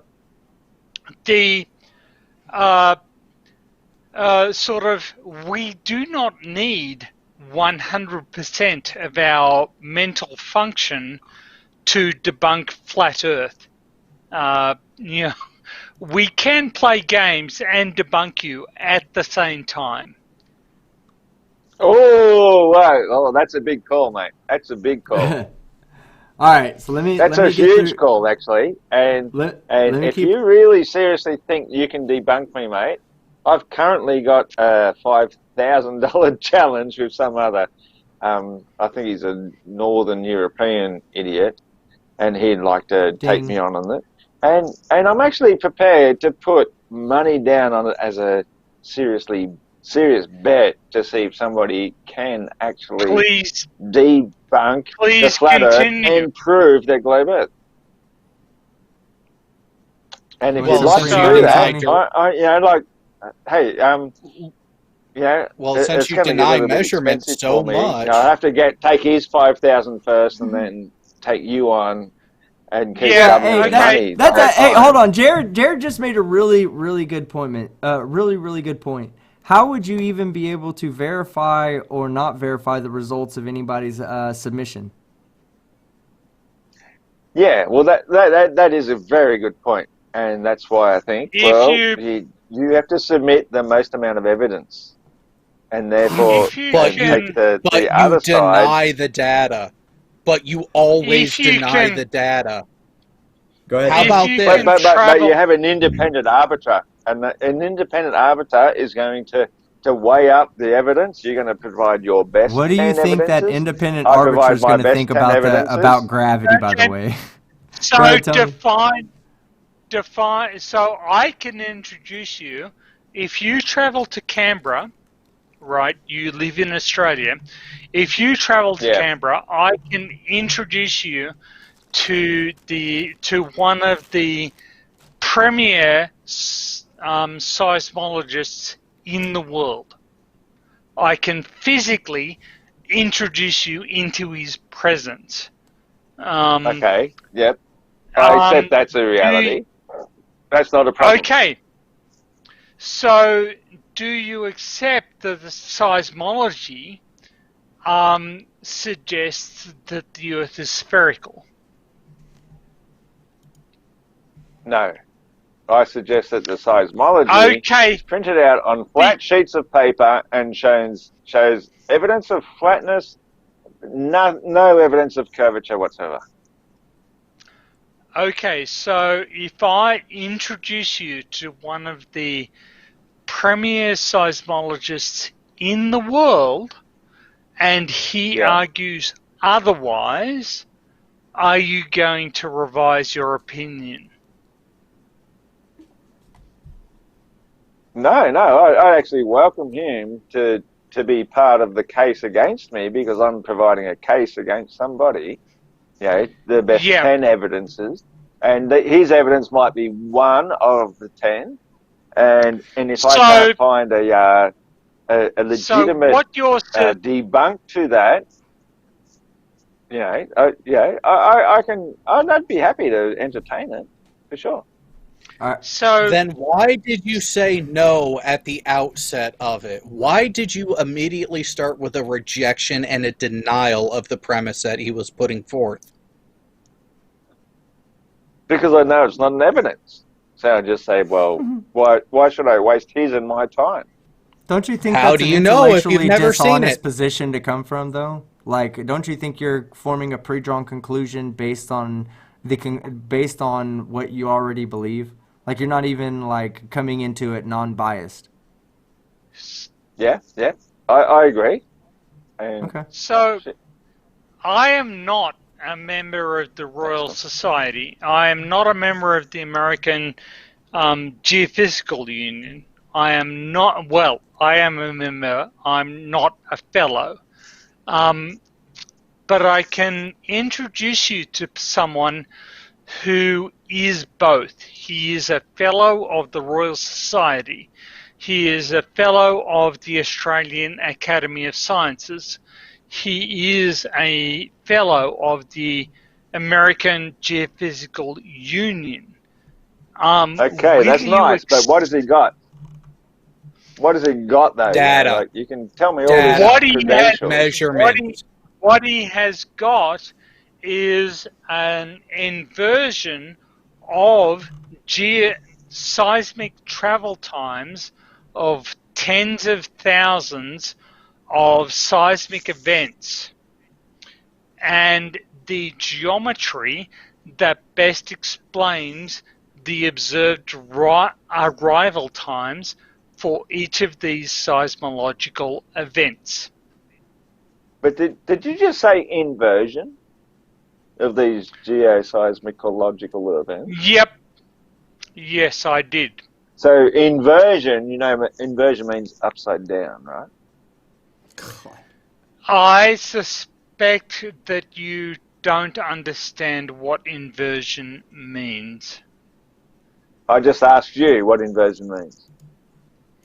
So an inversion means that you take the data, you take the observed data, and you invert to reconstruct the Earth structure that must exist to explain that observed data.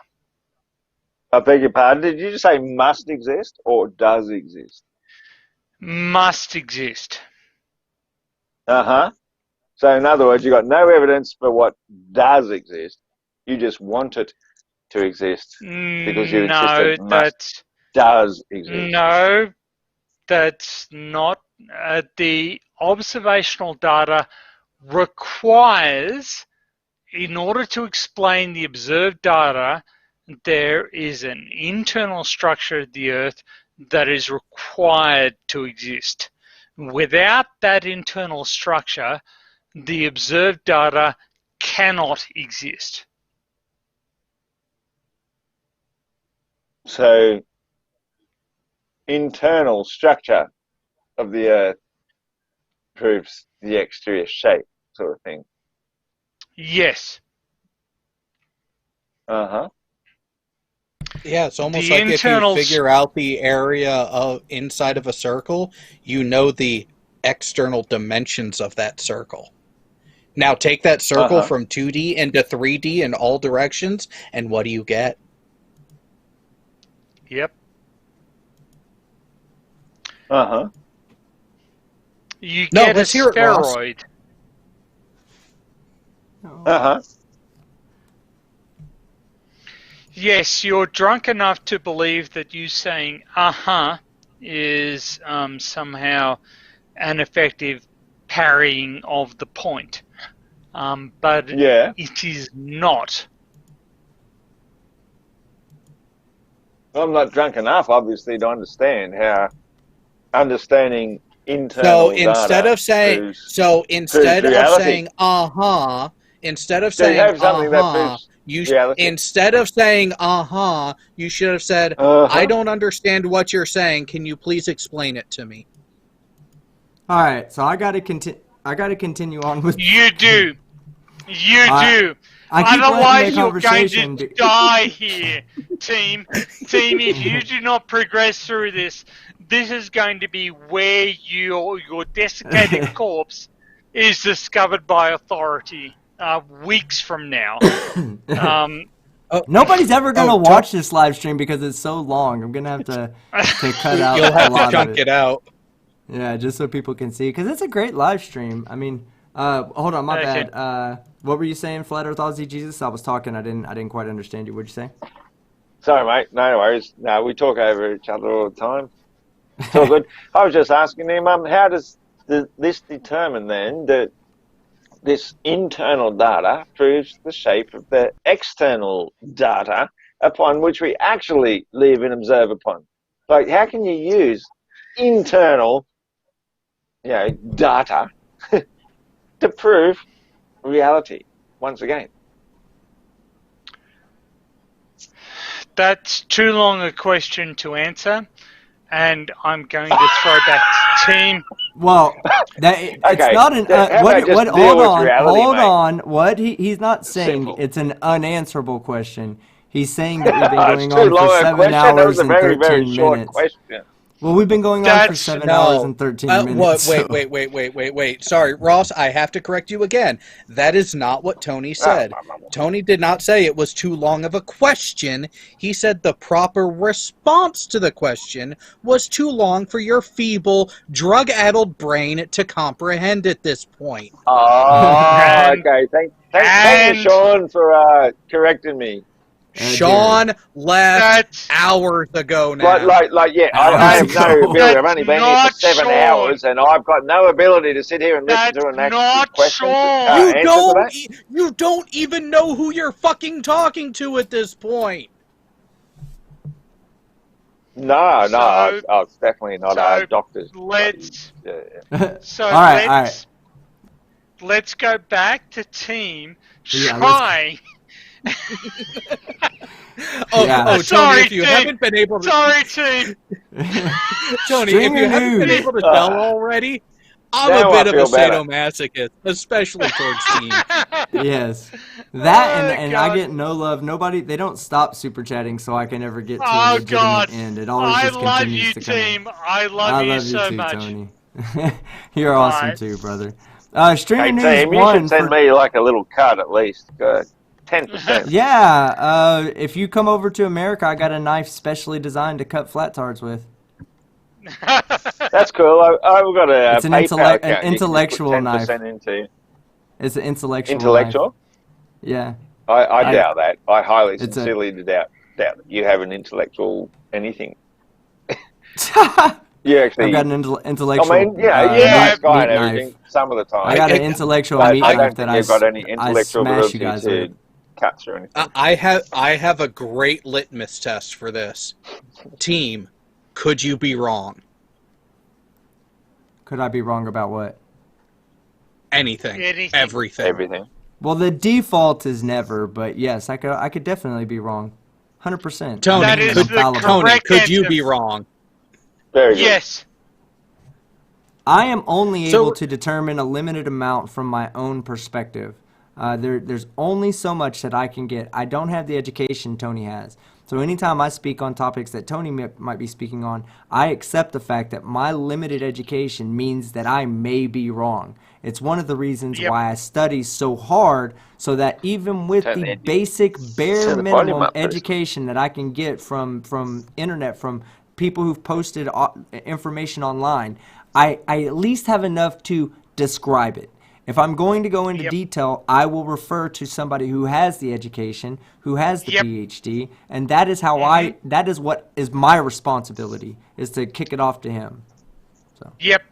So, team, you are a legend. You just expressed my position exactly. Yeah. And yet, notice how through all of this, the three of us can admit to being wrong, and yet I have yet to hear Ross do that ever. I want to say first off, you're going to ask me too. Well, first off, I want to say that modesty is one of my highest qualities, I would say. I mean, I have a lot of really great qualities. Hang on. Let me back up and give a little more room for that Modesty is ego. one of my greatest qualities. But if it wasn't for people like Tony, then I wouldn't be so great at being modest. So thank you very much for making me pretty much the god of modesty. You're welcome, team. And I worship before your godhood. That's exactly what you should do with my modesty. Now kiss the tip. So, yeah, now kiss my modest pinky. Stringer I News 1 shall do. Stringer News 1 for $25. Because I have put my STEM expertise to work to earn money, I can say happy 25K with money. And please, team, don't send it to Thailand. What? Okay, it's my money now. I'm doing whatever. I'm buying me a little Thailandese wife. Poontang. Poontang is the... Hey, just watch out for the Katoi. Is it not? Just watch out for the Katoi. Glass Monster for $2 Canadian.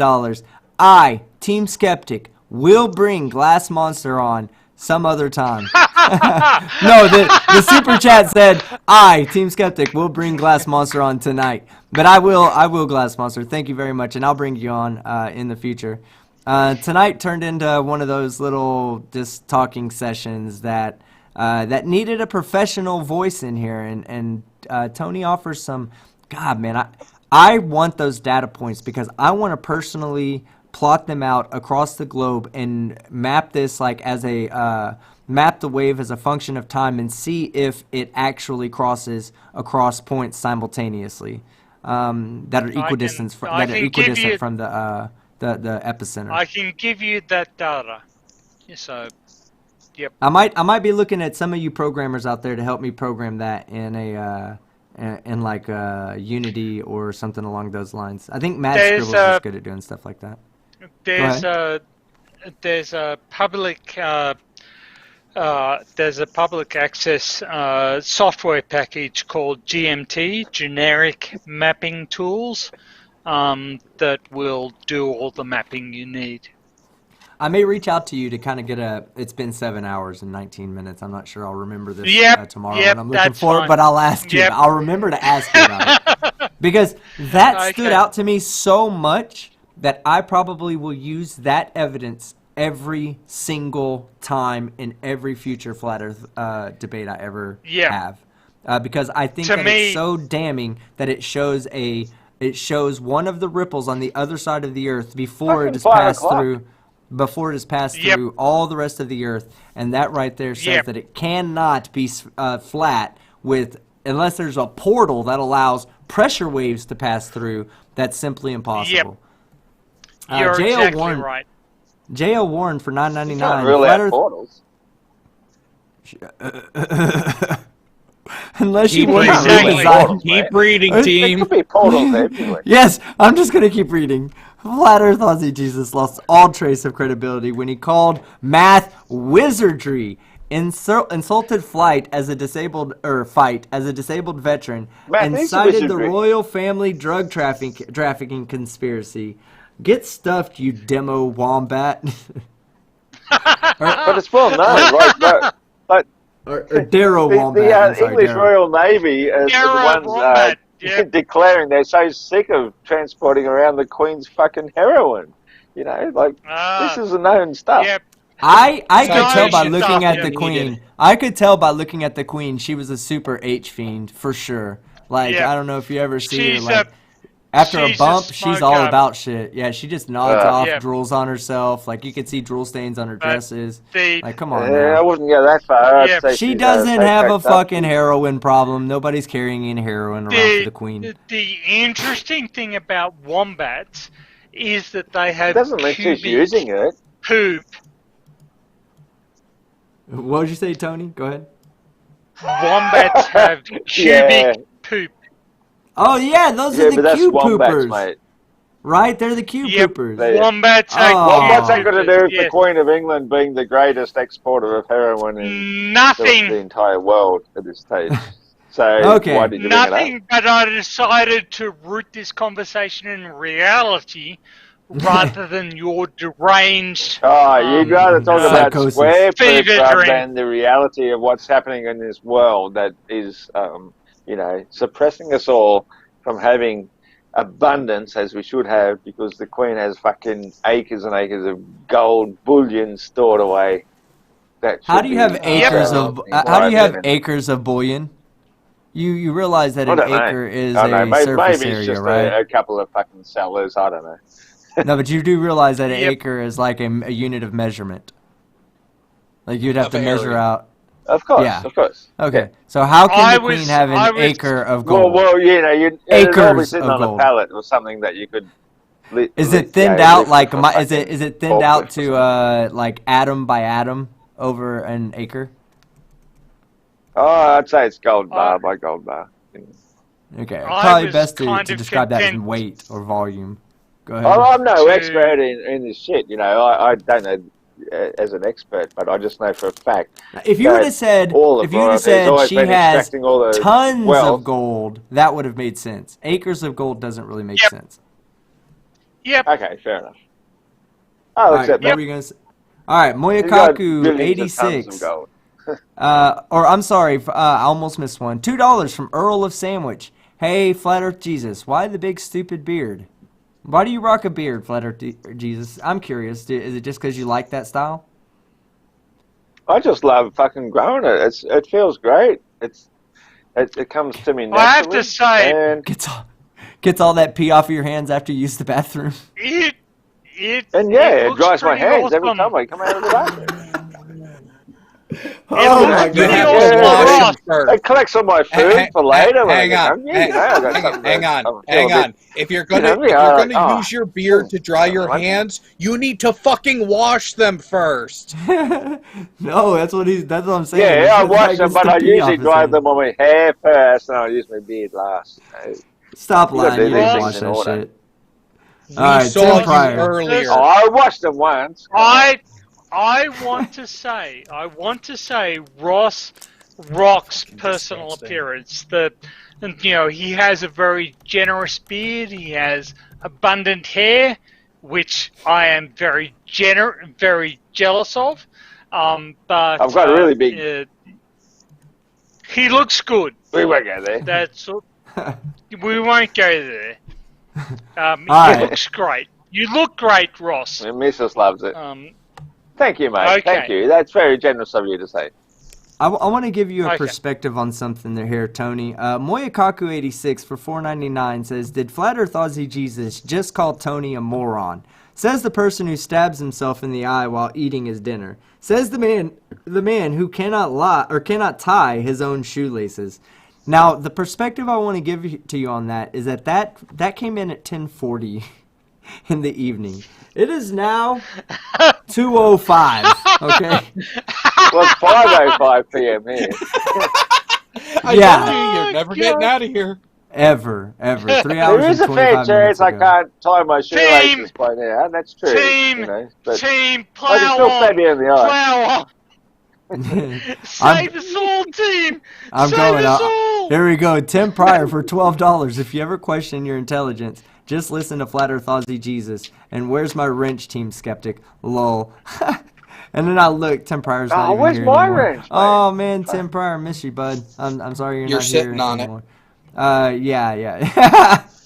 Generally shady for two damn. Aussie That dollars. was- Flat Earth Aussie Jesus says others are insane. Hit 'em, guys. Yeah, we did with a bunch of dings. Bodie McBoatface, thank you very much. Generally shady. Bodie McBoatface for $6.66 New Zealand. Another dono for the pineapple for pizza. Congrats on the 25K, bro. Thank you very much. I really can't wait. I honestly want to confirm my beliefs that pineapple does not belong on pizza, but I don't think I could possibly come to that conclusion without personally testing it for myself. Since it's a subjective opinion, I must not rely on Chef Allen telling me it's amazing, Right. and Aussie Globehead saying he says it's amazing. Who says it's not? What do you say, Tony? Okay, so I These grew super up chats are like thinking, archaeological artifacts. thinking that Hawaiian pizzas were the definitive style of pizza. And I went to live in New York for 5 years, and it is not the case. Let me just say, I grew up with a belief. I was disabused soundly of that belief. Well, I'm going to try it out. I think Sunday night I'm going to try it. Go ahead, AT2. The question wasn't whether or not pineapple on pizza is the best topping, but is it an acceptable topping? No, you're quite right. Yeah. Yeah, is it is it an acceptable topping? Is it still pizza when it has pineapple on it, or is it now a fruity base like a pastry? I would argue no. Ooh. I would agree with you, team. I am going to say I have eaten pizza with pineapple on it. I have had it presented to me as just the way pizzas are when I grew up. You poor child. Exactly. But I have to concede, I was wrong. I was lied to.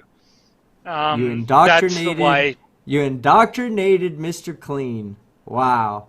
I can't believe they indoctrinated you into believing that pineapple on pizza was meant to be there. Flat Earth Aussie Jesus, pineapple on pizza, yes or no?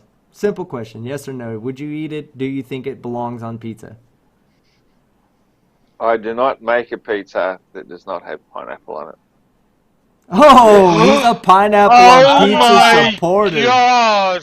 Oh, God. And for those of you that don't understand logic very good, he just said he does not make a pizza that does not have pineapple on it. Therefore, every pizza he makes has pineapple on it. Oh, I've never felt more happy in my life to not like pineapple on pizza. Well, now here's the thing. But I put garlic and onion and capsicum on before I put pineapple, you know. Well, I swear in my chat, this is going to be the last time anybody ever shares pineapples and pizzas as an emoji. Well, here's the thing, though. Pineapple on pizza is acceptable when paired with the proper other toppings. You need a good dose of smokiness in the rest of the toppings. You need to offset the no dead pig's ass. No, I'm having dead. I'm eating pig's ass. Chicken works okay, but I'm having pig's ass on mine. Pineapple, ham, bacon, and black olive. Unwashed pig ass. So I don't eat any dead fish. fish. But if it doesn't have buffalo parmesan, if it doesn't have buffalo-derived cheese, sorry, I went there already. Then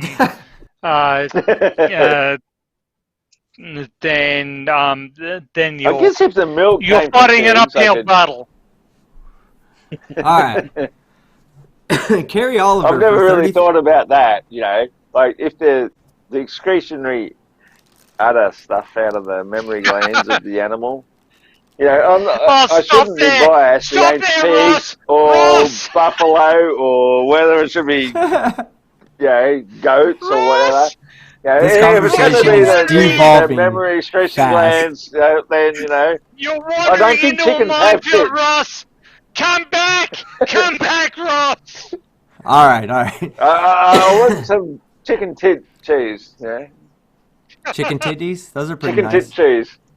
I think that's a oh god, a new brand. I'm gonna make that one up. Chicken tit cheese. All right, Carrie Oliver. Because you can only get it from mammary glands of mammals and were mammals. Oh, that's cool. Gorilla tit cheese. Has anybody ever made gorilla tit cheese for that matter? Team, if you want to get, you're gonna have to mute us. I might have to mute all of you right now. No, I'm not. I'm leaving it up. This is too good. The conversation's classic. So, Carrie Oliver for $33.33. Can't wait to see the next 25K. This has been epic. Congratulations, bro. More, please. I am increasing my content more each week. That's one of the projects that myself and Fight have agreed upon, is kind of pushing ourselves to do more content, as well as the Science or Satire podcast that we're going to start next week, which will just be conversation. Go ahead. And in the process, you are educating me. I have a PhD in geophysics. I learn stuff from watching you. I appreciate it, man. I appreciate it a lot. It means a lot, really does. Tim Pryor for $12. I forgot what historian it is, but he said since the 3rd century BC, only uneducated people thought the world was flat. I'm not sure, but I'll definitely have to look into it. Tim Pryor, I know you're probably going to... Well, I doubt you'll get this far in the future. But Can I just interrupt there? Did you just say somebody what century? 3rd century. BC. Sorry, Tim? Yeah, BC. Sorry. Which one? BCE, before 3rd century BC. 3rd BC. So the people from 2.5 BC, you understood it's round. Yep. They're the smart ones, but anybody from before that, they're wrong. Cool. Yep. Okay, go ahead. J.L. Warren for $4.99. Thank you, Tim Pryor. J.L. Warren for $4.99. Remember, Earth is to a human as a basketball is to a virus. Yeah, we did this math last night. Yeah. That's how I know that the Earth is 12 million humans tall, average size humans. Talking about 6 feet and 12, or I guess. Yeah, it was 12 million meters is what we came out with. 2 meters tall and 12 million meters is what the diameter of the Earth is. Yep. And then it's hard to imagine that much pressure, that many people standing on top of you and squashing It's nothing. You down. It's really but nothing. Anyway, it's nothing. So, no, it's not. They've already done the math to show that if every person jumped on Earth, how much would the Earth lose in gravitational attraction? Yeah, but what if they were all standing on top of your head? Like one person standing on your head. Oh, well, that's different. That's different. That's how our atmosphere is. That's what I thought you were talking about. That's why we have atmospheric pressure, is because gravity pulls everything down, and there's less pulling on. There's less stuff on top of the upper atmosphere. But it's only made of air, not out of humans. It doesn't matter. Air has weight. Yeah, if you had that many humans standing on top of you, humans weigh a bit more than air. Yeah, a lot more. Yeah, but air has fuck all weight compared to a human. So if you had that many humans standing on top of you, it doesn't matter. It matters. All right. No, it doesn't. If you're the one at the bottom. Yeah, it sucks if you're at the bottom. It's All right, the same either Because if they're way. not made out of air, if it's only air, that's fine. I've got no problem. That's only at 1 atmosphere. That's right, at because sea level. mass is But you not got mass fucking if that many it's million in a humans human. standing on top of you. Ow. All right, hey, hold on. Let me get through the super chats. I'll never get it done. Generally Shady Never for gonna. 2 No, you Aussie won't. dollars. Start making the memes, people. Yes, start making the memes. And I have a special area where I'm going to be doing meme reviews, Flat Earth meme reviews, Flat Earth Aussie Jesus meme reviews, Nathan Thompson meme reviews. It's all going to be done on my personal... No, we're just giving you a hard time. It's all going to be done on my personal Reddit. That would be reddit.com/r/Team Skeptic. It's free to join, and once you join, you can start posting stuff, and that's just an additional avenue of fun, as well as you don't have to leave your browser like you do with Discord, so some people do enjoy that. The Evil Scotsman. Are you for trying to $4.99 drag me onto Reddit? Oh my God! Listen to me. There is a Flat Earth community on Reddit that is not all here on YouTube, and they have 58,000 people in this Reddit, the Flat Earth Reddit, and it's gold. They clown Flat Earthers just as hard as we do with memes. The Evil Scotsman for $4.99. My survival comes down to people that can create medicines, dismantle viruses, detect and trace natural disasters, not from people that can only kill. Yeah, see, the survival part, when you're talking about the person who can kill the most or survive in the wilderness the most, that's like from 200, 300, 400 years ago. Now we have technology, so if we had people who were smarter that could repair the technology, then those people would be the survivalists. Because they wouldn't rely on physical fitness and killing ability. I have a point to make here, and that is earthquake origin detection and tsunami travel time analysis. So the tsunami early warning detection system relies on us being able to detect the origin of earthquakes and the potential for tsunamis very, very quickly, in a matter of minutes. The tsunami warning system relies on spherical Earth geometry for detection of earthquake epicenters.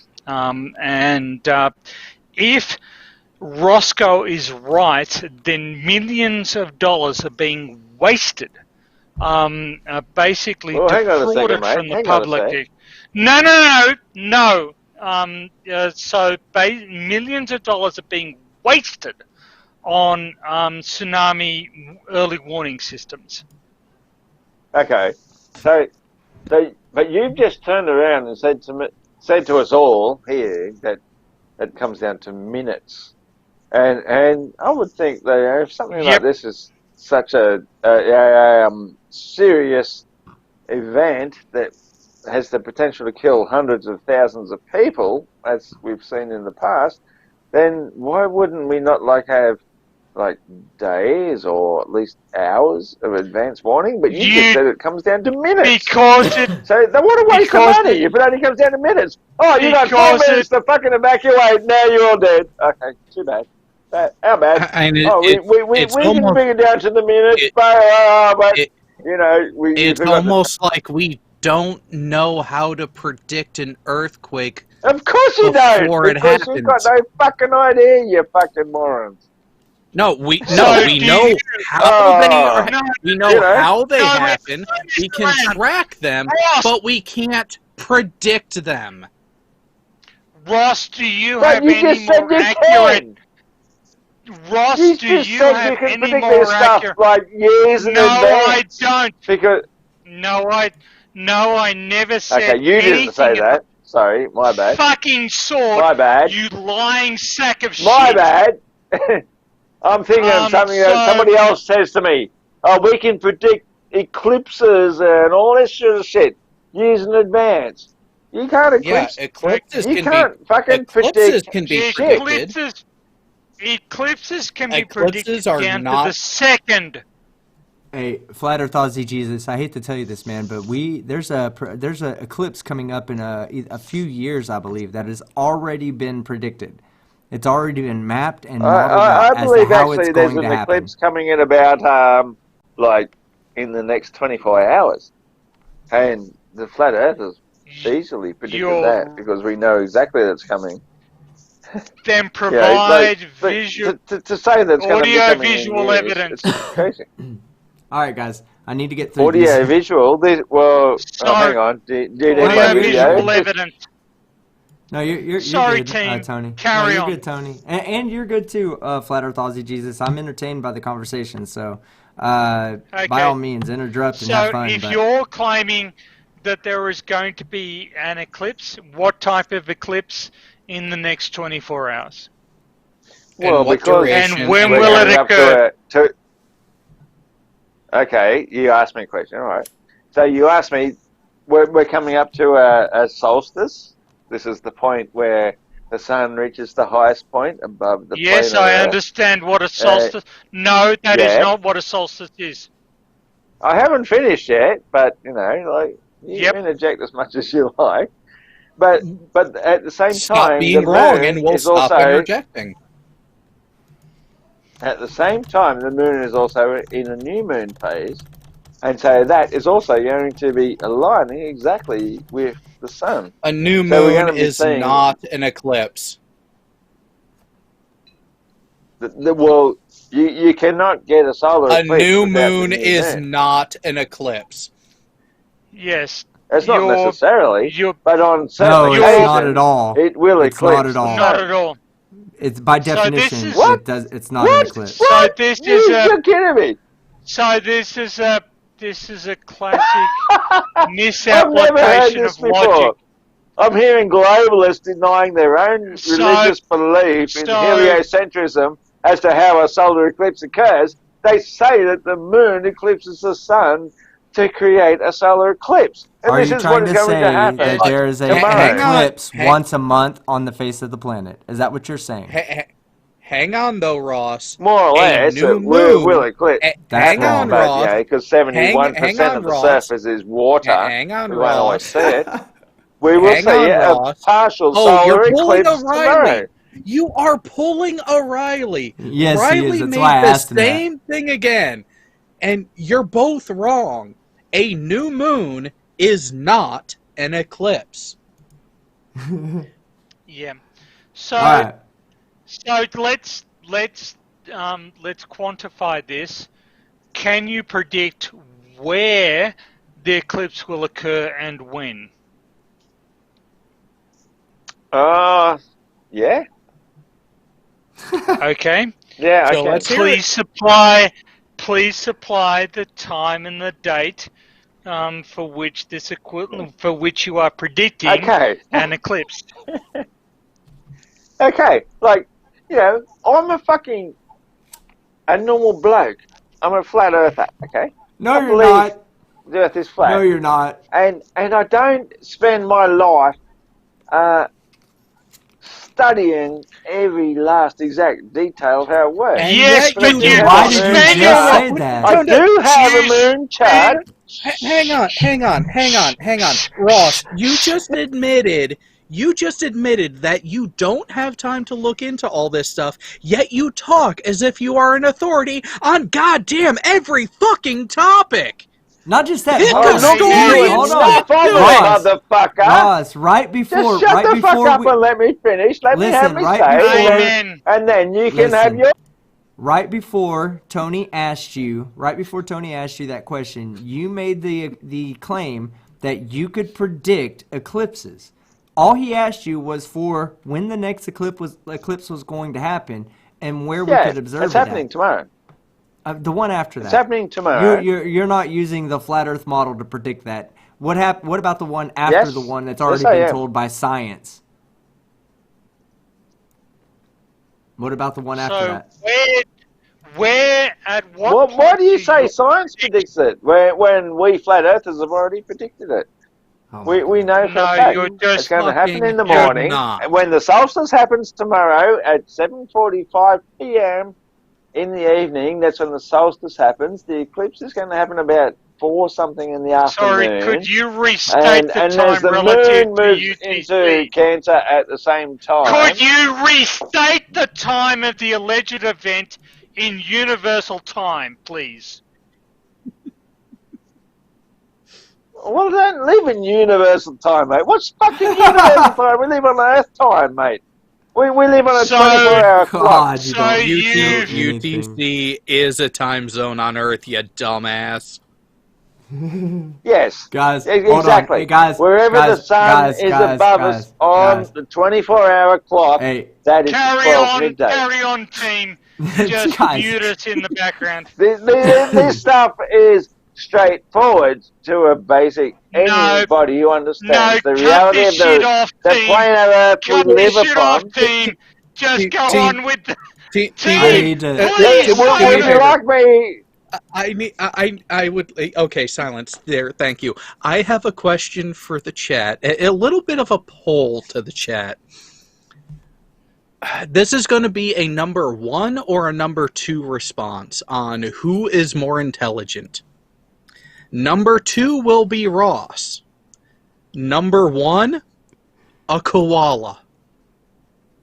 Have at it, everyone. Okay, Sean, can you tell me what moment that the Sean moon will isn't here from Gemini into Cancer? That's Jared. Or whoever the fuck you are. Okay, Jared. At which moment is the moon going to transit into from Gemini into Cancer? And at what time will the sun move from Gemini into Cancer?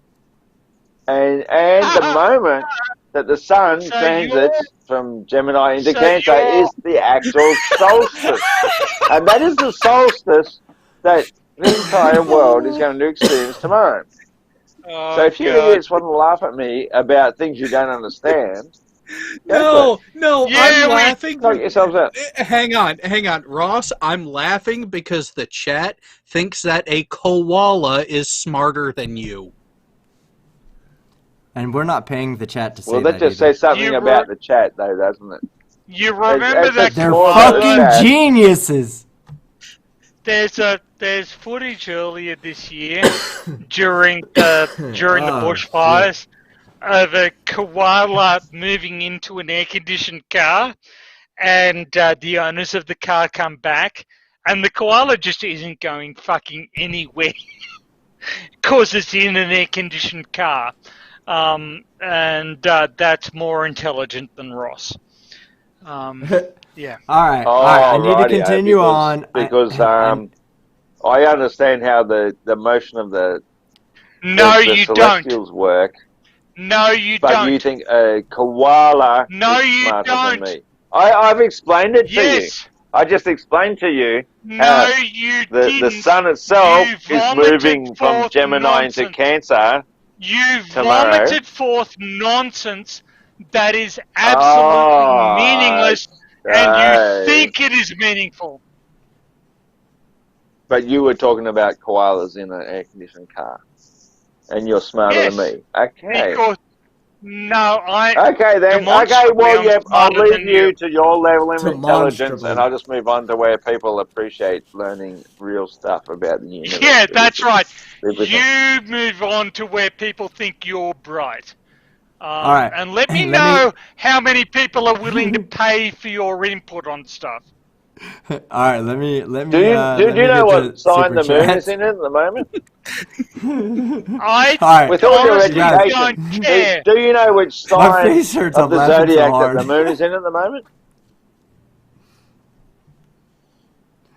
I'm sorry, I can't hear you. Do you know? Because I'm reliable. I'm relying only on visible evidence. Therefore, I can't hear you. Fuck off. Well, the way we understand what sign the moon is in is observable evidence. And so if you're such a dumb fuck that you don't even know what sign the moon is in at the moment, then how the fuck can I respect anything that you talk about? I don't require that you respect me. I do not require that you respect me. I just require that you fuck off. Because I don't. Excellent. All I don't respect Then you we're on because the you're a same fucking page. idiot. Okay, so You're we've an come to an absolute agreement. fucking moron, mate. We've come to an Yep. agreement. that Absolutely. We've come to an You agreement. think I'm a moron. And a stopping point for me to continue No, with super absolute chats. fucking moron. Hold on, Flat Earth Ozzy Jesus. We'll get to you. And I'm sure some of these are directed at you. Evil Scotsman for $4.99. Oh, I read this one. My survival comes down to people that can create medicines, dismantle viruses, detect and trace natural disasters not from people that only kill. Macabre Malefica for $10 Aussie dollars. Aussie. There it is. Help! Oi, My oi, kitty oi. always yells at me and ends everything with Verein Tausend Jahren. The other day I found a map of Europe and Floor's plans to the Reichstag under his bed. Is my cat Hitler and disuse? You're still an absolute fucking moron. I need to. I need to. Shut up, absolute fucking moron. Shut up. I need to give a. I need to give a shout out for that super chat. Yeah. I need to give a shout out to Macabre. He was in a YouTube chat with me just the other day, and he tried to educate me on how to reach out to ill-educated moron. But this stream is kind of a. I'm sorry, Macabre. I didn't live up to your. I didn't live up to your advice. I apologize. Hey, you made me proud, Tony. Have you been drinking? For fuck's sake. I have, yes. Yes, it's the only way to keep Drink my some water, blood for down. fuck's sake. Yes, I have. For fuck's sakes. The Athens 619 for $5. How does it feel to be a walking lobotomy, Flat Earth Ozzy Jesus? Dunning-Kruger doesn't even come close. It's actually the best. Like, if you're walking down the road with absolute Dunning-Kruger effect, but, yeah, you haven't lived. Professor Pineapple. We'll think our name is Ross Thatcher. It's like not wearing underwear. You know, you're just out there and you're entirely confident in the microscopic deviations of your tackle. Wait a minute, you're not supposed to do that? Fuck! Wait a minute, what's underwear? That's my point. Your beard. It's toilet paper that you My can take off. beard is underwear. Oh, fuck. It's toilet paper I'm scared that you now. take off. Well, Oh, you God. used it to I wipe should the piss off your hands. I should subscribe to you, team. Why am I not subscribed to you? You're Oh, damn I right. am. You should subscribe to me. That's right. Professor Pineapple for $20 Aussie dollars. One of my favorite people on earth, guys. Aussie Globehead, a.k.a. Professor Pineapple, a.k.a. Fan of Flat Earth Aussie Jesus, apparently, because he loves pineapple on pizza, too. Congrats on 25K, team, and Pineapple Earth is the truth. Is the Earth shaped like a pineapple, God. Flat Earth Aussie Jesus? Then I don't want to be It just here depends anymore. which way you're facing, because sometimes you might get the rough end and sometimes you get the smooth end. Macabre Malefica for $5 Aussie dollars. IQ test was developed 104 years ago to assess the need for additional school support among children. Belief in flat Earth makes IQ testing redundant. Yes, 100%. 100% agree. Let's see. Oh shit! I just skipped all the way to the bottom. Let me scroll up a little bit. Sorry, guys. All right, here we are. Because you're an idiot, team. Ding! Robert Williams for $1.99. Can we start calling him Fuckwit Derpy Jester? No, I don't know. You like that name? Flat Earth Aussie Jesus, would you like some people to call you Fuckwit Derpy Jester?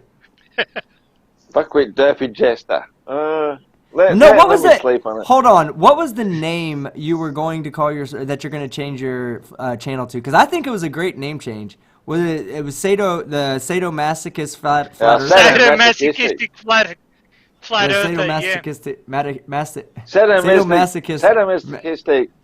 Yeah, there you go. Jesus, nah, it doesn't work. Yeah. No, take out no. No, It's the sadomasochistic flat earther. Sadomasochistic.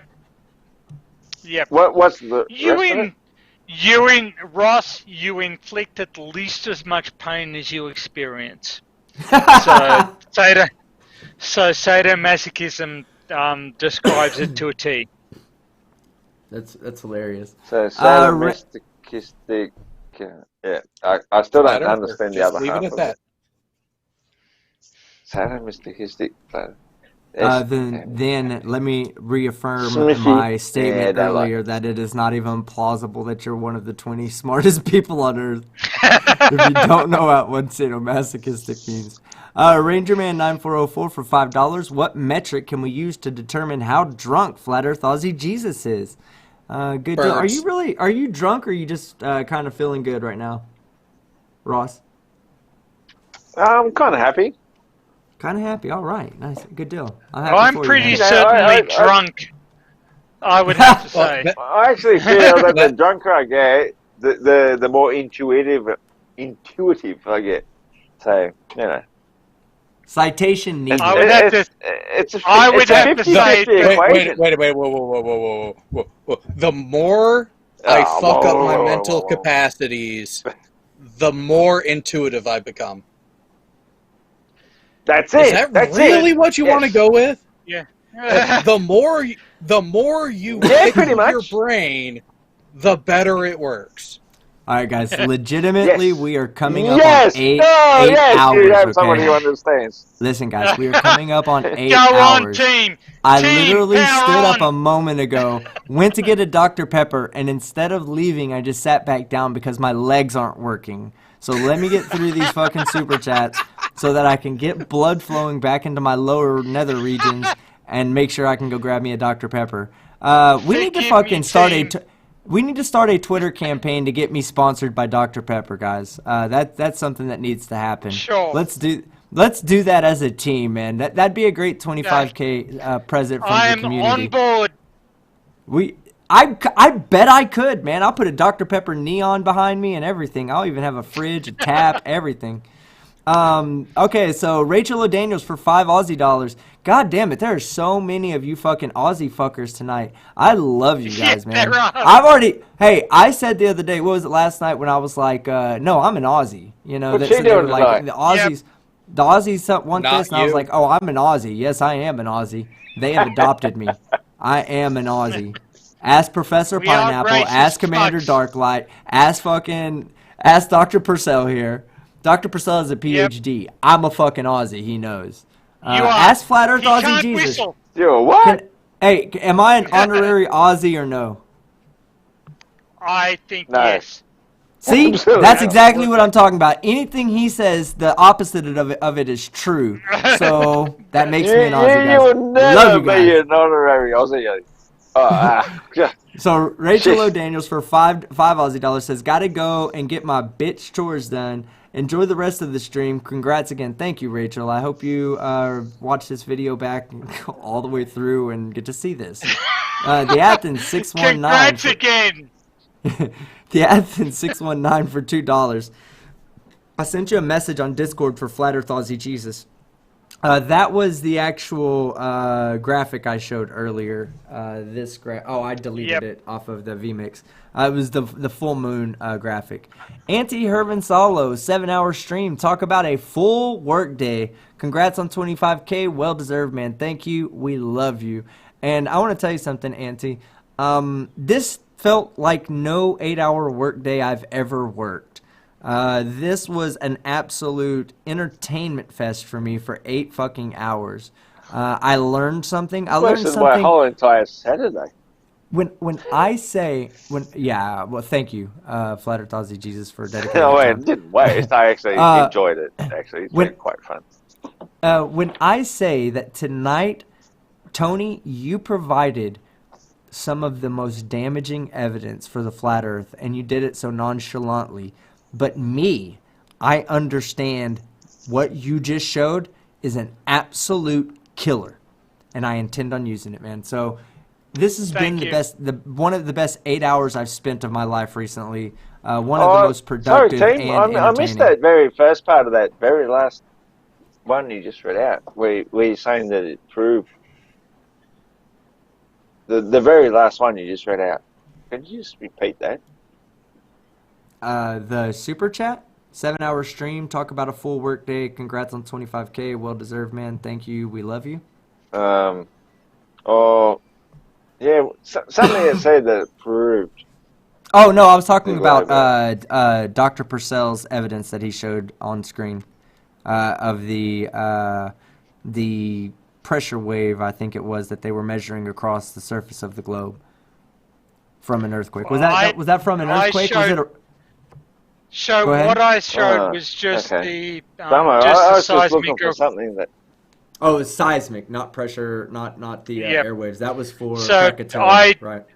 Yep, that's right. I discussed the seismic arrival, the air pressure signals due to Krakatoa, but I showed the seismic arrival times due to the Macquarie Rise earthquake of 2004 and how it's incompatible with a flat Earth geometry.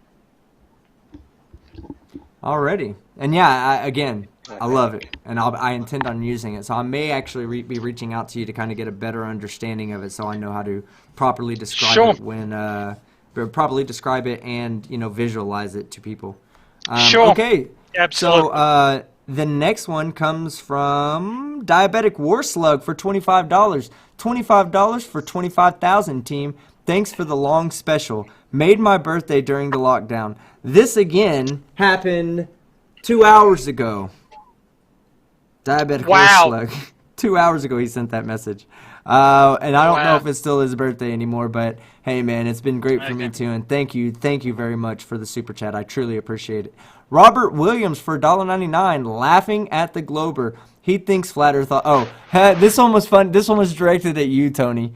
So I'm going to just say Tony instead of the Glober. It says Robert Williams for $1.99, laughing at Tony. He thinks flat Earth Aussie Jesus can read. Oh, sorry. No, I'm sure he can. What's a read? Like Tony said, you do express intelligence. Isn't that like a stock of grass?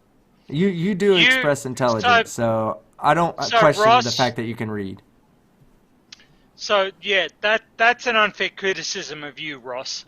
You definitely have some intellectual ability, but I feel that there are some roadblocks you throw in front of yourself that stop you from analysing evidence.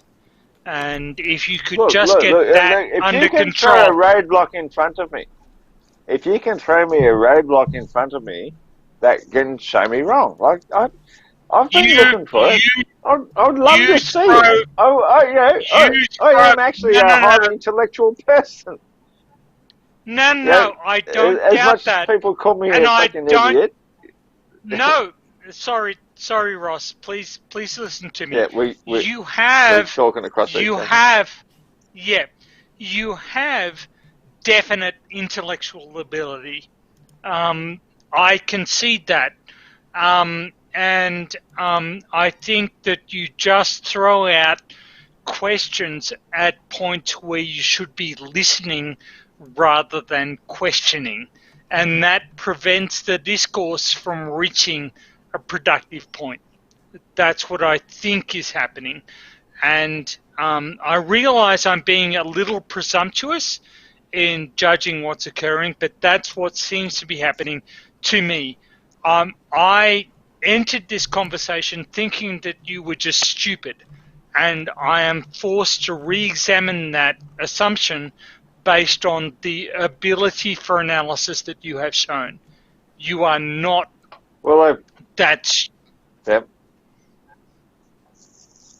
I appreciate the fact that you recognise that I am not a stupid idiot. Like I would not enter into any sort of debate if I didn't think I was capable of entertaining the opposition's point of view and being able to express my own point of view and being able to think, okay, well, I know what my opposition is going to bring against me. And I know that they're going to try and say this, blah, blah, blah, and blah, that. And I'm already prepared for that.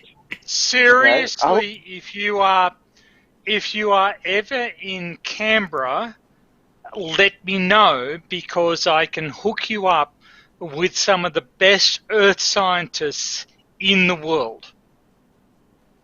And they can discuss with you. No. It doesn't matter, mate. I've got not, a sister who lives in Canberra. I understand where you're coming from. No. If you want to talk with these people, I think I can probably arrange it. So I'm not trying to suggest anything a priori, but if you are ever in Canberra, I think I can arrange conversations between you and some of the best Earth scientists on the face of the planet. Tony, one question to ask before you suggest that to him, because he's going to need to know this eventually. Will they be providing the padded helmets, or does he need to bring his own? Good one. It's a good question. The thing is that we are the ones that have to provide it for you people that believe that the Earth spins. A few of them are actually quite high strung. So if you presume to lecture them on stuff that they have spent decades studying. If you presume to lecture them on material they have spent decades studying, they are going to respond negatively to that. Okay. Let me get through some super chats again.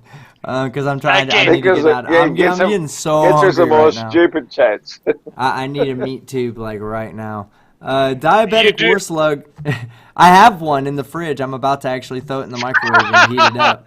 Put it in the fridge. You mean in the mankini? No, it's a sausage. Yes, not in the I'm not in the mankini number one. And yes, it's pig's ass again. It's pig's intestine and pig's ass. And I intend on licking it before I bite it. So to pleasure whatever pig it came from. And try some vegetables with onions and garlic. You know what? I do actually keep a lot of bagged vegetables in my freezer, and that's what I eat as snacks. Is like corn, green beans, mixed vegetables. I don't always cook just meat only. I know that's not a fucking diet that can sustain a life. So, diabetic war slug for $2. I'm not here to dictate what you should do, but in the Essene Gospel of Jesus the Christ, there is actually a thing that says that to touch not anything that's been touched by frost or fire, which means basically do not eat cooked or frozen foods. So, yeah. Well, do you not eat? That's just a little. Well, hold on. Let me tell you something. And this is a religious book. It's just a little. According to the Gospel of Texas Roadhouse, thou shalt not order any steak less than 24 ounces and more fucking cooked than medium rare. I choose to believe in that gospel. I choose to believe in that gospel over any other one. Yeah, also, the gospel of no gospel cheese was written about the Christ, not about some Texas steakhouse. So, yeah, there is that. It's just as much as fucking Jesus is down in Texas. I'm on board, team. All right, $2. Yeah, but Jesus was the one who was going about healing people from their illnesses. How do you know he didn't lick them in their butthole? I don't think is actually. But how do you know that? How do you know he didn't walk around licking people's butthole? But the Texas Steakhouse isn't the one going around telling people how to cure themselves from illnesses. So that's the difference. I have to say I'm going with team over you. I'm sorry. You think licking steak buttholes is the way to it's fucking amazingly good. Yep. That's fine. Like, each it's especially good when you preface the licking. It's especially good when you preface the licking of steak butthole with an awesome blossom. Awesome blossom. All right, let me get through these super chats. When I talk about one particular person, call her Sweet Cheeks. Oh shit, I'm back. Where are you, Ilya? I missed you, baby. She has a super chat. I'm kidding. She has a super chat coming up addressing this. So we'll get there. I promise. Sweet. If you guys be quiet for a moment. Diabetic war slug for I'll try to $2. shut up for a More moment. Tony, please. More Tony, please. I agree. More Tony. Moyakaku86 for $4.99. How has Tony not had a stroke due to a high blood pressure caused by Flat Earth Aussie Jesus' stupidity? Flat Earth Aussie Jesus may be there with JM Truth on the Dunning-Kruger. I don't know. I do not think so. No. I will say JM Truth is the pinnacle of Dunning-Kruger. The absolute point at which any point going in either direction takes you further from the top of the Dunning-Kruger mountain. Mount Stupid is what we call it. Jezekai for $2. 1 hour of stream for each 1,000 subs. 19 hours to go. Actually, as of now, it's only 17 hours to go. And absolutely not. No. Fohammer 330. What are you trying to do, Jezekai? Kill me? Like, legitimately? Shit. Oh, come on. Where's your sense of adventure? My sense of adventure and wanting to stay up and do stuff for 24 hours at a time left during Hell Week. During Hell Week, I was like, I'm done. At this point, I'm getting rest when I want to get rest. Fohammer 335, $2. Show us what you got, MeatTube wise. Now he's trying to get me banned for fucking community guideline strikes. The fuck? We're getting close, guys. We're getting close. Rampant for 2,600 or 2,500 claps. Congrats on the 25K, man. By the way, can you say, gee, we flat earthers are literally geniuses with that? Oh, yeah. With the nose covered voice you did as JM in the last. Yeah, I can. Hold on. Here we go. Gee, we flat earthers are literary geniuses. I'll do it again because I was going to say literally.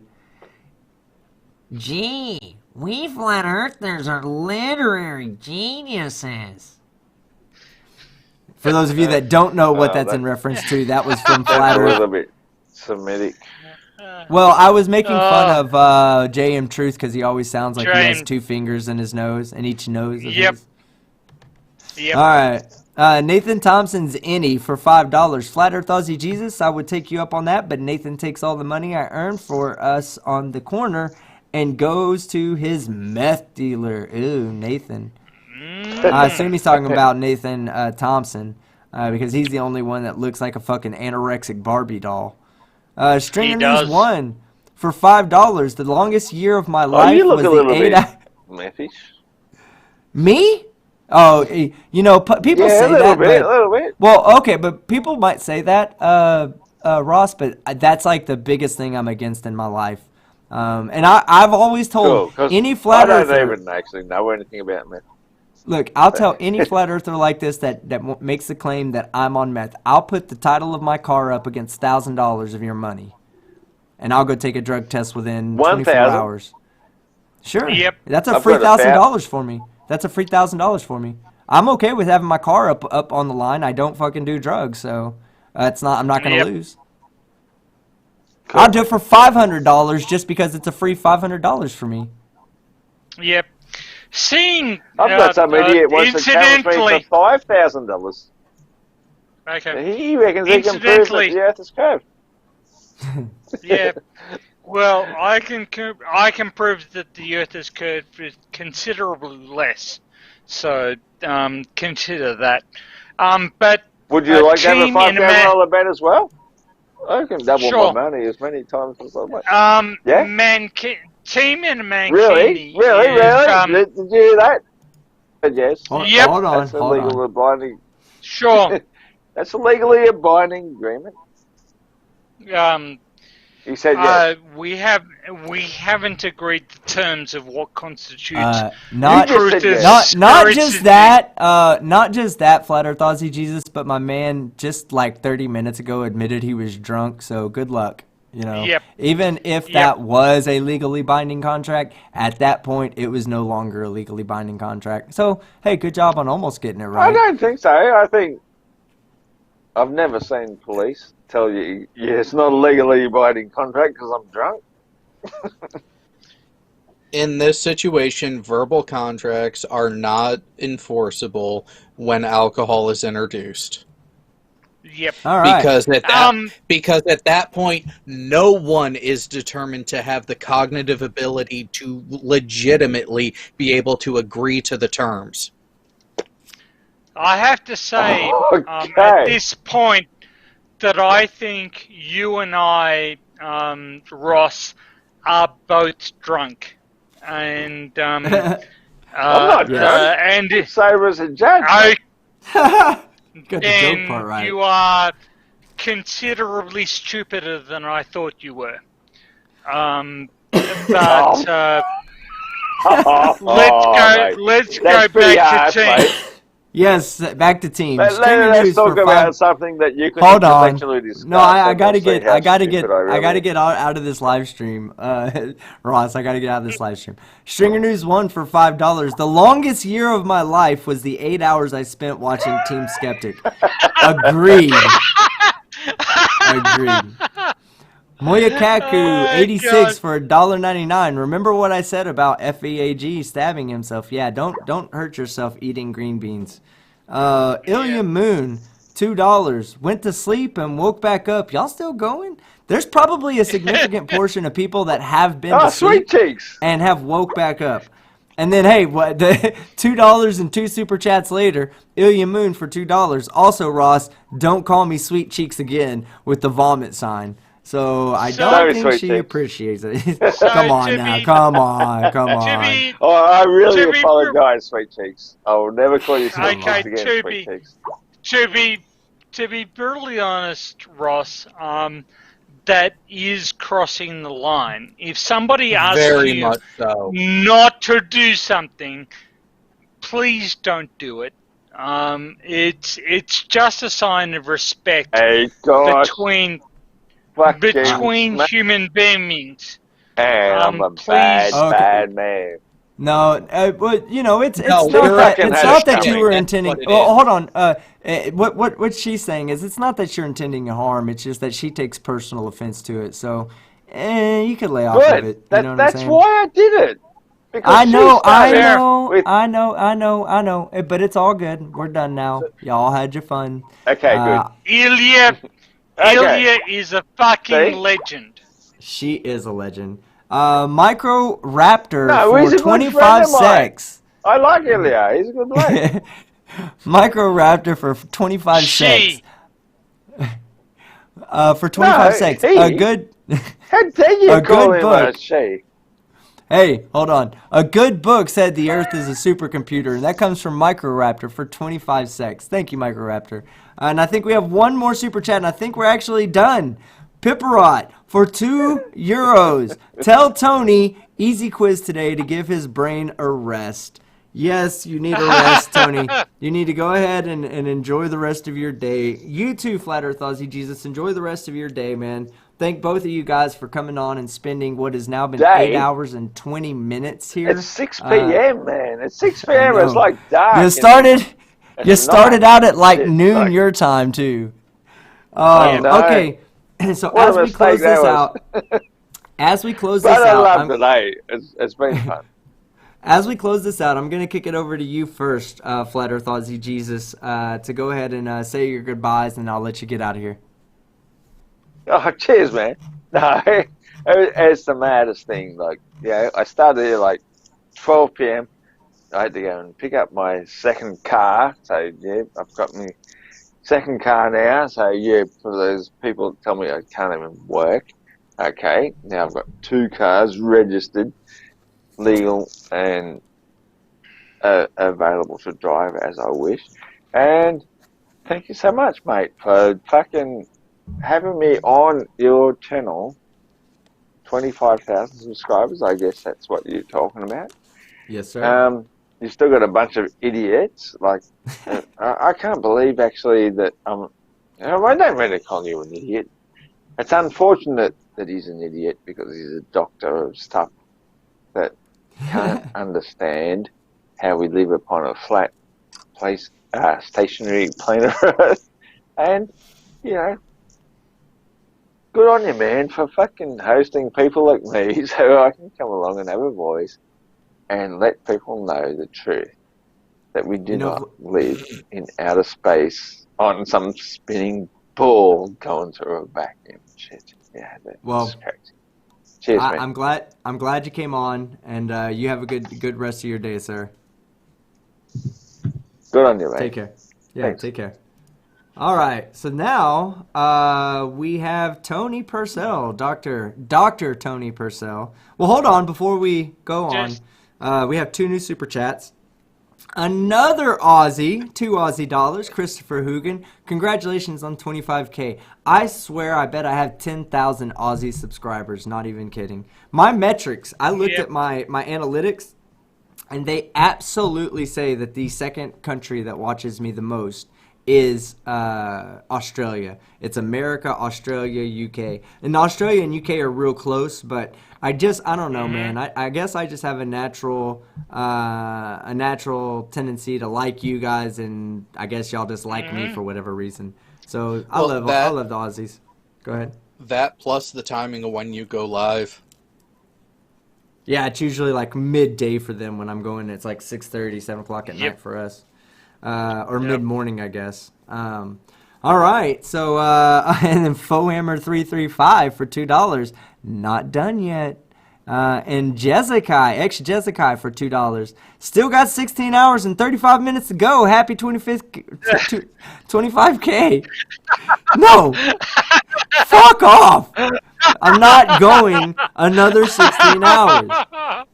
I don't know what is your problem. You guys are just as sadomasochistic as I am, so apparently. Yeah. All right. That's why we get along. Jared, would you like to say your goodbyes? I only intended to come in and have a little fun, piss off Ross a little bit, and then go. And here I am, how many hours later? Oh, fuck hours. You, team. Hours later. I can tell you because I can see when I sent the message. Hold on, let me tell you how long you stayed here for. This is, the amount of time is not on me, it's on you. You could have left it any time. 3 hours. You know what? I'm still going to blame you. You've been are here 3 sap. hours. That's not my fault. That's your I'm going fault. to say. Yeah, it's no longer my fault after 3 hours. It's now your fault. Okay, so I think that's going to wrap it up for us. Give me 1 second just to double check something to make sure I didn't get anything through Streamlabs, because I always forget to check that. Thank God, not too many. Oh, Tony. 5, 4. Tony, thank you for your recent. It was some. I didn't see the exact total on the donation, but thank you for your donation through the Streamlabs You're link. welcome. I do appreciate it, man. Oh yeah, we're good to go. All right, so I'm gonna try not to fuck it up. I really am, though. Hey, you fucked up the beginning. You fucked up the beginning, so the end should be pretty good. These are facts. Get my hair straight. Okay. Because, I had like a little bit of hair poking out of the bottom. I didn't want to have that poking out. Thank you, everybody. And giggity. Well, giggity. I'm moving this over in case somebody does decide at the last second, because everybody tries to add them at the last second, so I need to make sure that nobody does. All right, thank you guys, everybody, for sticking around for 8 hours and 30 minutes of nonstop entertainment. Oh my God, thank you so much if you were able to help by super chatting tonight, and thank you to Dr. Purcell for coming on and putting his science on display. Wow, that was amazing. AT2 Productions, last minute join. Sean Hufford, last minute join. Fight the Flat Earth, fucking came to his senses and left early. Was like, fuck you. Yeah, that's what Fight the Flat Earth was all about, that life, you know what I'm saying? Until the life came up on him, and he was like, I ain't all about that life, I gotta go to bed. Thank you to Flat Earth Aussie Jesus, because while it did get heated at times, I really think that he enjoys entertaining as much as he doesn't mean to. I think that when you're as dumb as he is and you say things and everybody laughs and it triggers people and gets a reaction out of people, I think you just kind of it's a good quality to have. It's a good quality to be entertaining and still be ridiculously dumb. You know, at least you're not stupid and annoying like Nathan Thompson. That's something I wouldn't have tolerated on my channel whatsoever. So thank you, Flat Earth Aussie Jesus, for sticking around for what I think was about 6 to 7 hours of this. Holy shit! I can't even believe I'm fucking saying that. For everybody that was able to super chat, thank you very much. For those of you that aren't, man, just share the stream. That helps out so much that you would not even believe it. I've had a lot more people sharing my stuff lately, my videos and my streams, and sure enough, I'm starting to get more exposure on YouTube. I think my last video, and let me double check this number so I'm not just making this up. You'll see a lot of people complaining about this analytic. But there is something about this analytic that nobody really notices, and it's your the exposure to non-subscribed viewers. So most of my videos have about a 70% subscribed viewer percentage versus 30% of non-subscribed viewers. That means that it's those people that are non-subscribed, those are the ones that are getting recommended by YouTube. And if you can't get your numbers up above like 50%, then you're really only making videos for the people who have already watched you, and nobody really ever has a chance to see your video. On my current video, the Karen one, let me see. I'm pull this analytic up real quick for you guys.